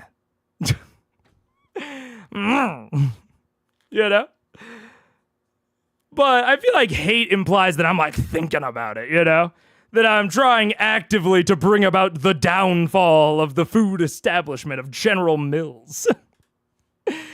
If General Mills stopped existing tomorrow, I would not give a shit. If any particular food disappeared tomorrow, meh. And I like broadly dislike it as a whole concept because it makes me do an annoying chore. That's what I mean about like the truth is wide. I do, but I feel both of those things in varying circumstances. I am not a monolith of food hatred. You know what I'm saying? The biggest obstacle to my GMing, all right, is the same place I talk from is where the food needs to go. My problem is that the place that I talk from is the place that the canker sores come from. Lol. Apathy. Dislike does not mean apathy. I would say that they're not mutually exclusive. I would say I feel both things in different circumstances. I feel both. I'm not even being obstinate right now. I'm being dead serious. I think at different points I feel a little bit of dislike, a little bit of apathy, whatever. This is how little I think about it. I think about it purely as a chore. With sharpshooter. So, shot number 1. Yay, that could have been terrible. Yeah. 26. 26 hits. Should I just roll all 3 and then do damage? Sure. Okay, so 26. 14. 14 does not hit. That's fine. And 16. 16 does not hit. Okay, I'm firing really terribly. That's okay. Let me hang off the wall. Hang off the wall. This is new. So that's. Let me get my dice. That's all right. 23 points of damage plus 4 psychic damage. Okay. All right, so the first shot, it pierces through and actually cracks part of the egg. You can see it's almost like a spider spiral where the egg cracks inward. It pierces and a little bit of dark liquid begins to pull out of it. That's as much as you make as the next 2 shots seem to ricochet off of its hard shell. All right. That's my, yeah, I'm just going to use my bonus to reload and take some more shots. Okay. Oh, what a feeling. Best music video. Okay. It's like a pinata. No say? Okay. Suddenly the entire layer begins to shake. God damn it. Like this tremor begins to emanate from the ceiling portion of this. Pieces of rock begin to fall from the ceiling. I need the guys who are flying. So Keyleth, Vax, and Vex, don't worry about this. Everyone else, I need you to make a dexterity saving throw. Even me, I'm barely in the room. It's a big radius. I got 1 foot out. What is it, Dex? Dexterity. That's better. 10. 17. 15. Okay. 5 for 5. Pike. Okay. Oh, Pike. I'm sorry. Grug. Both lose your footing and plummet backward. Gilmore rolls a natural 20. He's fine. Hey! Wake dodgers, and that was 12. Yeah, Percy, you managed to just barely hold on without losing the Thankfully, my spider sense tingled. I almost want you to just go Stupid for as- that. Now I've been Wow. Never mind. Lunch cheese there. Yep. That's, Okay. That ends the lair action. Turn at disadvantage. It is now Raishan's turn. Oh, that was a lair action? Yeah. We just call that Raishan's turn. You watch as through the cloud of lighting that's kind of swirling, a small dragon-like form just pierces through momentarily. It's still see-through. You can see the rest of the swirling storm around it, but it's just enough that predator-like appearance where it just shapes and shimmies or shimmers through the vicinity. It shimmies through. As it does, you watch this claw kind of lift up as this low echoing voice. All of us with the light. All of us with the heat. Okay, what is this? Oh my Gonna do god. something. I know it. Please don't get We're like lightning all- or some shit. So good, right? Okay, it's a 30-foot cube. We're all just going to turn inside out and that'll be the end. Oh, Just that's turn into like exciting. chickens. It's going to be like the John Carpenter's Come The on the Thing. eggs and turn into big chickens. First we'll all mash together. Yep. And then get separated out Oh, into equal piles. Jeez. Vex and back will Yeah, stay. 30-foot cube. You can only get, or she can only get Vex, Pike, and Grog, but I need 3 of you to make a Constitution saving throw. Constitution? Yes. Damn it. Be yourself. Piece of crap. Yeah. I'm gonna get any bonus. 21. Nice. 27. Okay, and Pike? Oh, you roll for Pike. Okay. She gets the meteor. I hope it's good. Oh no! Well, Vex and Pike both failed. Oh, that's as high as I get without natural 20, man. Spell DC 22, I'm sorry. Whoa. You and Pike both suffer 57 points of necrotic damage. Fucking shit. Fuck. Grog, you take half as much. So it would be 28. 20 points of necrotic damage. As suddenly you feel the very air itself go gray. The colors taken from your vision and your life force is drawn out of you through Abi Delzim's horrid wilting. Horde wilting? Horrid wilting. The air is drawn from your lungs. You feel your skin crack and pull tight against your skeleton. Adele disease. Adele Delzim's horrid wilting. Amazing. No. Change it. Don't ever say No, but that. it is now going forward. Hannah. Are you alive? No, I'm unconscious. So is Pike. Both of us. Oh, shit. Well, Pike. Is that a real spell? I guess regardless, giving Raishan a big ol' crazy spell is a bit of a tell. That's a bit interesting. 8th level wizard for those at home. Interesting. I've never heard of it. That doesn't, yeah, that's why I was like, I don't know if that's real or not. Either way, I can bet dollars to donuts that none of these players have heard of it. And the way that it was described in fiction sounds crazy. And all of that, I like a lot. I like it's because I've been kind of joking on and off that I've been joking on and off that Raishan's a bit of a pushover, you know? Even after the meteor swarm, I'm like, whatever. But it's like, okay, she's done the meteor swarm and then she just did this shit as well? Suddenly, this person's gotten a little bit more difficult. And this is starting to... This is interesting because with her having this level of power, them being at where they are in terms of resource expenditure, and the way that she is utilizing the map, I think kind of one of either something needs to happen / change, or nothing needs to happen / change, and the players just need to realize something. Option 1, if this is intended to be an even remotely feasible fight, like I'm sure that Matt thought about it between sessions, then something needs to change about what is going on currently. Because right now, Raishan is basically in like an immunity zone. And I don't blame the players for not having like figured out how to interact with her. She seems to pretty much hold like most, if not all, the cards right now. She's just in the immunity tunnels. And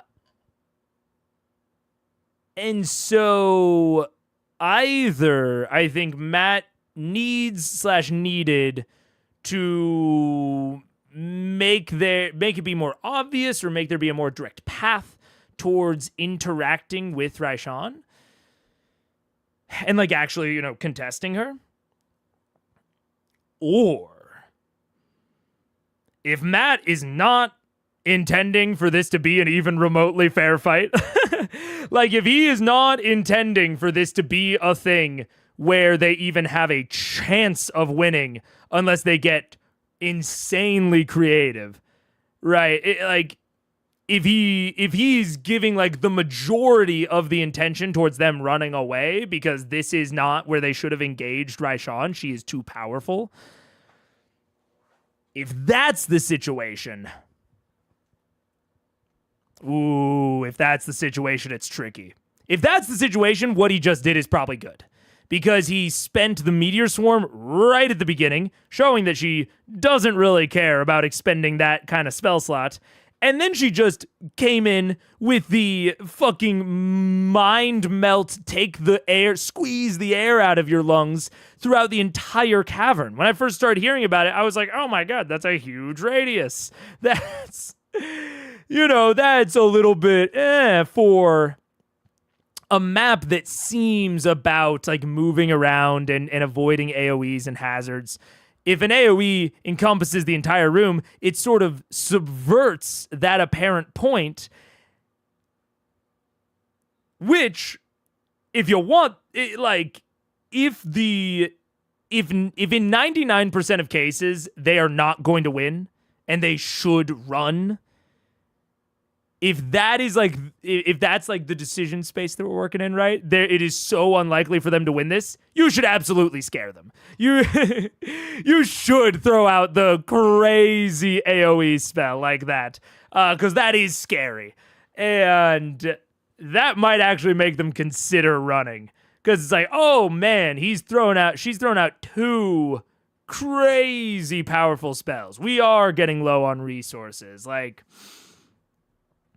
and the subversion of any apparent point of the map also actively like pushes them into like, oh, maybe we need to run from this. I'm trying to think of how you make it even more obvious. Like if they still don't get the hint. Maybe you communicate it with one of the NPCs, although that might be a little bit too close to railroading. Like that might be a little bit too like DM talking over the table for a lot of people's tastes.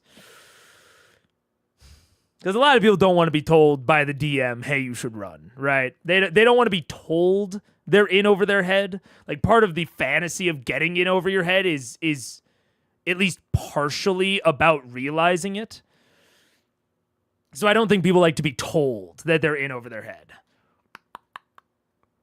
It's hard. I'm again, if Matt knows that this is way too difficult for them at their current strength, I think he's done a good job so far at potentially scaring them off, but he's probably going to need to do more, and I don't know exactly what else that would be, other than just continuing to cast crazy spells. But at a certain point, like, there's diminishing returns, right? The first crazy spell, that's a little scary. Second crazy spell, much scarier. But then there's like a bell curve. I think we're close to the top on crazy spells, where now it's like every successive one is not that much more effective than the previous ones, and it's just killing them really quickly. So what's the next type of scare? What's the next category of scare to be like, hey, this is not doable? I don't know. I don't know what it is. We'll have to see. If Matt does intend for Raishan to be too big to handle, or maybe intention, I think, is the word that I've been using, or even just, even if he just knows that she's too big to handle, even if he's just aware of it. Do you think you should have done more prior to the encounter to foreshadow? Is it enough to only do it this one encounter? Ooh, it's tough. That's a tough question.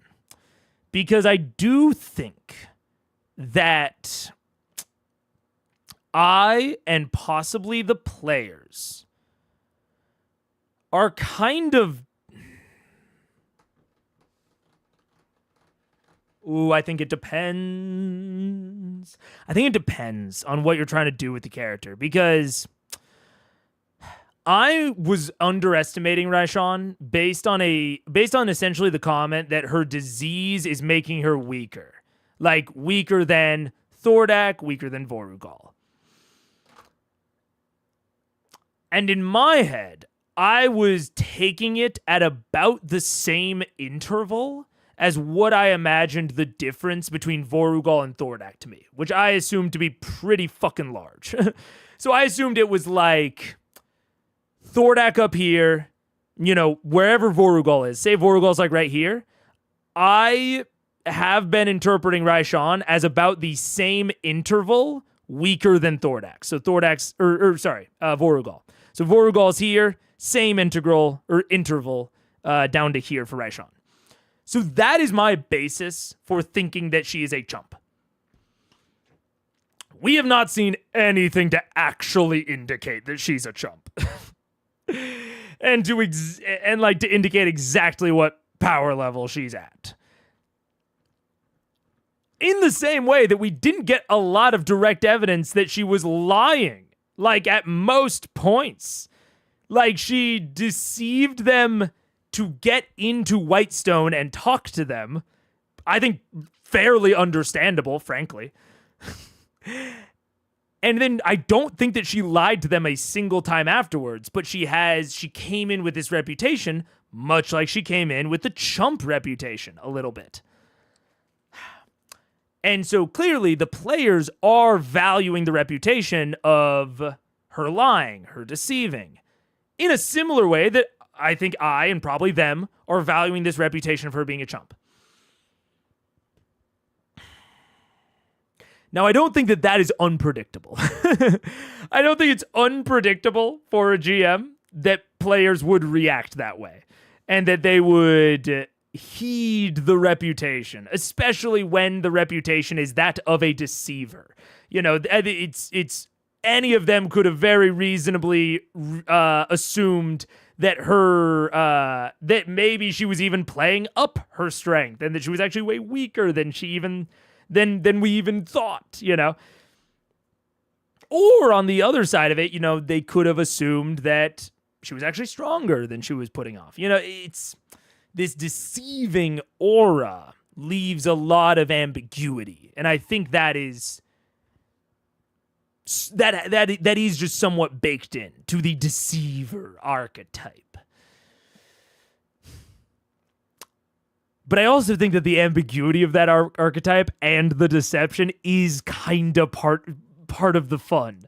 I think part of the fun is not really knowing what they got hidden under their sleeve, right? So it's really tough to say that, it's tough for me to say that I think that Matt should have done more prior to the engagement, because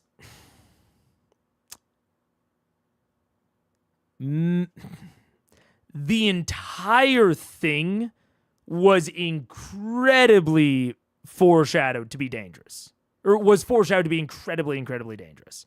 And Matt really tried to push for peace. Really tried to push for them not fighting, right? Now, is that fully sufficient foreshadowing for the level of danger? Maybe, maybe not. But I also think that the deceiver mantle, while it comes with that ambiguity, I think it also comes with its kind of own built-in foreshadowing of this character could always have something up their sleeve they are not anticipating, or they could always be different than you think. And they clearly were in that mindset for whatever she was going to do to Thordak. So I don't think it's that bad that they weren't in that mindset for actually going into conflict with her. That said, I would be very prepared as Matt to let them run. I would be very prepared as Matt to let them leave and, like, have Raishan's motivation be to let them go and lick her own wounds. Because she could almost certainly take out a lot of them. Maybe even most of them. But there's a lot of them. This is an incredibly risky fight for Raishan. I think there's a decent chance that she wins. You know? But there's also a decent chance that there's one survivor from Vox and she's dead afterward. You know, even that is kind of an inherently risky situation for her. So I think it's reasonable that she wouldn't chase them. And so I think throughout the encounter, you try to scare them off. If she even is so strong that they can't, you know, that there's no chance of them defeating her. You try to scare them off as much as you can throughout the encounter, and then you let them run. I think is what I would do. But it's tough. It's tough to say.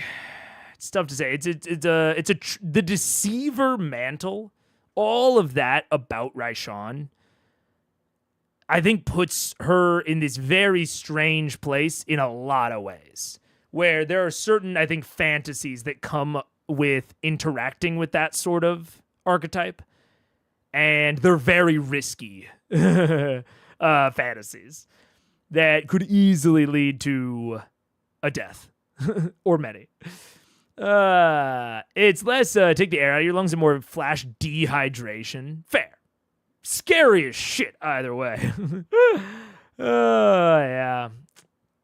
No worries about the Brennan clip. I can assume what it's like. But I mean, if you do figure it out, you figure it out. That's great. I'll watch it. But don't put too much effort into it. But yeah, it's an interesting scenario. It's a very interesting, what do we call it? Set of, like, not requirements, but set of expectations that we're in right now. Because it's also like, this is the climactic battle, and they have beaten the boss, the big boss. So I think there is then some expectation that they should kind of be able to beat anything that comes after and or was subordinate to the big boss. I think that's also a pretty understandable intuition or expectation. So it's tough. This is a very complicated scene with a lot of moving parts in terms of expectations. Tough to balance. And I think broadly, a lot of this complication, I think, stems from the length and investment and monumental nature of the Chroma Conclave as an arc, while not having it be the final arc. You know what I'm saying? I think that's part of it, is the fact that, like, we are going to continue after this, and there are plenty of threads left to continue after this. And so balancing those threads while they're in this huge monumental, climax of a fight is tough. You normally only have this type of climax at the end of a campaign, at which point most threads have been wrapped up or will be wrapped up very quickly. You don't have a Raishan running around at the end of a campaign normally. Maybe you do, but I think less often. Oh, yeah. Everyone in the cast looks good in this episode. They do. They look very photogenic. They're all deeply engaged, too. They're pretty engaged. I don't know about deeply. I think, at least from what... comparing it to last episode in my head, I think they were more engaged last episode. But I do think that they were very engaged in the beginning, and they're getting more engaged now. That they're like being so ineffective against Raishan. I think now they're starting to lock back in. After the beginning was introduced and they like killed one or two of the eggs, I think they were kind of starting to, tune out a little bit. But I think they're coming back around now that Raishan is being a little bit more scary. I think they're honing back in. Last time maybe, yeah, but I feel it now. I feel it now too. I think there was a little bit of a dead zone, but they're coming back into it. They're like, oh fuck, like, what do we do about this? Is not unconscious. Yeah. Right, she has her back. armor. Wait, did her armor get used last battle? No. I don't think it did. Nope. It got used once. Where was it? Previously in a previous battle. Yeah, not in the Against Fire Giant. Oh yeah. How do I remember this? That's hard. What do you got in the Fire Giant of... At the battle at the fort. The fort, yes, correct. Oh, at Fort Daxio. Yep, you're correct. Okay, so Pike's alive. There it is. With how many hit points? Jesus, that was an 8-level necromancy spell. No. She's got 5 hit points. So Pike is at 5 hit points. And are there any eggs within 15 feet of her? Nope. Is there a Raishan within 15 feet of her? Nope. Well, then, But Vex plummets out of the poison cloud off of her broom, slams into the ground, and clatters, spinning and falling to the ground, not moving. Thanks for knocking over the little cube too. I like that. Added. Backhanding it, no less. Damn. Alrighty. Are there lasting effects from Adele Disease? They have not even hit Raishan. From what you know, From what you know. It just sucks right now. That's all I know. Everything just sucks. Jesus. Okay. so that is going to end Raishan's turn. The form is still somewhat visible, though transparent. It took her full movement to even get to that point. And where is she still on the ceiling? She's to give you a position right now. It's right there. What is that, like 40, 50 feet up? Though transparent. Yes, 50 feet.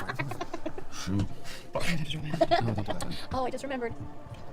You left the gas on. No. And she's 40 up? 50 feet up. So, Keelan, what are you doing? Okay. I can still kind of see her a little bit. This is a dragonfly, guys. Yeah, you can barely make out the outline. Okay, so since she's in my cloud, I'm going to kind of like do like one of those sideways arcing lightning strikes, just and arc everything right towards. Great, the go bitch. for it. She just takes damage, right? Recall letting no, you have to roll. Oh, I have to roll. Sorry, a creature has made a dexterity saving throw. So what's your DC? 20. 20. How many lightnings are heading towards her? 19. Full of 10 plus 9. That's a fail. Wow. So that's 4d10. Yes, it is. Whoa. Lightning damage on Yeah, her. yeah. Unfortunately. How many? 40, 10. Okay, I rolled that. You rolled well. I rolled okay. I actually did roll really well. You're right, I rolled well. 9, 18 plus 8, that is 26 damage. Nice. So you watch as suddenly, as the form tries to pull itself back in the cloud lights up with this crackling, reddish pink electrical energy that then turns to a bright burning red. As it arcs past and slams into her, you watch the energy arc across the body of Raishan, the dragon. Does she have to make a concentration save to remain invisible? Yeah, she's fine. Yes. 50 seconds. I still have movement, right? You do, yes. Your full movement, you haven't moved yet. You just pulled it down that moment. I am going to head towards the egg that got cracked open. That's kind of in the center there. Over there? Yeah. Okay. They can go all the way over to it. Can I do a bonus action to like examine? I mean, you can make a perception check and look at it. If you want to rummage through it, then probably take your action. Okay, I'll do it just a perception check right now. Okay. 23. Okay, I mean, as soon as you rush up and kind of get a glance at it, you can see that a lot of the dark purplish maroon fluid that you like, filled most of the egg is just coating the outside of the eggshell, and there are a series of rocks and pieces of rubble from the initial meteor swarm impact that has just sundered this egg. It's about half the height of the others. Is all that's been kind of collapsed inward. This egg is ruined. So we have 2 ruined eggs at this point. And no sign of like And one almost ruined. no sign of a dragon baby. Well, nothing you can see. All right. Might be just deep in there and flattened. Flattened, yeah. That's what Could have just been that egg. Okay. Just, yeah, And in Gil's turn, that brings us to Gilmore. Twitter. Gilmore watching this happen, watch Vex go down. What's the nice videos here? Watch the troll. Oh. Dude, you can kind of hear Travis. Travis just kind of mumbled under his breath, like, "Let's see what he does here," because I do think that they're starting to get concerned. They're kind of tuning back in, and even if Gilmore doesn't, say directly, like, "I think we should run, guys," like the way that the NPC interacts can be telling to players, and especially in uncertain circumstances or uncertain situations. I think your players will be looking at the NPCs. Tough to balance because of what we talked about with the whole getting in over your head fantasy. But they are looking for, like, direction, like, okay, how are we going to act? Because this NPC is more in the world than us, because the world is primarily in the GM's head, and then the NPCs are also primarily in the GM's head, so they know a little bit more. So I think you can see it right there. They're seeing what Gilmore's going to do, and I am too. Oh, that's funny. 5 of them in here. Do something about this. Okay, as Raishan swarms up there. Not today. Not ever. And releases his hand like this, and you watch as this a burst of kind of strangely shifting, rippling arcane energy, similar to the same ripple that is shrouding Raishan. Seems to kind of scatter up in that direction. He's going to attempt to. Come on. With his successful dispel magic, Raishan, the form becomes completely visible now. The invisibility has worn off, and is now standing completely visible. As this happens, Raishan, I will enjoy eating the flesh from your bones. Oh, say balls? Yeah, definitely from Bart as well. Yeah, he said balls. It's a striking delicacy. Gilmore is then going to. Gilmore goes from excitement too. Shit. Yeah, how my balls? Is going to, knowing the tactics that he's going to try and spread out from the rest of the group over here towards the destroyed egg across the wall. That's going to end Gilmore's turn. That brings us to Grog. Can I get up, please? You can. You don't know? Let's have your movement there. Can I see Vex sprawled out? You do, yes. Yeah, can I run to Vex? Sure. I have one really, what's the really big potion, the superior? I have one of those. Can I shove it in her gullet? You can. It'll take your action to do it. Oh, you don't have to, Rogue. It's okay. Yeah. I mean, Okay, I want you to reroll character. Here we go. I'm gonna take my axe and... Yeah, I shove it in her. Okay. So it's superior, that is 8d4 plus 8. Oh, I gotta roll it? Yeah. Oh, gee, oh, here, me. wait, 8d4. I can make this a little. I only wanted this out. Make a little potion tray. Inspired. No. Just recreation. Like, Whoa, Like 17. It's like 18. reload it. 24. Plus 8. I wonder if you could put like a die. 32. 32? That was insane, Rogue. Can't wait for the sorry game. So with that, your eyes come into focus, Vex, as you feel the clatter of glass against your teeth, the violin pulls from your mouth, and he kind of coughs and coming conscious as Grog. In his giant form, cradling you like a tiny baby in his one giant mitt, just kind of smiles. Oh, It's a Herculean movie. thanks. Go rage. All right, don't worry, you do have a point of exhaustion as you've done. Unless you continue to rage this whole time, which you can. So It's never just mind. yeah. It's just Just a roll rage. it through. You got that now. You're just like I might have shifted too. Yeah. Over. I'm good. Like Mentos and Coke. You're like, drink it. All right, great. Then it's Grog's turn. Vex, you are conscious, prone, but conscious. Oh, God. Okay. Fuck. Can I shoot from my laying down position? You Because I feel like it's can. cool. I'd say your attack would have Okay, then I'm gonna get up on my knee and shoot up. Because I just wake up and see her right above me, Yep, don't I? you do. All right, then I'm gonna try to. Oh wait, I already used a ramble shot, or at least I tried to today. You did, yeah. So I'm gonna shoot her. Do all right. Can I hunter's marker first though? Certainly can. Hey. I don't get sneak attack. Nobody's near her, right? That was great. No one. Gilmore No rolled a one. 19 on the spell. 19? Yeah, that was really good. Oh, that's what I rolled. Oh, did you? As well. Nice. Look at that. You can get more just synchronizing. Hey. 19 total? Yeah. Missed. Okay. That one. So I hope. 28. Hits. Okay, so 28 on the second one. Oh God, what's happening? I don't know. 16 plus 3 points of lightning. I'm not gonna play that game, man. Plus I'm one playing for this game no more. Okay, so It's not 20 damage total. Did you include your damage for Big Dragon? Yes. So total 20. All Let me right. help So you. now you can see Raishan emerging from one of the volcanic caves. The storm swirling around as you begins to pull back into it. You fire 2 arrows. One kind of just gets lost in the other one into the side of the throat. Can I move? Can I You can move move? 3 squares. Can I get on my broom You get onto your broom. Yeah. and like move a 1 square away? One square? Yeah. Away from Grog and Pike, yeah. There you go. Like that makes any difference, but it's Okay. Perfect. It's a start. Thanks, Grog. All right. Then. And Vex's turn. Vex, you're up. Okay, just to clarify, so looking at the minis, her backside's to me, but really her face is poking out of a hole, right? Like the front half is. Front half of her, and she's at the roof, which is 70 feet up, so maybe her head is down like 5 feet out, 10 feet out, something Roughly, like that. yeah. All right, I want to, and I'm back, right? After. You have now, yeah, you've regained your potion. However, your other potion is now worn off. You are no longer resistant to damage. I want to fly. Oh, go ahead. my haste had worn off, right? I just assumed it had. Okay. Yeah. So if I'm 15 feet up and she's maybe 65 down, I'm within range for sharpshooter already. Technically, Yeah. So and last question, when you do for dual wielding action bonus action, but you told me once you can reverse that and do bonus action. I think. The bonus attack is part of your attack action, so it's actually after your. Never mind then. I'm gonna fly straight at her face. Okay. And I'm gonna shove the Dragon Slayer sword into her mouth, and I want to try to sever her fucking tongue out of her mouth. Oh. Okay. Ooh, Terrible. Whisper, I'm gonna do the same thing with the bonus action. That is 26. 26 to hit. That hits. Is 10 plus 4 psychic damage, 14. 14 points of damage. Okay, so you go. Okay. This would be a situation where I hear him say that. And I understand why Matt didn't. I think, actual play, whatever. But I paused there for a moment. I'm like, when you say cut the tongue out of the mouth, is that just like flavor? Because hell yeah, rock on. If so. If it's not for flavor, ads in a minute. Okay. Ads in a minute. If it's not for flavor, and like the other thing that I could see him trying to do is prevent her from casting spells because she can't talk without a tongue. That's what my mind instantly went to when he said that. And if that's what he's going for, that's a nah. That's a nah unless you have a really specific feature. Called shots. No. Unless you have a specific feature that implements called shots in D&D, a la Battlemaster Maneuvers. Otherwise, no. It's just not built for it. Because once that becomes precedent, there are lots of ways to abuse that.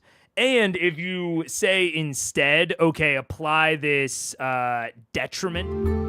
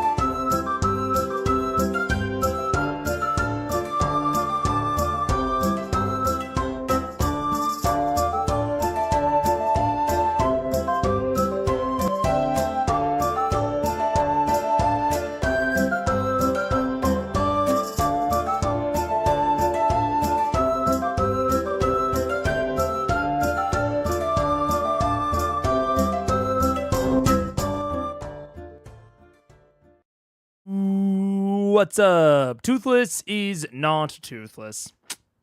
He just looks toothless. But to wrap up my point, called shots. Hey, they're not good. They're not, you shouldn't do it. Shouldn't do it. Yeah, that's it. Unless the system's built around it. I interviewed 2 different people for Dragon Week who both had systems with called shot mechanics. They're great in those, but they don't work in D&D unless you really build like a super unique system for them and like a broad, wide-reaching one, which maybe there is one out there, but ad hoc called shots, no. Called shots are great in theory if they are fully thought through. In theory, if you spend good time on it, you could make it work. You could. The big problem with doing it ad hoc is that you will almost inevitably do it in a non-repeatable fashion, and it is really, really easy to repeat. Like, if your players are like, I really want a called shot mechanic, yeah, you can spend some time on it and maybe get one. But if it's something that they, ask for once and then you're like, -5 to the roll. And if you hit, you get the called shot benefit. That's something that is something that you cannot probably repeat. Because there's almost certainly an edge case within the combat system that will make that busted. That like -5 route with it. And then if you then say, well, that's busted, so I would need to reconsider it, we're back to the point of you just need to make a full system for it. Yeah. But this is one of the cases when I say just use a system built for it, please. Yeah, just use a system built for it. D&D's not. Which, like, if we want the even more TLDR, I guess, short opinion, but still, there. D&D largely, or not largely, but I think one of the huge factors to overcome if you were trying to make a called shot mechanic in D&D is that it would inherently affect half of players differently than the other half. Because spellcasting and attacking via not spells is so fundamentally different. And classes really play around with it. Like, even within spellcasting, you have things like sorcerer, metamagic, spell slot conversion. You have pact magic. You have half casting, quarter casting, third casting, whatever. Or is third casting a thing? No. It's just quarter and half, I think. I could be getting it wrong. It might be third, half, full. Regardless. And then on martials, you have regular amount of attacks. You have multi-attack. You have fighter multi-attack. You have monk flurry of blows. All of the classes interact with the base concept of sending damage towards a target very differently. Most fundamentally, spell slots versus, spellcasters versus martials, but even within those categories, there are lots of different subcategories. Which means that a system like called shots that would theoretically be on any offensive action within combat would have to be built such that it does not favor one class over another. And I honestly don't know how you do that when things like fighter multi-attack exist, because debuffs are so debilitating. Like, imagine it was like cut out a tongue, they can't do verbal components anymore. That is worth it, no matter how much of a minus it is to the right. I mean, I guess if it's like a -15, right? But any reasonable amount that someone would actually like present in good faith, if it's like -5, like Great Weapon Master, yeah, a fighter should be doing that every single time. Make sure they can't do verbal components anymore and then move on, because that's a permanent debuff. You know what I'm saying? So that's the tough part about any called shot system is that D&D, just the rest of the system is just so not built around it. Even if you do something like, it's you can do it once per turn, then it's like, oh, well, now it's easier for a fighter to give up one of their attacks than it is for, the ranger to give one of their attacks. It spirals out of control. Yes, he does have retractable teeth. Yeah. Third casters. Yeah. Arcane Trickster. Yes. That Arcane Trickster, Eldritch Knight. Yeah. I can't remember if those are called quarter casters or third casters. I think it's third casters. They're one of the two. But yeah. Full and half are ubiquitous terminology. Quarter and third are used differently by different people. The subclass casters, I guess you could call them. Because I don't think there's any full class that has quarter casting. Does Artificer? Is Artificer a natural quarter caster? I don't think so. They're a half caster. They're like Paladin. Some people use them interchangeably for the barely casters. Some mean the barely casters and multiclass. Oh, I didn't think about multiclass. That's fair. But yeah, all that is to say, you would have to put in a fuckload of elbow grease to solve a lot of problems that I don't have a good intuition on how you would even solve.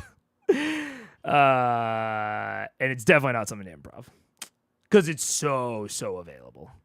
The tongue, and you get the blade up to the mouth, suddenly having, her looking down, having a very, very wide view of the entire battlefield is very advantageous from her perspective. Mm-hmm. She sees her in the corner of the eye rise. She turns to try and snap at you, and the jaws come down and catch the blade. So it doesn't go for the tongue, but you use that momentum to glide up the actual tooth and jam it into the gum. And that's you manage to slam up there, and the blade spurts out from the wound and rears back. And so now you're kind of flying up by her face now. I should have like 10 or 15 movement left with 60 for wings. Yeah. If I was 15 feet up and she was a little less than 70?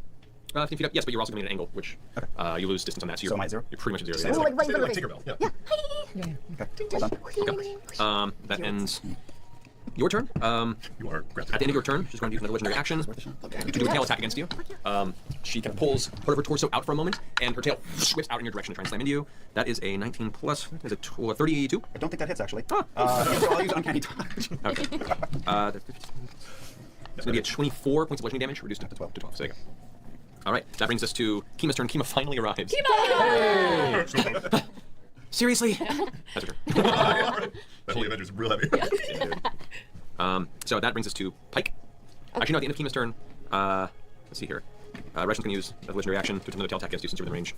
That is a 21 to hit. Shit, just hit. I'm now thinking that Raishan is probably a glass cannon. I'm thinking she probably is crazy weak, which is why we're playing around with like the invisibility or the translucence, the tunnels, the very, very powerful AoE attacks. I bet she has crazy low health.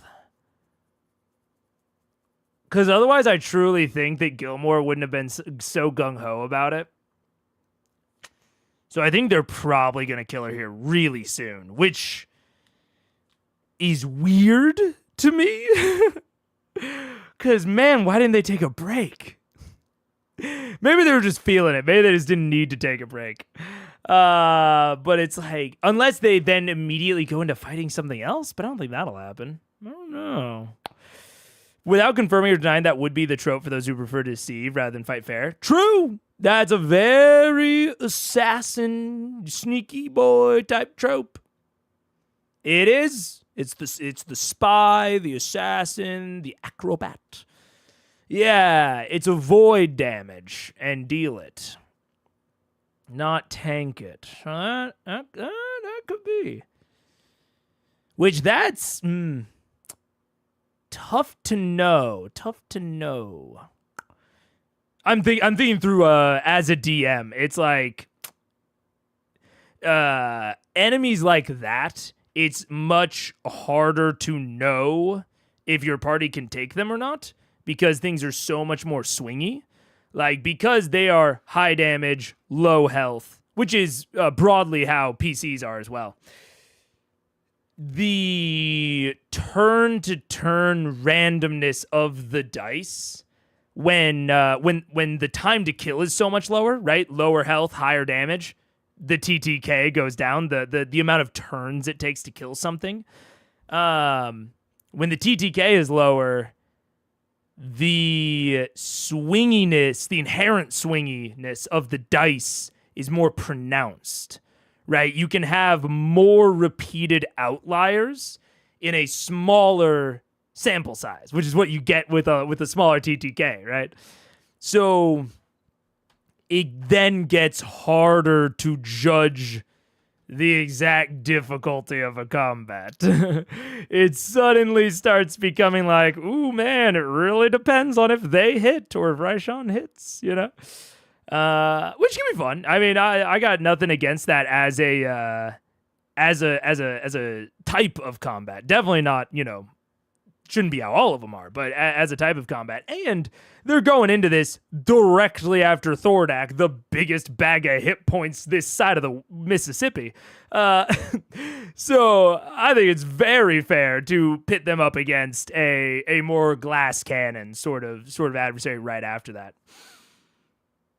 Yeah, but could be why this feels so deadly. And I'm starting to get real worried. While still being handleable, right? That might be how that's going to eventually play out. Just hits. Okay. Oh, it's cocked. Okay. 17 points of bludgeoning damage. Yeah, we don't have that. Let's use all legendary actions for this round. Okay. All legendary actions. Pike. Pike's up. Okay, I think we should do. But okay, if she does flame strike, can she focus it on the ceiling, or does it have to be on the ground? No, I'd say pull it up real fast here. It roars down from the heavens in location, so it doesn't matter the floor, it comes out the ceiling. So yeah. Okay. So it's her level 5 spell. Okay, aim at At Raishan's Raishan. butt, please. At Raishan's, but not at Vex. Raishan currently only visible is about maybe 10 feet or so or actually pulling out for the tail attack, I'd say about 15 feet. So if she's careful, yeah, she can probably hit Raishan and not hit. Pike is always careful. So careful. She's the carefulest. Fair enough. Okay, so wow, that's a really big 60 feet. Damn. That's a shit. So cash that's 4d6 plus 4d6 radiant. It's gonna be close. Look at 50 feet. Yeah, it's roughly about 55 feet up on the ceiling. At 6 foot range, she can just hit Raishan with the columns. Yeah. Okay. So that's 8d6 damage. Okay. Wow. Go ahead and roll that. Raishan's make the save. I'll roll 5. You roll 3. 86, you got. There's a dexterity saving throw. Oh, just kidding. 7, give me 27. I'm pretty sure that saves. No, I want to roll 5. Yeah, I'll roll 3. All right. You roll 5. 18. 13. And also makes concentration check from your 35. Yeah. No. No. 31. 31. Yeah. 31? Okay, so half that to 15 points of damage. Benefit of the doubt. Alright, cool. Got it. Why How do you want to do this? Saved. That's 27. Okay. Sorry. So you just barely move out of the way as you watch a familiar gathering of radiant energy up in the ceiling. You see the glimmer in the corner of Raishan's slick eyeballs recessed within the green armor-plated face of the dragon as all of a sudden a column of fire and radiant energy blasts Raishan on the side of the face. And she's gonna back up towards the opening, towards the entrance. Okay. Yeah, like right there. Right there? As far as she can get right there. Cool. Does she have a bonus action? She's got a bonus action. Can she heal herself? Healing word. Oh yeah, she can, right? Because she can use a level 2 or less. Yeah. So yeah, she'll do a level. Does she have? She doesn't have any level 2s left. So do She'll do a one. level 1 healing word on herself. Okay. Oh god, she's at 5 hit points. Yeah, I know. Not anymore. She's Pike though. She's now This is at. what she would have done. She's now I at. think. What is the level 1 healing word? It's like 2. It's 1d4 plus 5 or something like that. It does an additional d4, Oh. right? No, sorry, just 1d4. 1d4. 1d4 plus 5. So yeah, 7. So she's at 12 hit points now. Double dig. Yeah. It's better. Double dig. That's a. What's that look, Matt? 7 points of healing. So, yeah. Cool. That's in your turn? Yep. Good. Scan you're up. Okay. I don't know, man. This looks rough in here. I don't want to be in here. I'll move forward and to the left a bit. That's as far as you can Sorry, to my right. To the right. Forward to the right. There? you go. Okay. Yeah. Man, it's a rough fight. But we're winning right now, guys. We're winning. We don't need any help, do we? I totally forgot. How couldn't you forget? Oh It's my like god, nothing I will cuddle you. I will cuddle. I even He's wrote. not gonna do it till Ashley's dead. I wrote a limerick. Ashley is You almost wrote a done. limerick. For you. No, she's not dead. For me? Yeah. To do She what? needs to be permadead. Wait, I forgot I did it. Have you heard tale of Scanlan the Bold? He won't tell us his age, but he's old. With his blade, he's a slayer. With the lady, he's a player. But if he picks up the flute, he's pure gold. Are you gonna do lightning bolts?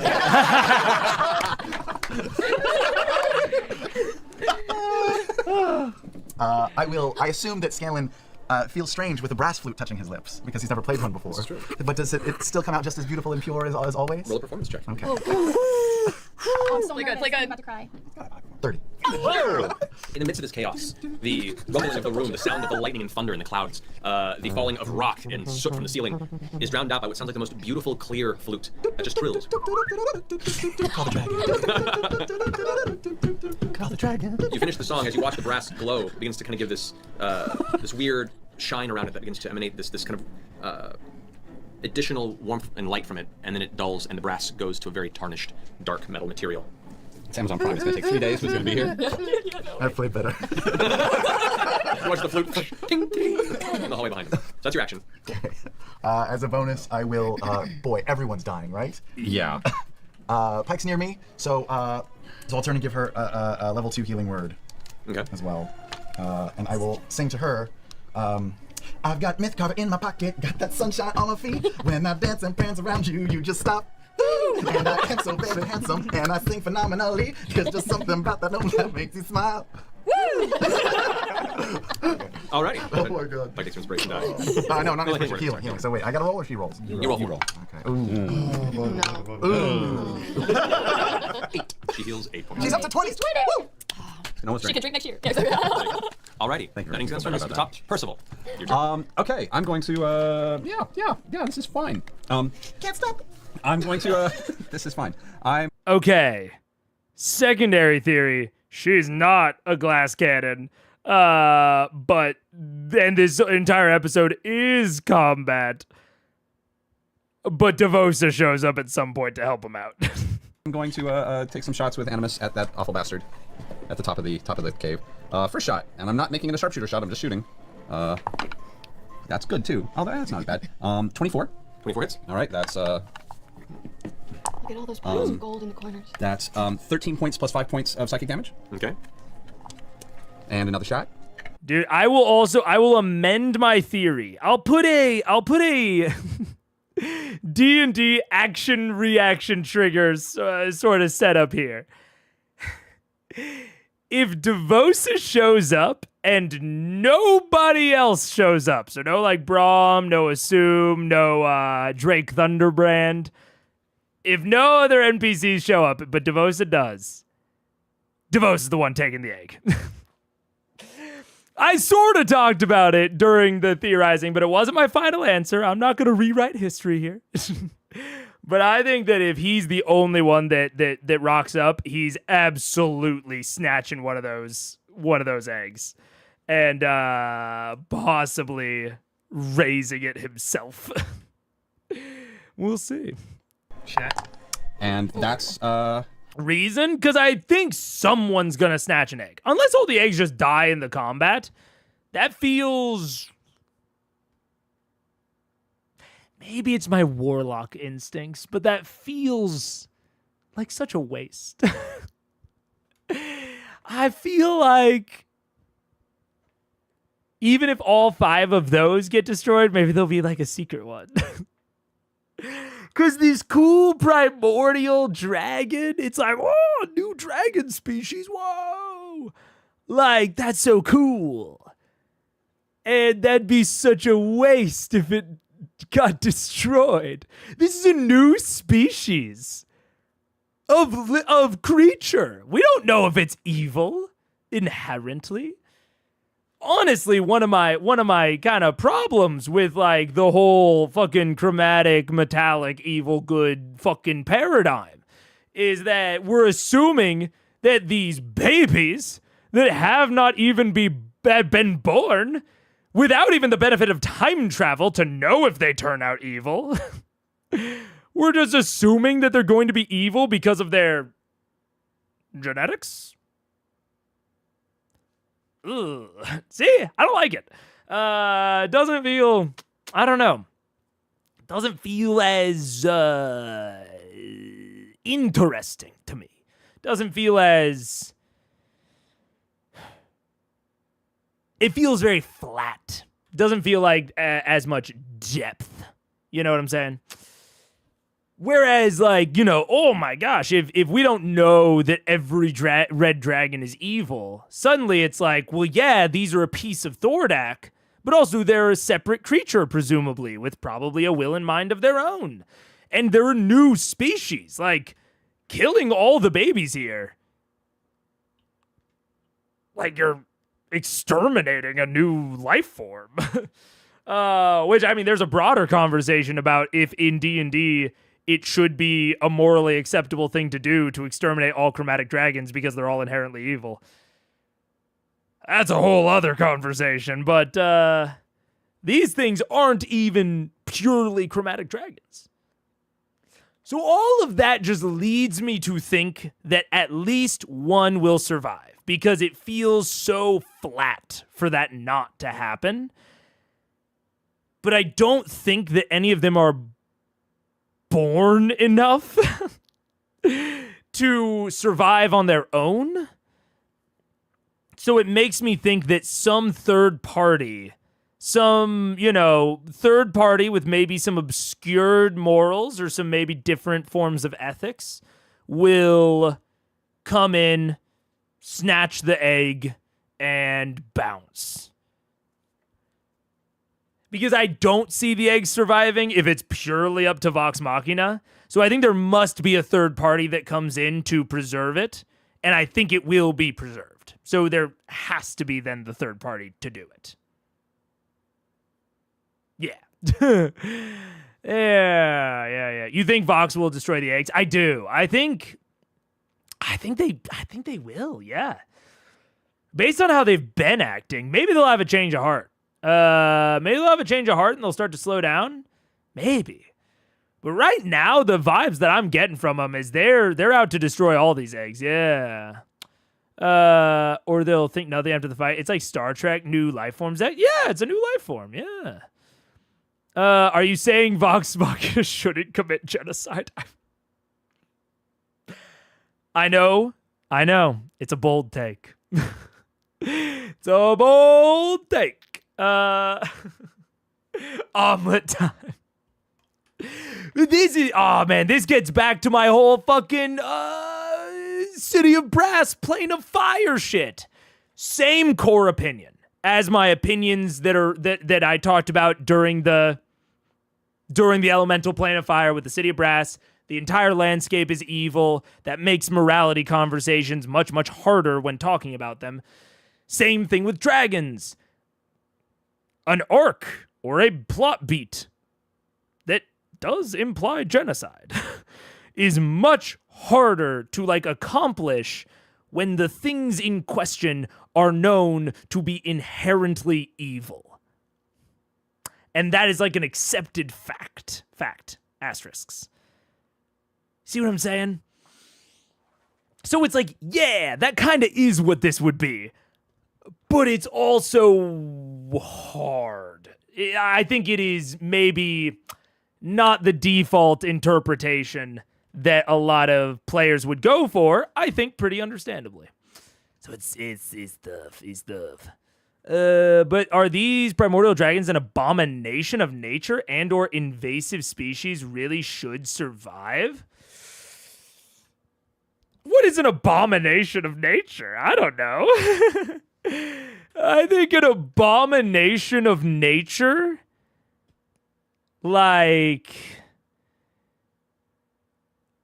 abomination, I'm saying just because it is an amalgam, it is constructed, it inherently does not have the same personhood or the same, it should be, treated with the same level of respect as is basically the opposite of the moral of Frankenstein.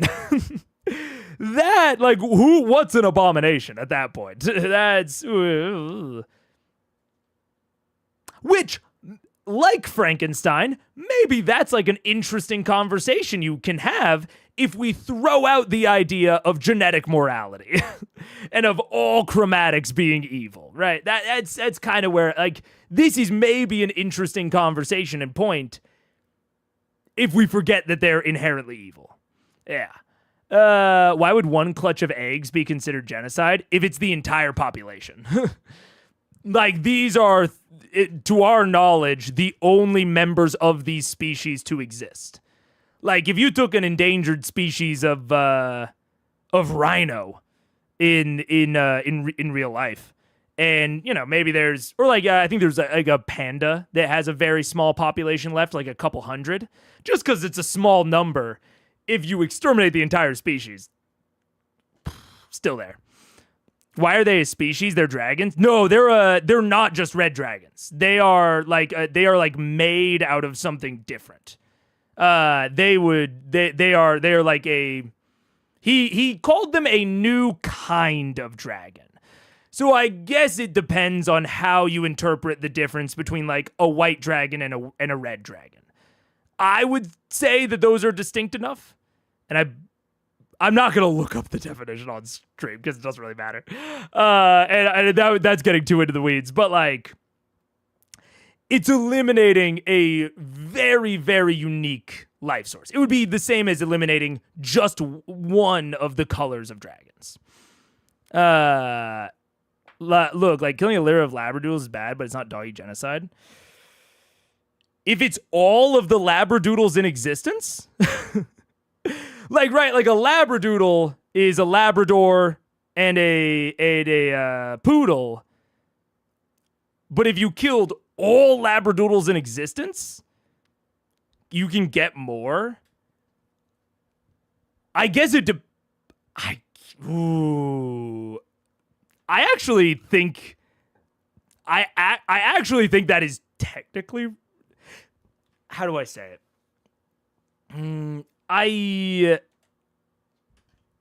Do we have to look up the definition? Because I'm almost positive that is not that is not how genocide is defined.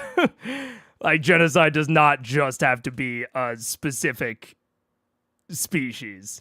It's like nation, ethnic group, like, at the very least, the different colors of dragons are ethnic groups, if we want to draw like that direct of a parallel.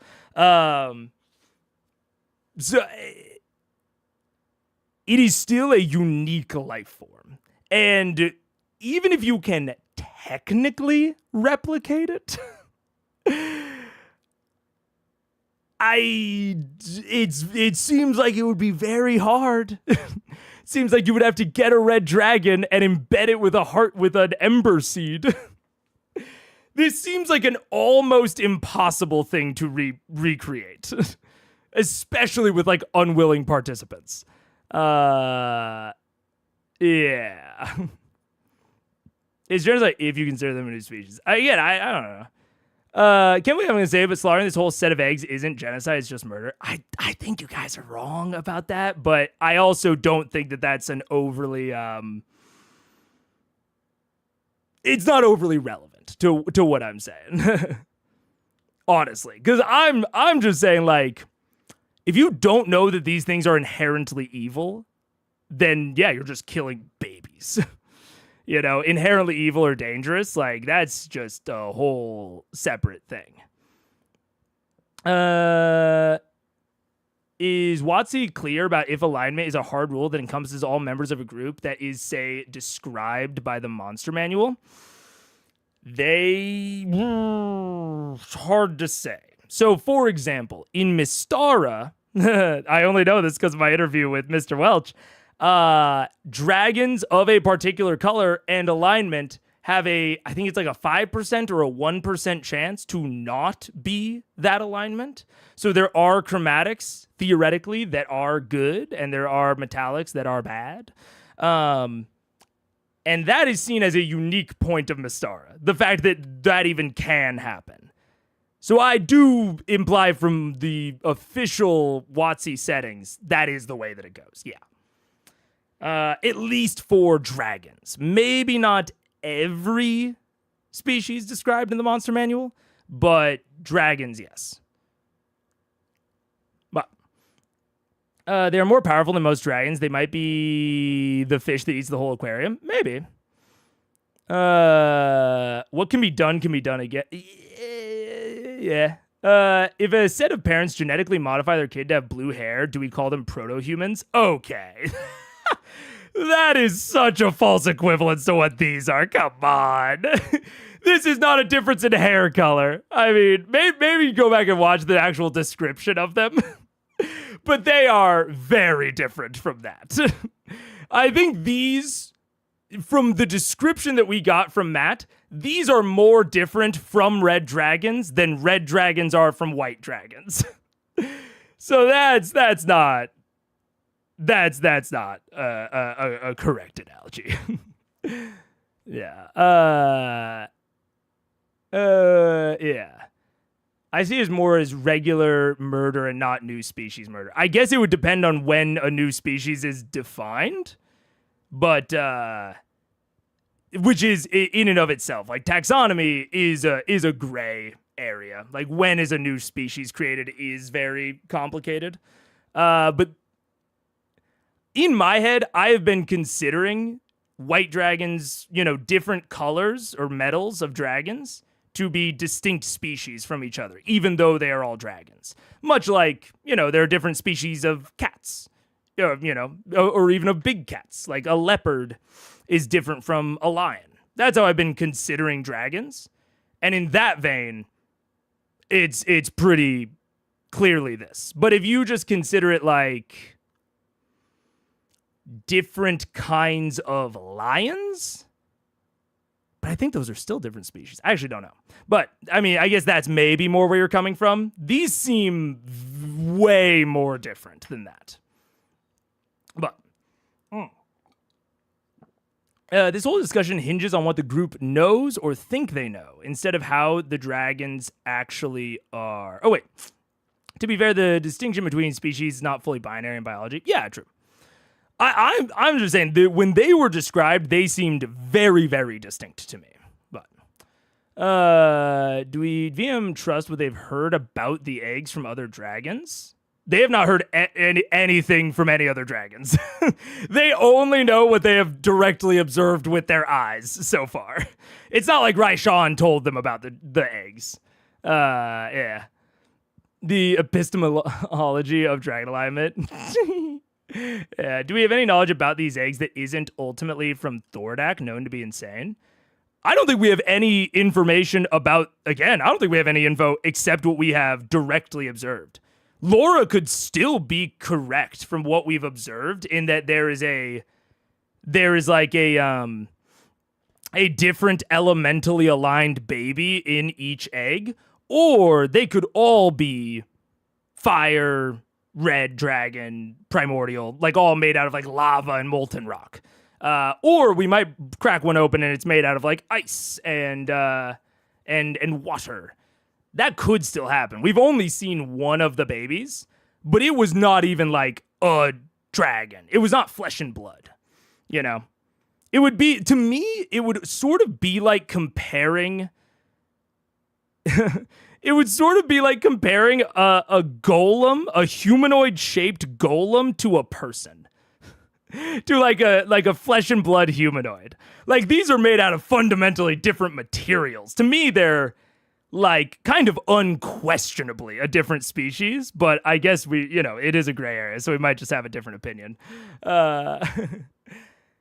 In 3.5, there were exotic dragons, such as a time dragon. Do such things even exist in 5e? I've never heard of a time dragon in 5e. 5e has the Fey dragon, which is pretty different.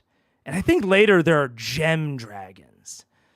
But that's it, to my knowledge. That's it. But I don't know. Time dragons are my favorite. Their breath weapon shunts you forward in time. Oh, that's sick. That's very cool. Dragon turtle. That's true. Yeah. I don't know. Anyways, I'm gonna move on.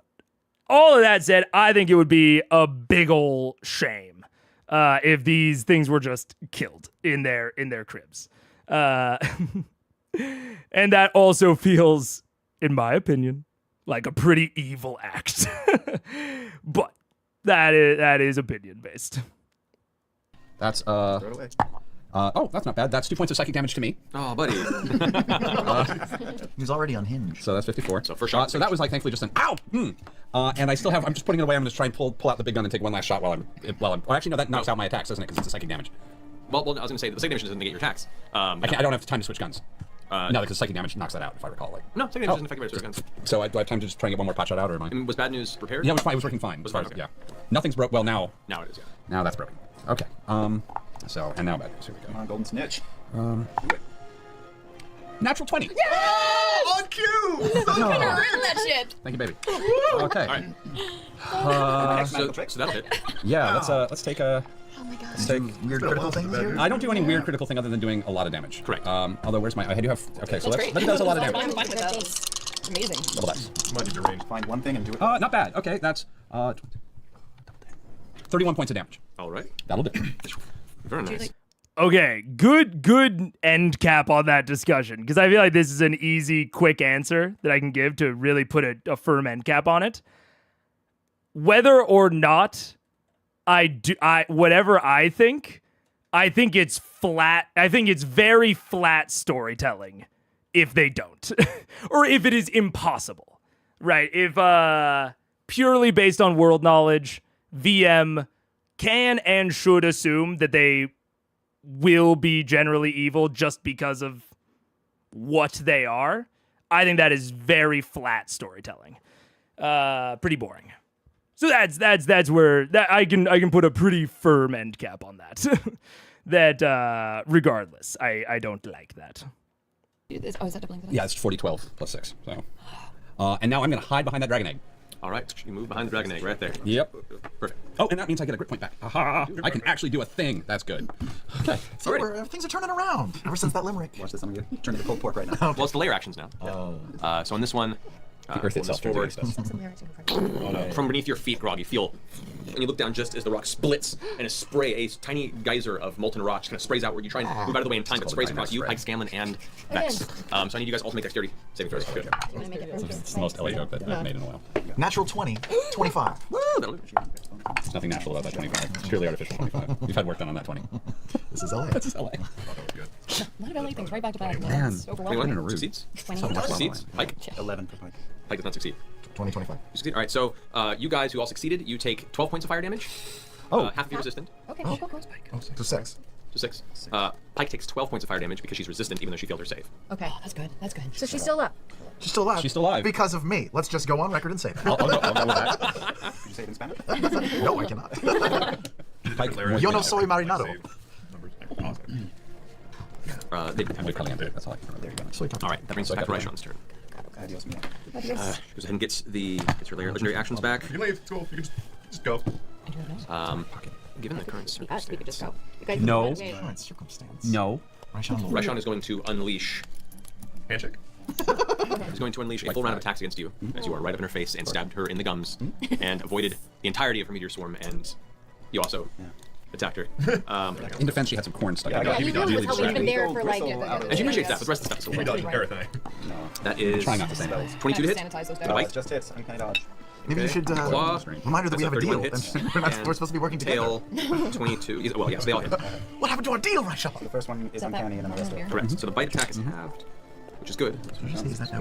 22 points of piercing damage. Happens to be warm. It is And also you got the warm tingle earlier, right? Oh. You also suffer 10 points of poison damage. 10 points. Even though he's immune to poison? He's not immune to poison. He's not? Nope. Not from that. So our hero's feast does nothing. It was dispelled. She dispelled our hero's piece. That's what that fucking shit was. Oh, Is that the total, or is that so far? That was the bite attack. So that whole attack is halved. Well, not So yours. the poison damage It could have been and the worse. piercing you took is halved. If we felt that.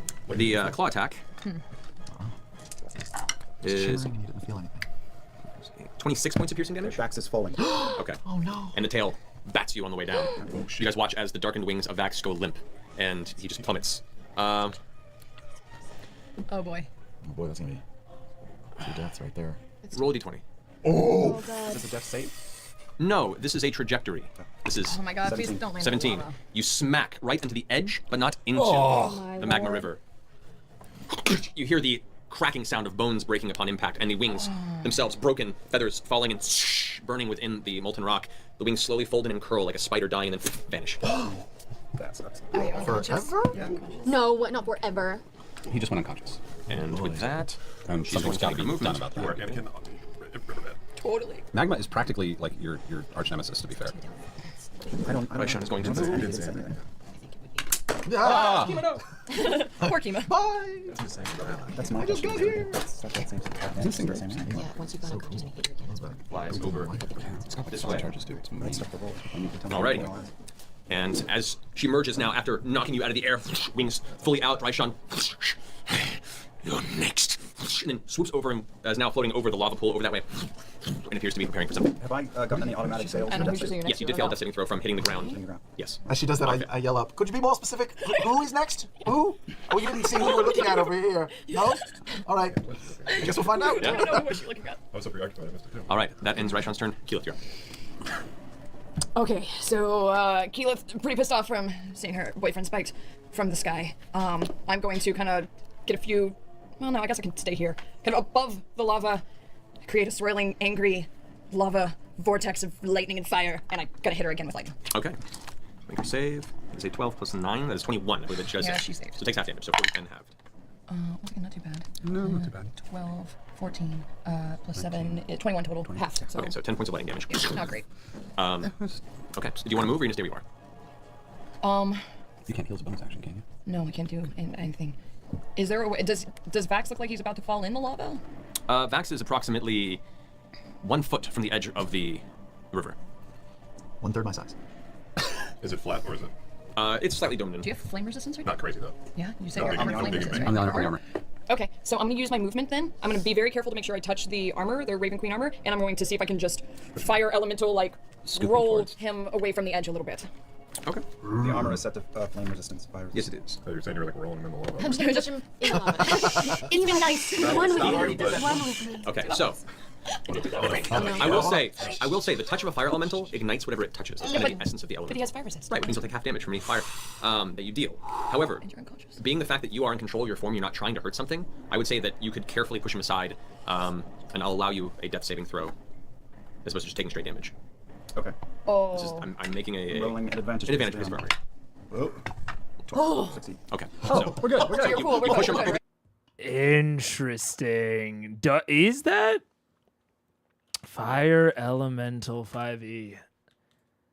I'm not that familiar with the elemental stat block. Oh, yep, right here. A creature that touches the elemental or hits it with a melee while within 5 feet takes 5 fire damage. Yeah, I think that's fair. I think that's a fair.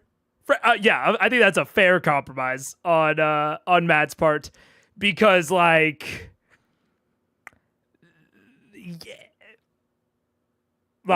just raw rules. He should take damage, which I don't think would technically be a crit because it's not a melee attack. That's what crits when you're unconscious or prone. No, I think unconscious. So it's not a melee attack, but he would just take damage, which is just a fail. But that, it's tough because that kind of should be, or not should be, but that is one of the downsides of being in, elemental form and being, safer around this magma, is that you are more dangerous, so you can't perform as many like helping tasks. But that's not very nice. And so I think that the death saving throw with advantage, I really don't want to be an internet person in 2017 right now, but honestly feels a little generous. It feels, frankly, a skosh generous. I think I obviously don't have any observers. I'm not in an actual play, but at my home game, I think I am just like, yeah, that's just going to be an automatic fail if you do that. You can do it, but it will just count as a fail because he takes damage. Ugh. That's tough. I think that could be seen as harsh, and there's a really decent chance that it takes a second to litigate. I think that's what makes me lean against like thinking that Matt should have done it, because that would take a sec to litigate and to like explain why, you know, that's a death or that's a automatic fail. But I do think it's a little generous, because I do think that is like kind of part of the downside of being in the form. If you don't want the downside, you can always drop the form. That's kind of just part of being in it, I think. Yeah. He also gets advantage from the armor, not Kiki being gentle, which is also pretty generous. Like, I would already say that letting him make a roll is already generous. Like, him getting advantage on the roll because he has resistance doesn't matter. Like, it's just if you take damage, you get a fail. I don't know, it's tough. It's tough. I'm rarely like, ooh, Matt should have been more harsh. But I don't know, man. Matt already took an automatic death fail from falling, so giving another might be too harsh. Giving Liam another. She doesn't need to push him. Someone else could do it, or she could drop the elemental form. She can drop it, I think, for free? Druids can drop their form? As a bonus action, at least. So she could drop the form and drag him away. But yeah. Not fire resistance. It is a separate property of the armor?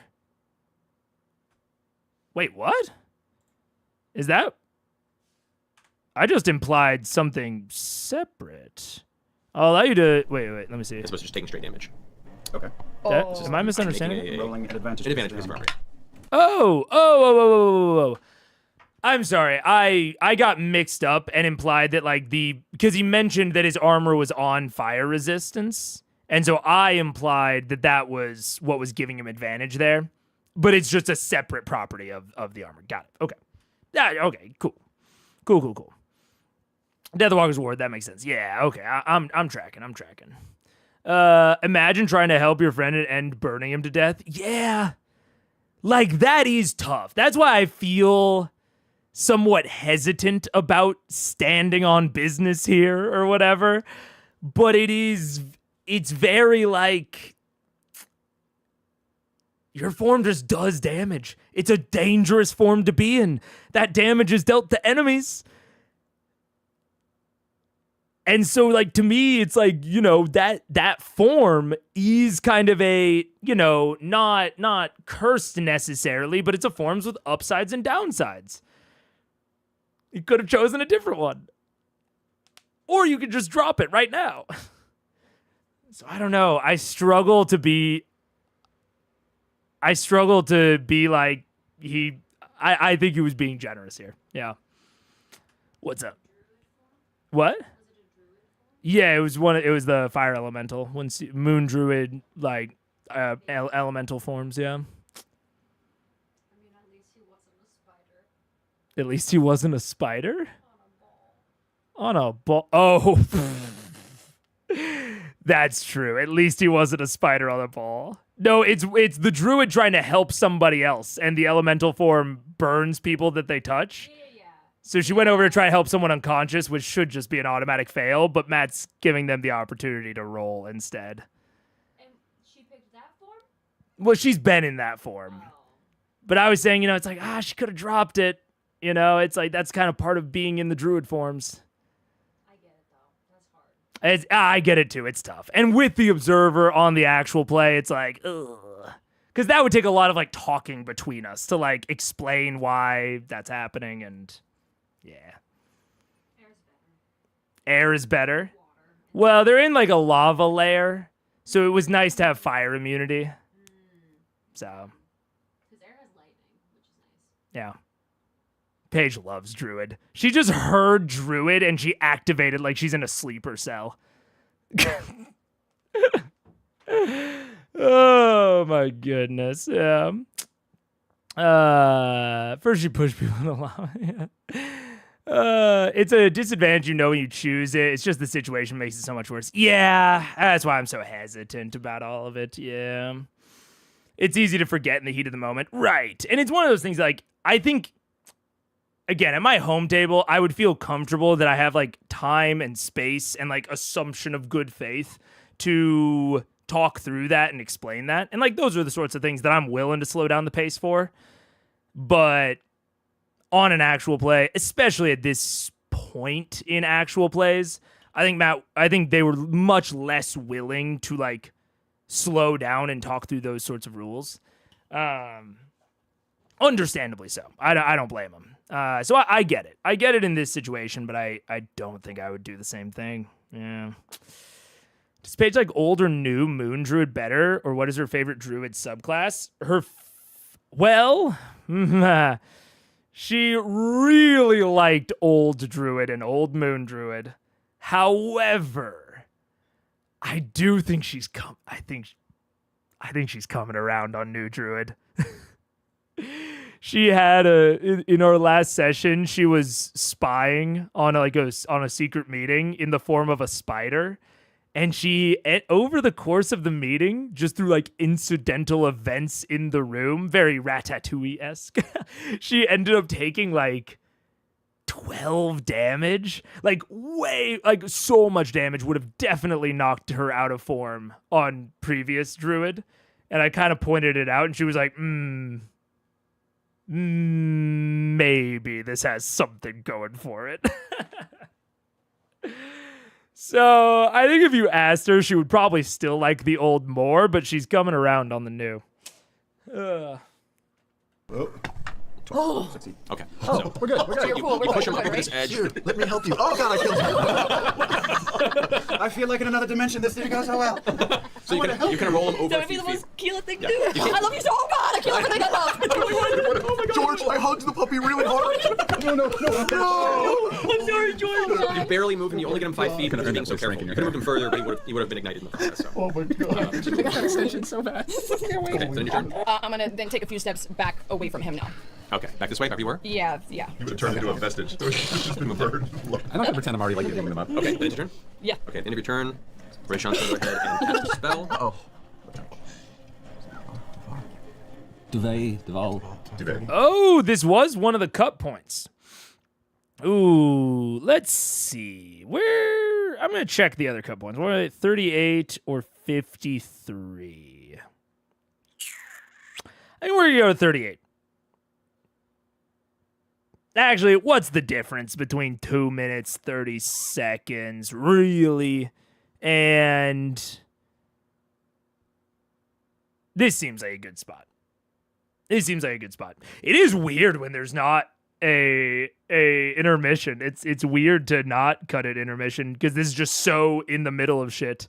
I understand why that's one of the most replayed moments. I understand why that is. Well, shit, that's it. Yeah, that's it. It feels like a weird place to cut, but I believe, John, that there's no better place. Or that, those other two are the only other two better places. And I doubt that they would feel that much less weird, you know what I'm saying? Interesting combat. I'm into it. I can say unequivocally so much more into it than on the surface. Holy. I wish Thordak would have bounced earlier just so we could have fought Thordak in this area and like around the eggs and like seen like how he would have reacted to like, if anything happened to the eggs. Like I would have paid money to see Thordak react to Vox Machina like fucking stabbing an egg. Oh, that would have been that. I can imagine. I can imagine Matt's character work on it. Would have been cool. Oh man. Yeah. It's a good fight. And the longer we were in the arena, the more I liked it. Like I liked the broad setup of the map and the encounter. The holes in the ceiling for Raishan to crawl in and out of, they're interesting. How I feel about them, I think, will largely depend on how much health Raishan has. Because I don't like dead turns. But I do think that a juxtaposition of like a glass cannon versus big sack of health points, like back to back, I think that's kind of cool. And so I think it would probably like even out for me, you know? It's like, oh, I don't like dead turns, but I do like the juxtaposition. So then it kind of evens out. Interesting. How will it end, Mega? I'm assuming Devos is going to show up at some point. I kind of thought it would be like a portal type situation. No ads. I thought it would be a portal type situation, but he hasn't rocked up yet.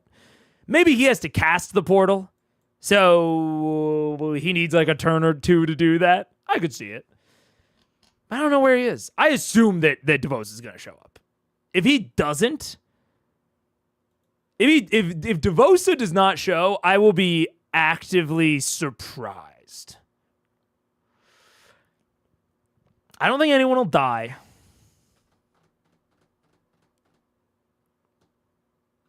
Maybe an NPC will die. But I don't think any of Vox Machina will die. Maybe Vex. Wait, no. Vex died in the Raven Queen Temple. So not Vex. Not Pike. Not Percy. I'm hedging my bets. I think... Oh, and not Grog. Grog has also already died. I could see Scanlan dying. Who's left? Scanlan and Kiki? And Vax, I guess. You assume they can't die twice?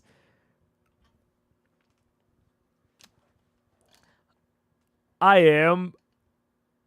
I'm playing it a little bit cheeky in that I kind of do think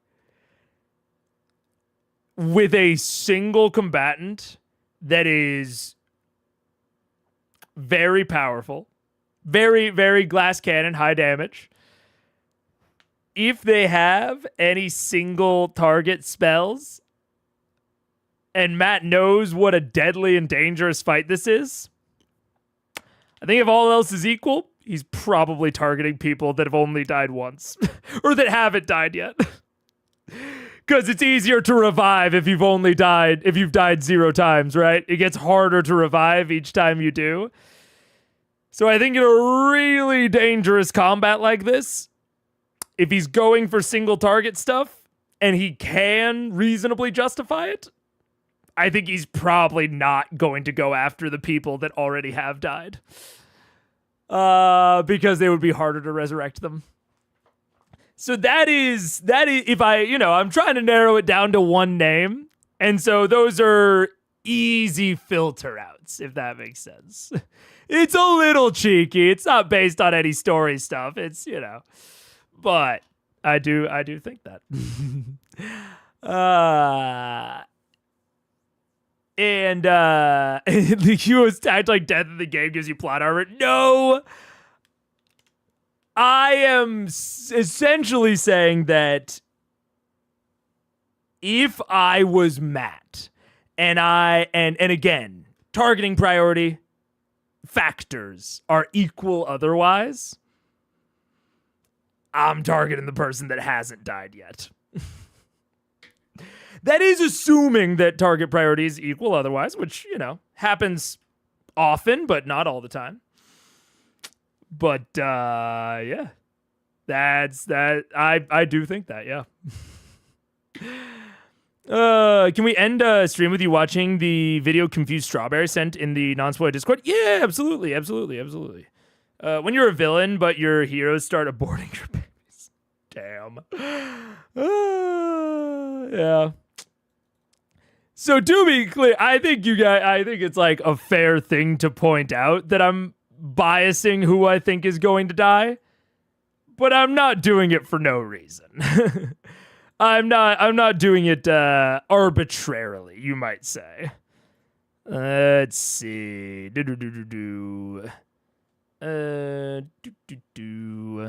Oh wait, is there anything else that anyone asked? Good, I can go eat dinner, enjoy the food. Ugh. Gross. See you, Joshua. Let's see. So yeah, I think that I think of the people that will die. And also, to be clear, I think that this, quote unquote plot armor, less relevant in less swingy fights. Because the damage is normally a little bit more evenly spread because the TTK is longer, et cetera, et cetera. So it's more about who makes or doesn't make their death saves. Whereas in a higher damage adversary, where there's a lower TTK, it matters more about who that adversary is targeting than it does, then it's like, everyone's kind of going down throughout the fight in a slower one. Let's see. All right. Oh wait, so who was that? That is Scanlan, Vax, Kiki. I'm feeling Scanlan. Scanlan, honestly, seems like shit's going too well for him personally. He seems to kind of have his shit a little too together compared to the other two. Compared to Vax and Keyleth, I think Scanlan's actually pretty stable at the moment. So, I think we give him a near-death experience. And by near-death, I mean post and then pre and then no death. I think we give him a little bit of a resurrection type experience. Although he hasn't really been targeted all that much.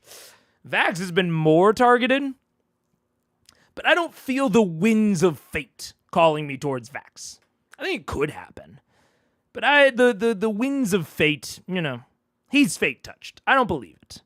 I believe that Vax, not only do I believe that Vax could die in the final combat of the entire campaign, I think I'm not going to say it's more likely than not. If you asked me the over-under on 30%, I'd say over. If it's a third, I'd give him a 30. Wait, that over-under didn't really make sense. I don't gamble a lot, but I'd give him about a 30% chance to die in the final combat. Because Vax is so wrapped up in the strings and threads of fate.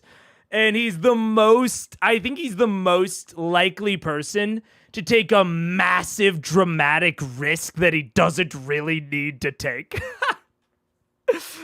Especially in the final encounter. I think Liam is throwing caution to the wind. He's balls to the wall. He's squares on the ceiling. You know what I'm saying? I think I give him maybe a slight minority. I'm going to bump it up to 49%. I think it's more likely than not that he survives the final encounter, but huge likelihood that he dies in the final encounter, and I think that will be his first death. Because I think that Vax literally does have plot armor. He has universe cosmology plot armor. As the Raven Queen said, he's fate touched. And he literally has the Raven Queen armor. Kind of literally has plot armor. So I think either Scanlan or Keyleth this fight. And I'm gonna say Scanlan. He's got too much is going right for him. Too much. Too much. I zoned out. Are they unconscious? Are they dead? Vax is dead. Or sorry, Vax isn't dead. Vax is unconscious. But I don't think Vax is gonna die. I don't believe it. It might. I could also see Vax dying here and being revived for free by the Raven Queen to represent this fate touched aspect of him. I could see that. I could see Vax dies this combat, and they don't even have to do the ritual bullshit. Raven Queen is just like, no, Paladin. Probably not. Or if she did, she would probably exact a cost for it, right? Because we can't have Vax become a zealot barbarian. Although, can't we? I don't know. I feel like there would be some manner of cost, some manner of like personal cost. He would come back changed in a way that the others didn't. But I could see that happening. Either that or he dies in the final combat. I don't think Vax is making it out of this campaign without dying once. Most likely later. He is the Raven Queen's specialist boy. She is the specialist boy. Community said there's no such thing as a free Caesar salad. That's what I'm saying. So I think it would be like more along if she did revive him for free. Like if she said, "Hey, I'll bring him back. You don't need to do the ritual." I think he would come back different. Like, I mean, fuck, maybe something as big as, like, he doesn't love Keyleth anymore. Like, I think it would be that sort of cost if he got revived totally for free. No ritual, no risk. I think it would be that sort of cost.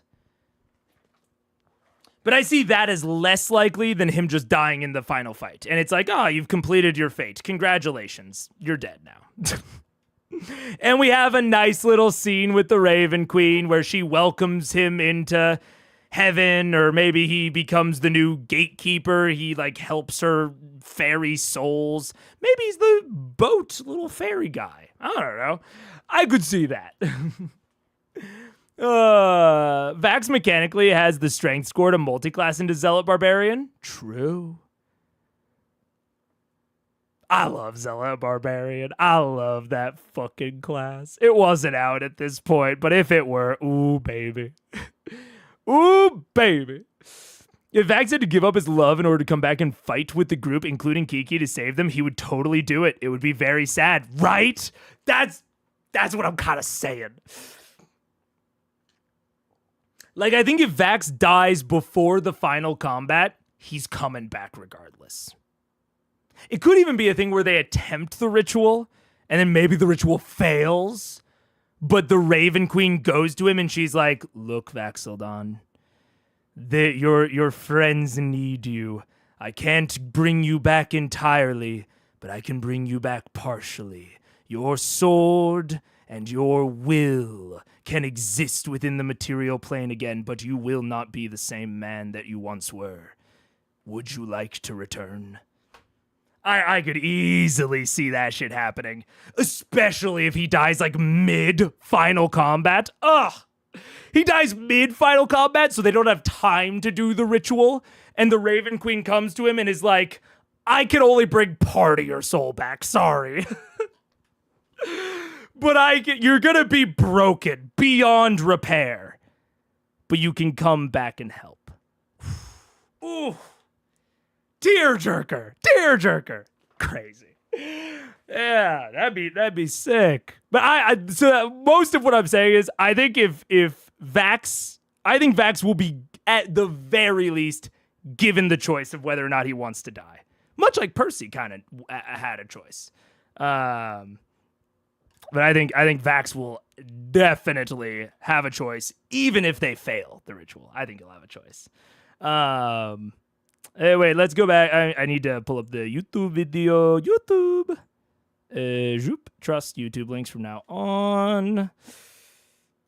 Okay. All right. We're going to get that pulled up. And And all that is to say, Scanlan's dying this combat. All right, I see a lot of almonds on the screen. I don't really fuck with almonds. I don't really mess with them. If I'm eating a nut, I'm eating a pistachio. You know, almonds are fine. They're fine. They don't taste like anything. They just don't taste like anything. If you're gonna have a nut, why not have it be a pistachio? It's the best nut. That's what I would say. Wait, I gotta get the chat back. I gotta try the back. Giving up love is like giving up memories. Yeah. It's similar to, if people have watched the Dragon Week video, how Diana talked about the Memento Mori dragon and like what she would do with it. Similar to that sort of shit. Yeah. Oh, yeah. Wouldn't you also have to give up his love for Vex too? Maybe. Yeah, maybe it's like, you can't love, period, again, ever. Broken man. That could be cool. That could be cool. Yep, you are anti-print. You don't fuck with food in general, man. Well, I fuck with some foods, because some foods are better than others. I like foods that are better than others. I fuck with those. I like those. But I dislike the establishment of food. You know what I'm saying? Like, how do I say it? What's a good example?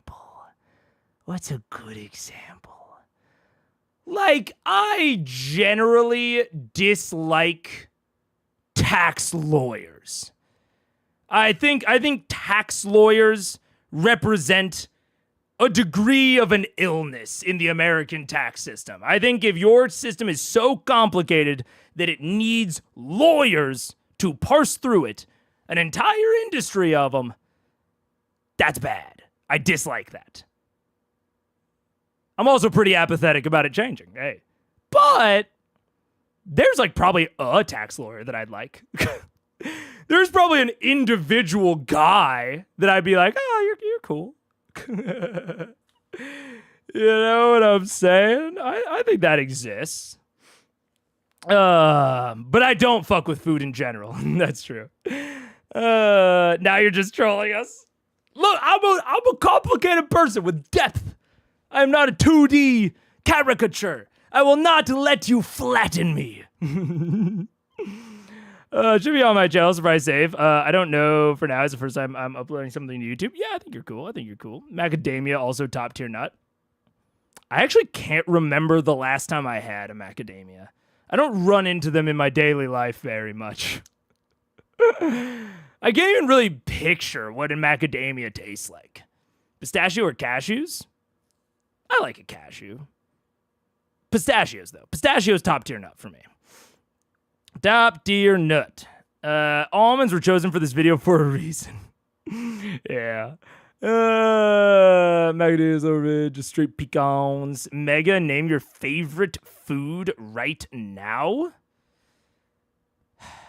This is a complicated question.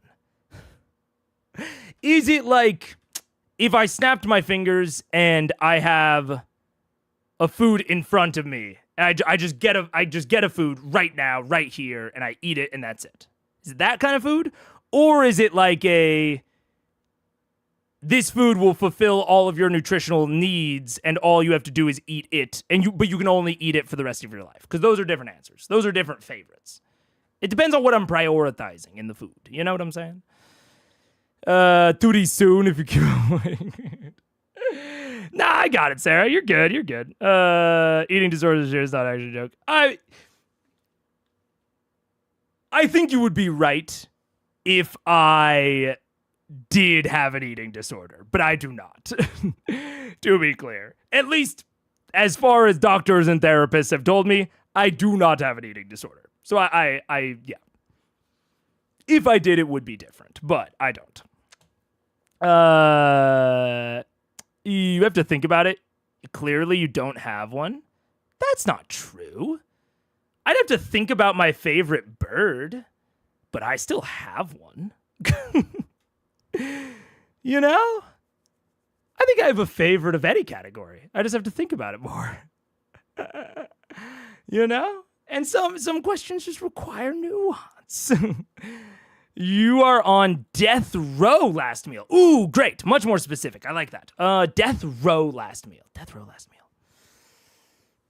It would probably be asparagus would be on there because this is a meal, right? This is a meal. It's not like an individual food because if it's a death row meal, asparagus would be in there, no question at all. Asparagus, and like I'm assuming it's like the best versions of these things, you know, the in season asparagus. Yeah. Second food would probably be like a really good lasagna. Like a good lasagna. And then probably garlic bread. A lot of carbs for the asparagus. Yeah, I'm trying to think of anything in there that I would switch out. I'm not feeling great about the lasagna and garlic bread choice. The asparagus I was really confident with.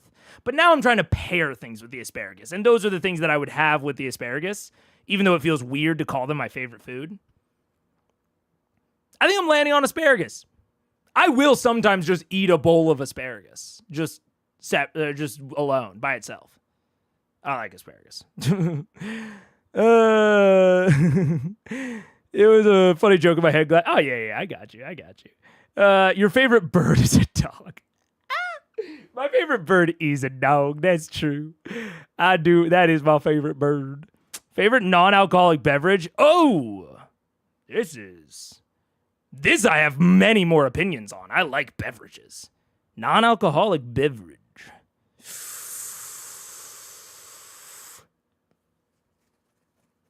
Probably. I think in the past I would have answered hot chocolate, and then at a different point in the past I would have answered black tea. At this current point in the present, I would probably answer.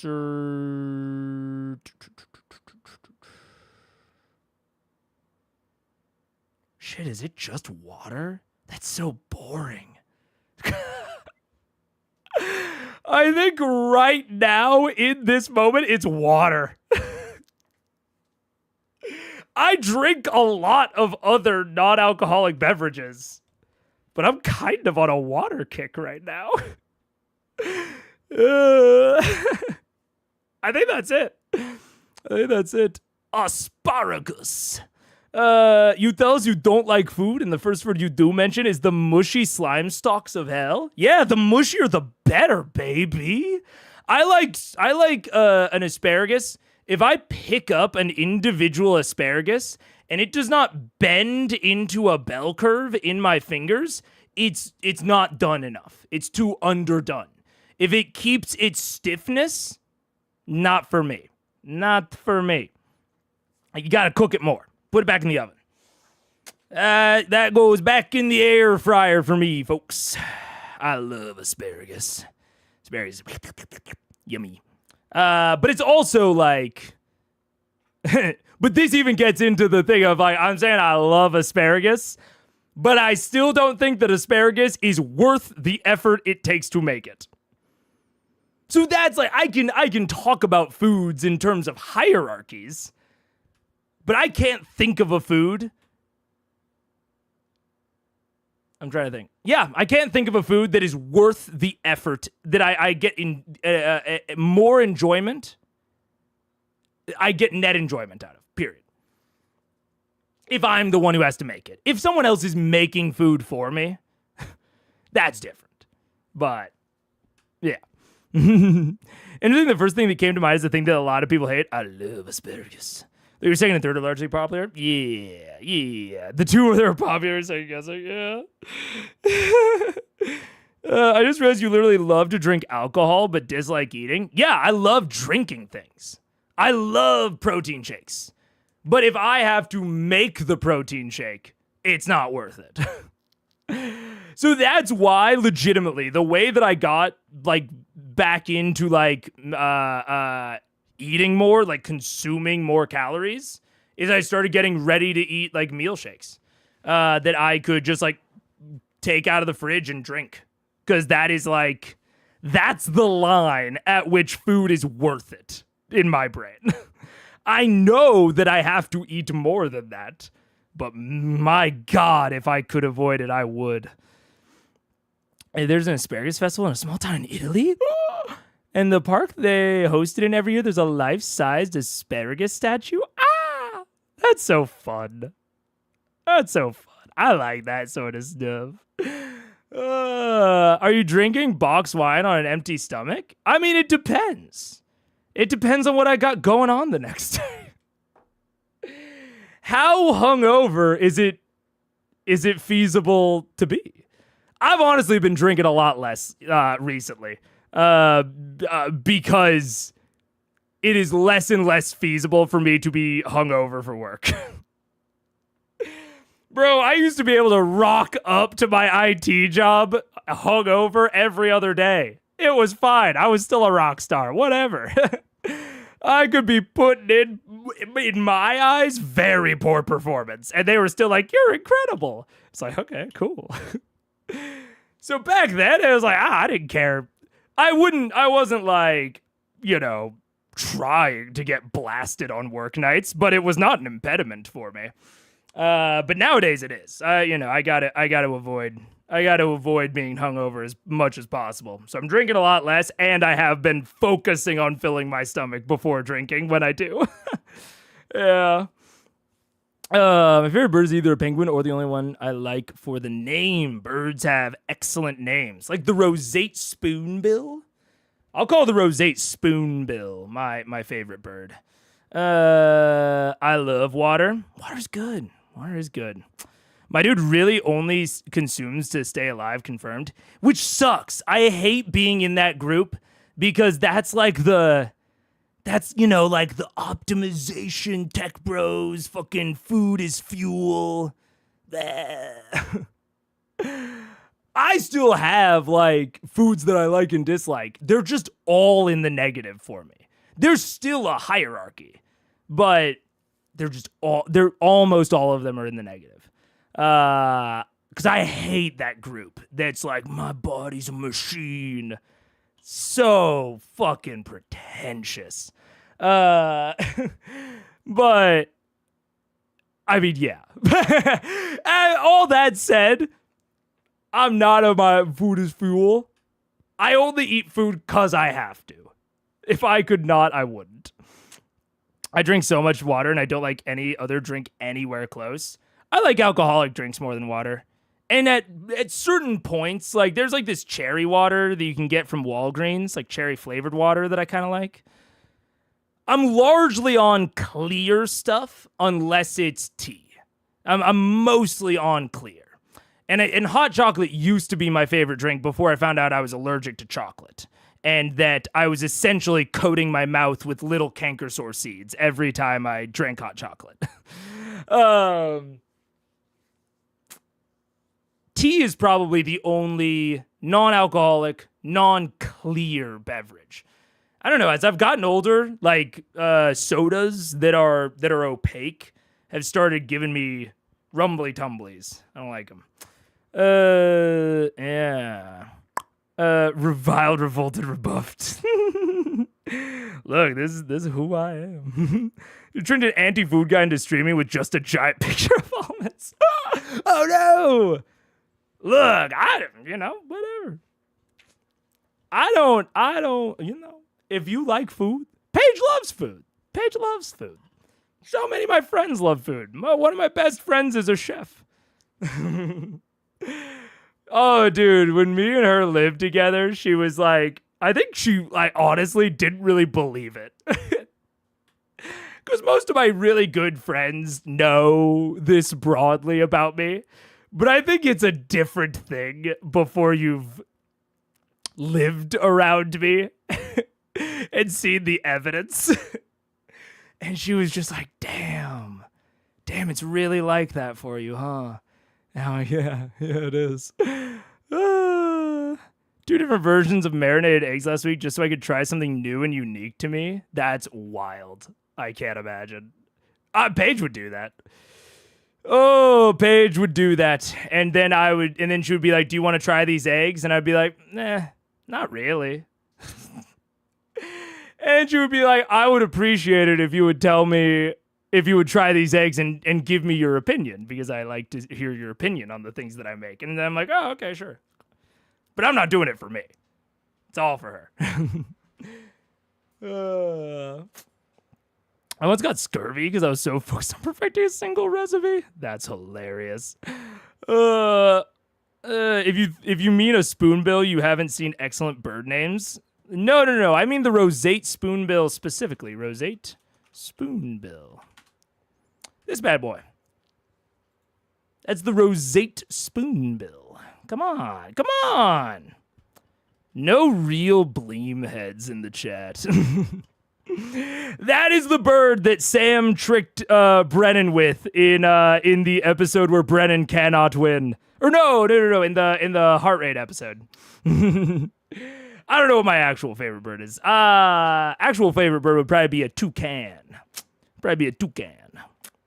Or the million with the word tit in them. That's true. It's about novelty and luxury and about experiencing new things. A new food is a treat or a food made by someone I know. Yeah. And I do not, no.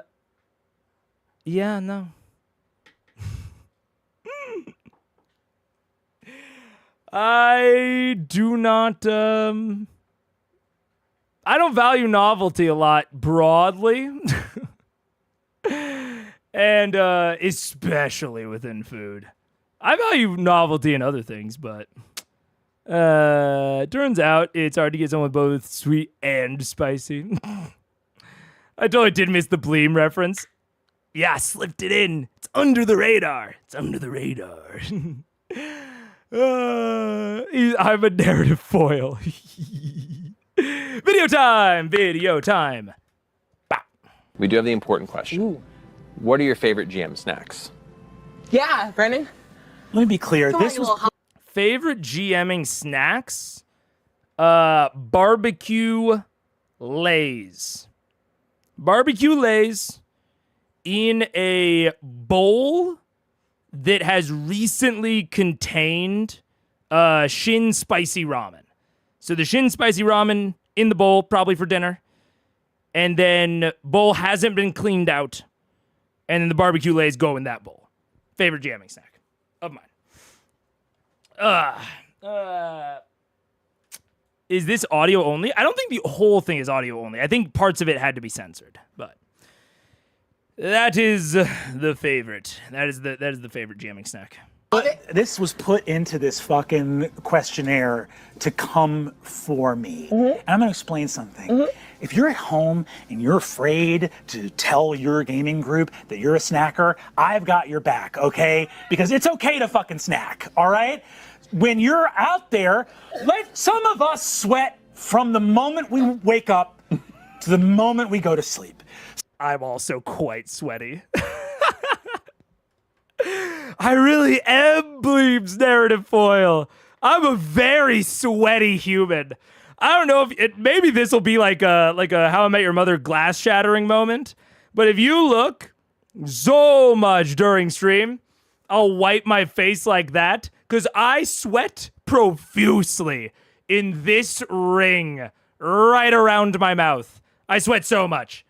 And so, and anytime I put my arms up, I do this because, number one, it feels good for my back because my back gets sore from all the stuff. And then I have to look in the camera and be like, oh no, do I have pit stains? Because I sweat famously. So me and Brennan we're aligned there. Let's see. Some of our bodies are betraying us. Wait, but what does the sweat have to do with the food? Wait. I've lost the plot already. I forgot what we were talking about. Constantly. Would I have chosen this paper white, fur covered, constantly sweating body? No, I wouldn't have. Does it require constant almonds? Yes. What? Almonds all the time. Okay? And I'm not going to apologize because these two fucking elevated beings, these two hovering, what are the pre-skexy, pre-mystic light beings from the Dark Crystal? Oh, God. You two, some of us are pod people, okay? I'm a little podling, and I need to snack. If I could have another mouth in my back so that I could, the biggest obstacle in my GMing, all right, is that the same place I talk from is where the food needs to go. What do we get him for Christmas? A mouth in my back. So that I can have a friend shoveling salami into an open furnace in my torso while I narrate. And I'm not sorry. I like to snack. To answer your question, almonds. To answer your question, almonds. Oh my goodness. That's crazy. I do not get I don't get it. If I had a if we had a Faustian bargain that we could set up, Brennan would get an extra mouth. I would remove mine. I wouldn't remove mine unless I have also telepathy. I would remove my need to eat. That's what I would do. I would remove that. It breaks our anti-Brennan narrative. I think the best foils have things in common, you know? He famously snacks, and apparently neither of the other people do. I do not famously snack during D&D. It's either going to be barbecue Lay's in the ramen bowl or miniature Twix. But both of those are pretty rare. Both of those are pretty fucking rare. I don't snack a lot. I'm sure you're shocked. I see I'm just in time for the best part of Ep 80. The best part of Ep 80, the part where Brennan Lee Mulligan is in it. And not doing improv in New York and meeting Sam Reich many years before he joined College Humor. One day you might watch this whole episode in 10 years. I can't wait for that day. I can't wait either. Why it's nice to relieve anxiety, especially when GMing. Damn. That is something I can't relate to. Oh no. That sounded bad.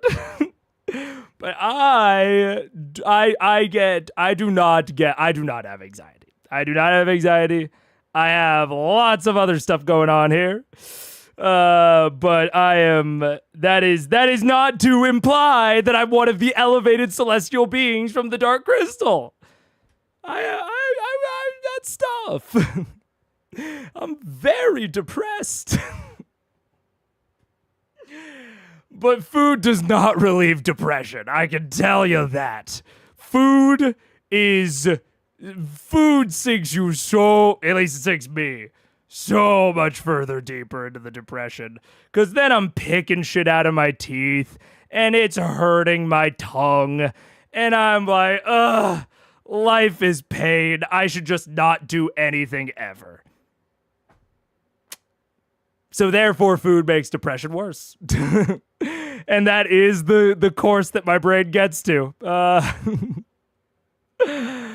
I love food, but most barbecue flavor is disgusting. Well, that's because you're only having barbecue. I think barbecue Lays, while they don't taste good, while they don't taste very good, I think they're somewhat sentimental for me because they remind me of home. The only place on this goddamn earth that has even remotely decent barbecue. Kansas City, USA. Don't hit me with that Texas bullshit. Don't hit me with that. Where else even? What? Kentucky? Are you joking? Marinated in vinegar, why don't ya? They probably do. Tastes like ass. Give me the Kansas barbecue. I do like that. And so I think barbecue lays are sentimental. I have not had good barbecue since moving away from Kansas City. That's a fact. That's a fact.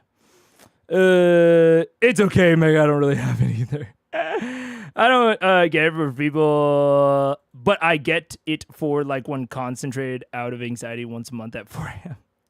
1 hour once a month. I have several very, very close friends that definitely have anxiety. So I have experienced anxiety, but I would never say that I have anxiety because I've very much seen people that do. And it's not like I'm not trying to like devalue my own experience. I know what's wrong with me, and it's just not that. The vinegar one is North Carolina. Bleh, patooey. Mississippi is barbecue. See, no one even knows. That's the crazy thing. That's the crazy thing. Is no one even knows about it. Because it's all shit. All shit.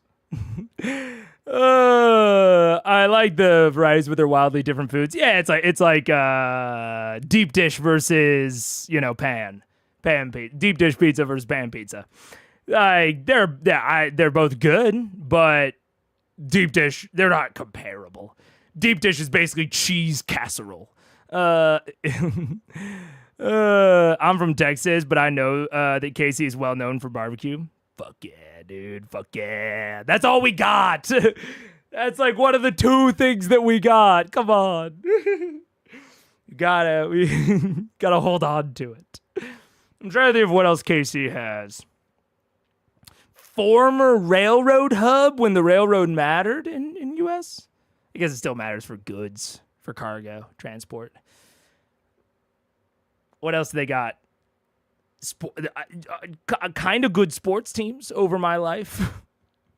Okay, sports teams. They're doing a soccer thing soon, I think. Isn't that a thing? World Cup? Is the World Cup in Kansas City soon?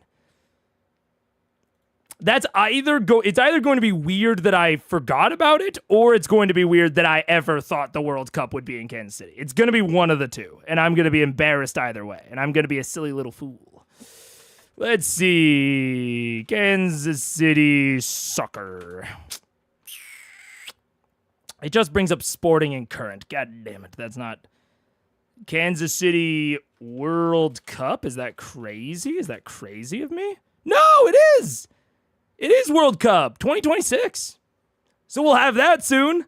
I say we like I still live there. I do not. But I did like growing up in KC. It was cool. Anyways. Briefly vegetarian mug and broke it, having incredible barbecue meal at the Shed in Ocean Springs, Mississippi. Best I've had. I'm always down to try it when I'm in the place. I'm not going to get like, oh, this is Texas-style barbecue in Chicago. That's ridiculous. But if, I went to Texas, I had their barbecue, I thought it was fine. If I was in Mississippi, I'd try the barbecue. But I've never had it. I just know it's shit. I know it's shit because this is one of the few things that I'm allowed to act tribal about.